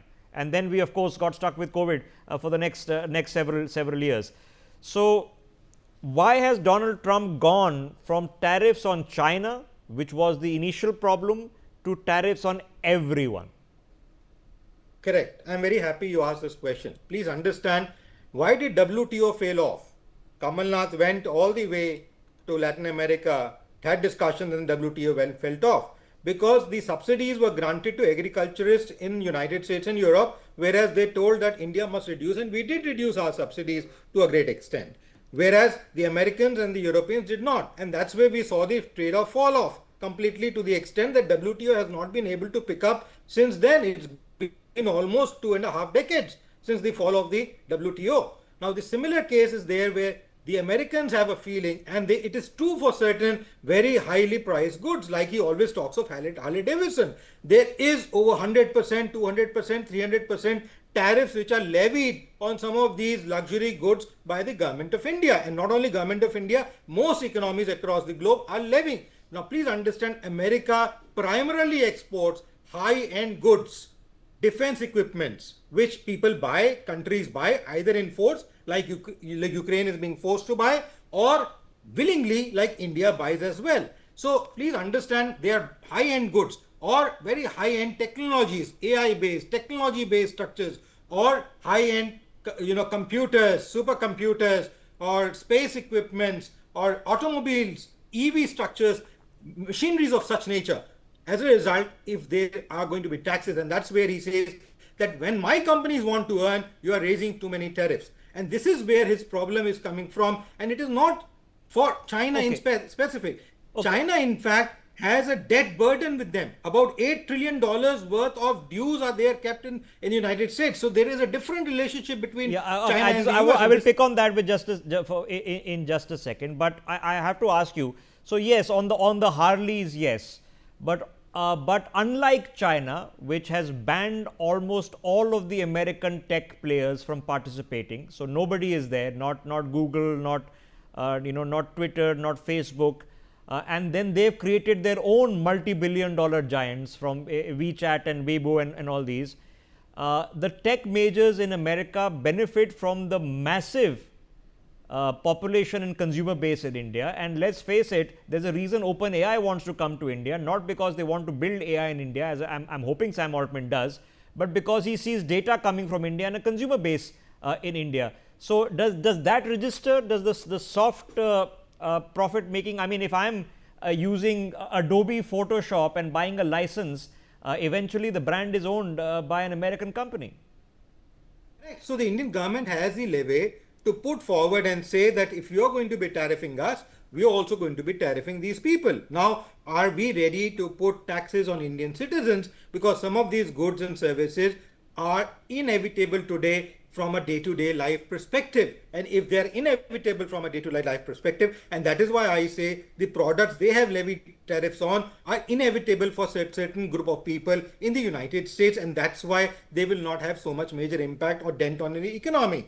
Now, this is what the government needs to undertake and see, and I think Jai Shankar and Piyush Goyal and other ministers who are in correlation with working with the United States Trade Department will work on these issues and see where and what relief can be done. Okay. If you see Jack Shankar's statement, he is clear in saying that we are already working on it. There is no end to the road. Okay, I'm going to stop you there, because I also agree that when it comes to the reciprocal tariffs, I can understand the logic that yes, you have a complaint and we can address the complaint. You want more investments in the US? Okay, let's buy more planes and more howitzers from you.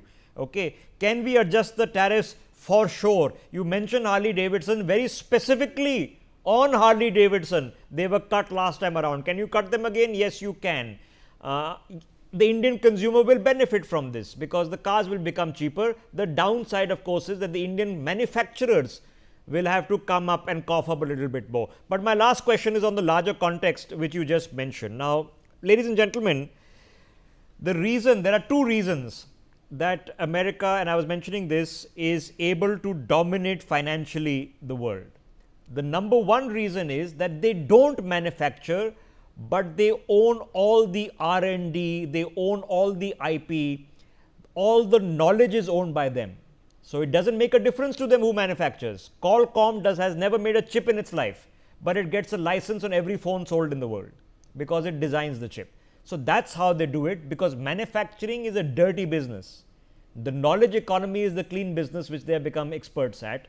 The number two is, even if you run a trade surplus with them, okay. So let's say the Chinese earn $200-300 billion a year from the Americans. Let's say hypothetically, there is no economy in the world where you can invest that money without causing a glut and hyperinflation.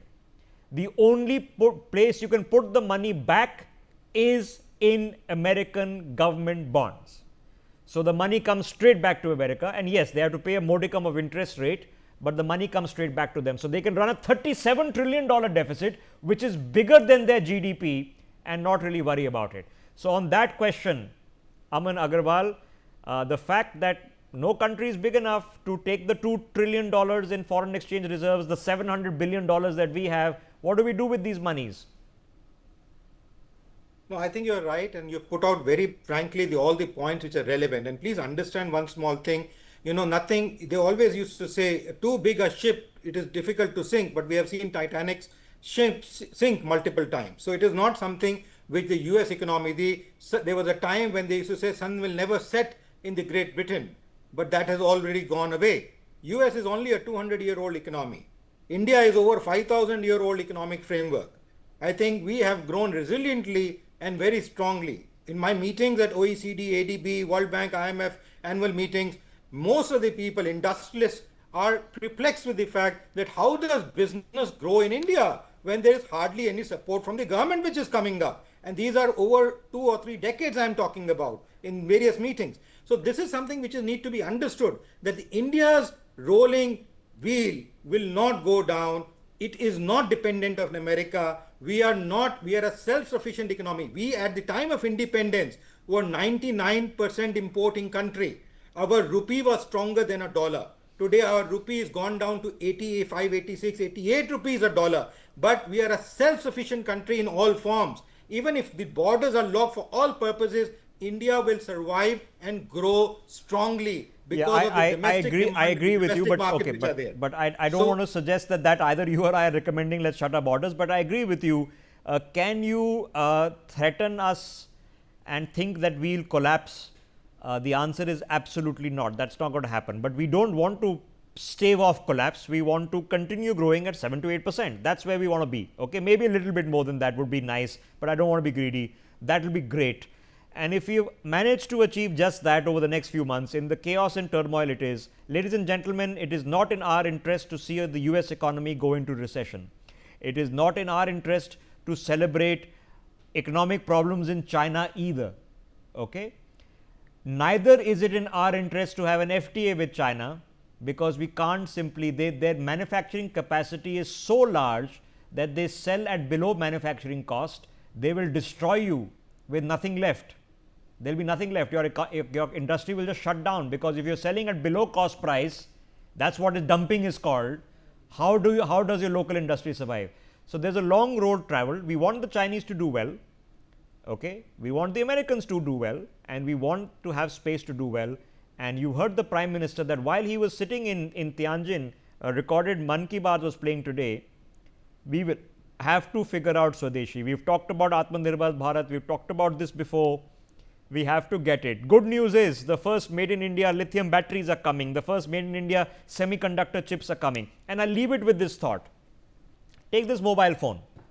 Okay, I'm holding in my hand. This is a Korean mobile phone. It's Samsung. Now, we say we are manufacturing the most amount of mobile phones in the world. That's not entirely true, because we assemble them. So, you take the mobile phone and strip it of its components. The most important components is not the metal bit. It's the screen, it's the chipsets, which include the communication chips, and it's the battery. Okay. Cameras and all are doable, but those are the three critical components. We don't manufacture the screens that Samsung does. We don't manufacture the lithium batteries, okay, and we don't manufacture the chipsets. So, if you distill it, now if you take the battery, if you want to make a lithium battery, you need to find lithium. Are we saying there's no lithium in India? No, there is. They found it in Chhattisgarh. And where does China have all its lithium? It has it in Xinjiang, which borders what? It borders Ladakh. Now, we can argue that do you want to mine in Ladakh or not? That's a separate argument. But can you find the lithium? Yes. So, if we build it base up, then we can say it's a made in India phone, okay, not an assembled in India phone. That's where we want to be. And happy to hear the semiconductor chips up, our factories are coming up rapidly. So, is it changing? Yes, it is. Do we want to change faster? Yes, it is. And that's on us, okay, that's totally on us. I thank Aman Agarwal both for his patience and for his very intelligent interjections into this conversation. Appreciate it. So, good night to you. We take a break. See you in a minute.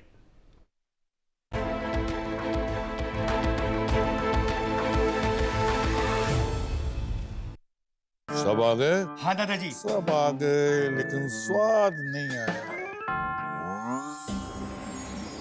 अब आया असली स्वाद? हाँ, अब आया स्वाद। जब स्वाद के पड़े हों लाले, तो MDH का चंकी चाट मसाला डालें। MDH का chunky chaat masala. MDH।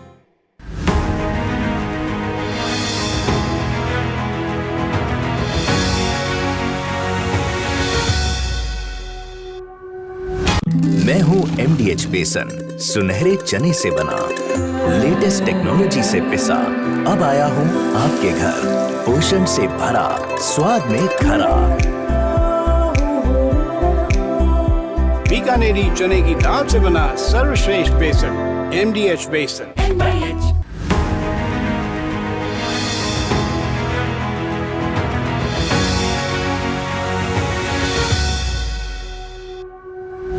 MDH kitchen king मसाले को किंग क्यों कहते हैं? अगर MDH का किचन किंग किचन में हो तो हम सब कुछ बना सकते हैं। बैंगन का भरता, आलू गोभी, भिंडी मसाला, मिक्स वेजिटेबल, मटर पनीर और भी बहुत कुछ। ये तो मैजिक है। बहुत बढ़िया। Like magic.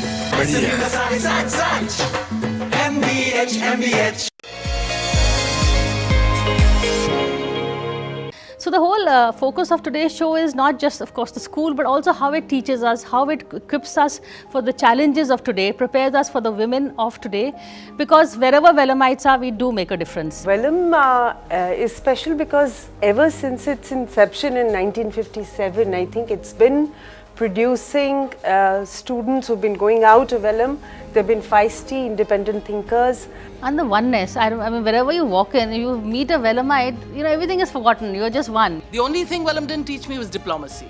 So for me, today it's black or white and no shades of grey. The beauty of Vellum was that it all gave us a niche, we all found our niche in Vellum. Vellum was so special because there was the sense of sisterhood. We always pushed each other to be their best selves. You can get a Vellum out of Vellums, but you can never take Vellums out of the Vellamite.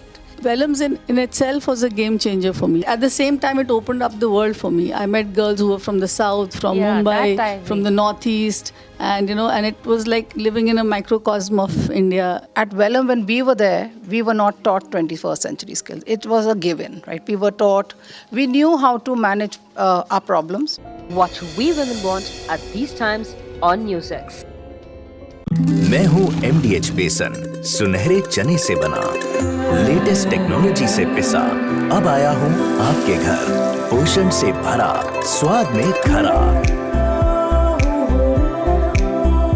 बीकानेरी चने की दाल से बना सर्वश्रेष्ठ बेसन, MDH बेसन।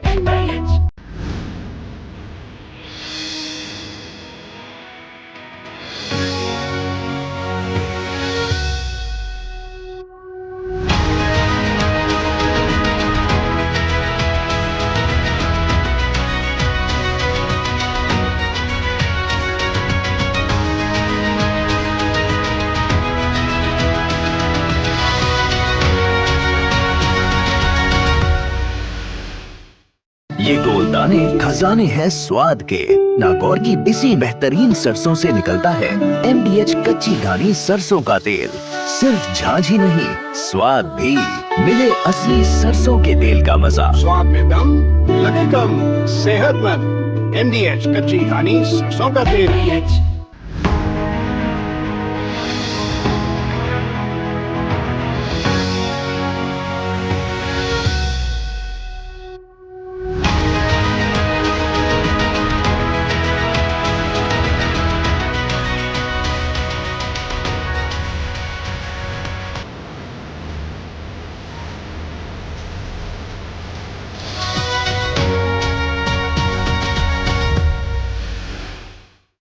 MDH kitchen king मसाले को king क्यों कहते हैं? अगर MDH का किचन किंग किचन में हो तो हम सब कुछ बना सकते हैं। बैंगन का भरता, आलू गोभी, भिंडी मसाला, मिक्स वेजिटेबल, मटर पनीर और भी बहुत कुछ। ये तो मैजिक है। बहुत बढ़िया। Like magic. बढ़िया। Co-powered by PolicyBazaar.com. Her family होगी insured.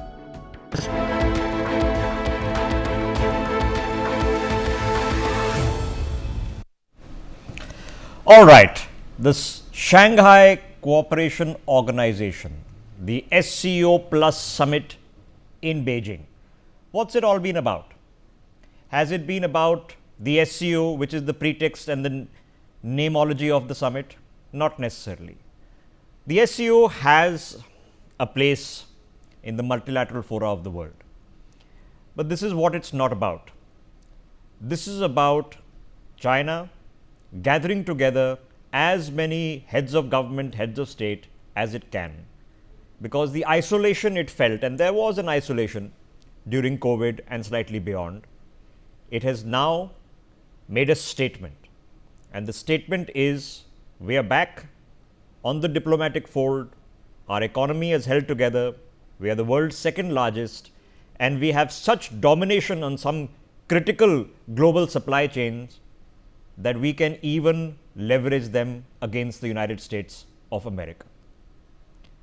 The other statement that had to go out from the Chinese was, if there is chaos and confusion coming from Washington, we represent the voice of reason, the voice of stability, the voice of continuity, the voice of multilateral multipolarity.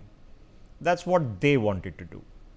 But the question for many of us is, what did India want to do?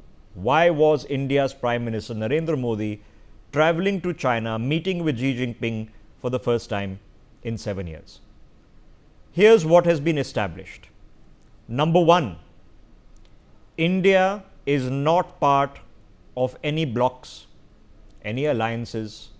We are not wedded to some sort of ideological premise, other than we hope that the world emerges as a place of unified family, that this is not a time of war, it is a time of peace, and India's interests are in principle restricted to India's interests. What are those? Why was Prime Minister Modi in China? For the past 2 to 3 decades, the arc of history has been positing that there comes a gradual alignment of one of the world's greatest and oldest democracies and the world's largest, and I would argue also the greatest. And this arc of history has been abruptly, many would say rather rudely, interrupted. There has been a point of principle departure. Can a foreign power dictate to us what we can do, cannot do, who we can meet with, who we can borrow from, lend to, buy from, sell to? We've seen that before in our history with the British Raj. And I think we are all pretty certain that isn't going to repeat itself. So this visit, despite the inconsistencies and difficulties that do exist with several members, including the host country, was meant to achieve clear things. It was meant to achieve stability on the Indo-China border, because the last thing China needs and India needs in a moment of flux in the global societal order are problems in our backyard. Has it achieved that? In principle, yes. India's Prime Minister has made a public statement not suggesting that there will be peace at the border, but emphatically saying there is peace at the border. That an agreement on the border between the special representatives has been met. So now, is it possible? And I know that it is not a peace that can last forever and should be blindly trusted. No redeployment of our forces has taken place. We remain on alert.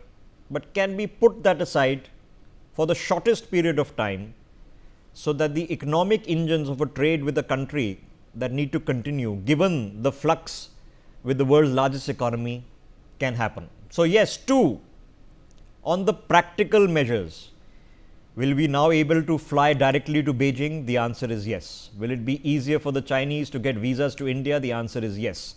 Will there be easement in investment and standardization? The answer is yes. Will there be a dramatic shift in the trade imbalance, the deficit that India runs with China? Probably not. Will there be increased Chinese investment coming into India? The answer is yes. Will this fix everything or fundamentally cause a realignment? The answer is no.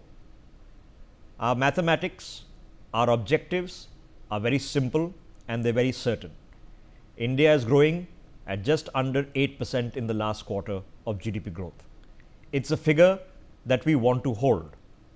If there is global confusion, and there is, from the Canadians to the Mexicans to the Brazilians to the Europeans to the Japanese to the Koreans to the Aussies to the all countries in the west of Asia, heck, even Pakistan's got 20% tariffs.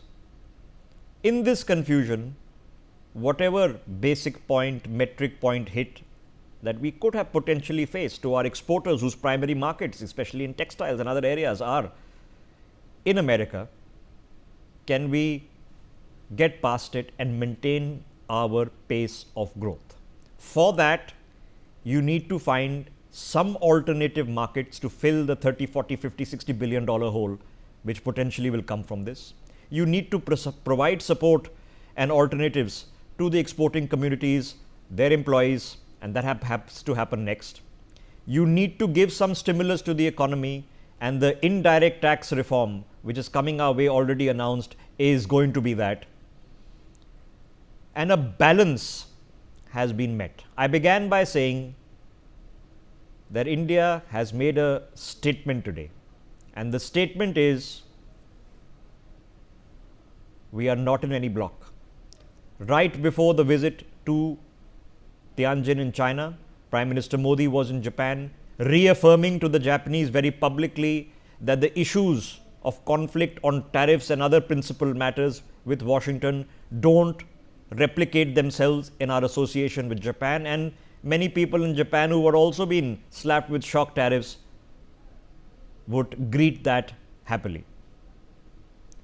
Prime Minister Modi will not be attending the Victory Day celebrations that the Chinese are planning in Beijing on September 3rd. Right before he meets with Vladimir Putin, the president of Russia, he has had a telephonic conversation with the president of Ukraine, Volodymyr Zelensky. So a very careful balancing act has been met. Can we trust the Chinese? No. But then can we trust the Americans? The answer is increasingly no. So who do we have to trust? We have to trust in ourselves and in our principle and in our duty to our own fellow countrywomen and men. In that regard, the right things have taken place in the best possible balance. So what has China given us? Number one is, for the first time, away from the rhetoric, away from soft words, a statement has been made by the Chinese president. And remember, he doesn't speak as often publicly as an Indian Prime Minister would. And that statement has one market tone, which is significant because it has a bearing on the Chinese worldview, potentially Xi Jinping thought, where the Chinese worldview dictates that it is the civilizational, historical authority in Asia, that it is returning to its past greatness, and it is the replacement in the natural order of the globe, as they see it, to the hegemony, the unipolarity of the United States of America. Today, you've had a Chinese president say that we are both historical civilizational powers. We both have a historical responsibility to our people, and we both need to work together. So should we pack our bags and leave the LSE and everything's hunky-dory? Absolutely not. But can we do business in the interim for both our sakes? The answer is yes. Above and beyond that, the Prime Minister has also met the new military leader of Myanmar. He's talked about free and fair elections in the country with him. Amongst other matters, Myanmar is sensitive to India because a lot of our troubles in the northeast, the arms all get pushed in from Myanmar. Some would argue in the past with the direct Chinese behest. He's also met with President Muizu of the Maldives. The Indian-Maldive relationship was at a historic low not too long ago, but then, since then, President Muizu has travelled to India. He's changed his tone, he's calmed his rhetoric. Our cooperation is improving, even though it's not what it was 2 years ago. He's also had a conversation with members of the Central Asian Republic, including Tajikistan. So the bilaterals have happened. Of course, they've not happened with the Pakistani Prime Minister, who himself is there. Of course, they haven't happened with the others who are coming, including Turkey's Erdogan, who is supplying the Pakistanis with drones and running all sorts of campaigns against India. Ladies and gentlemen, if lessons have been taught to us and all over the past few months, it is that in the realpolitik of the world,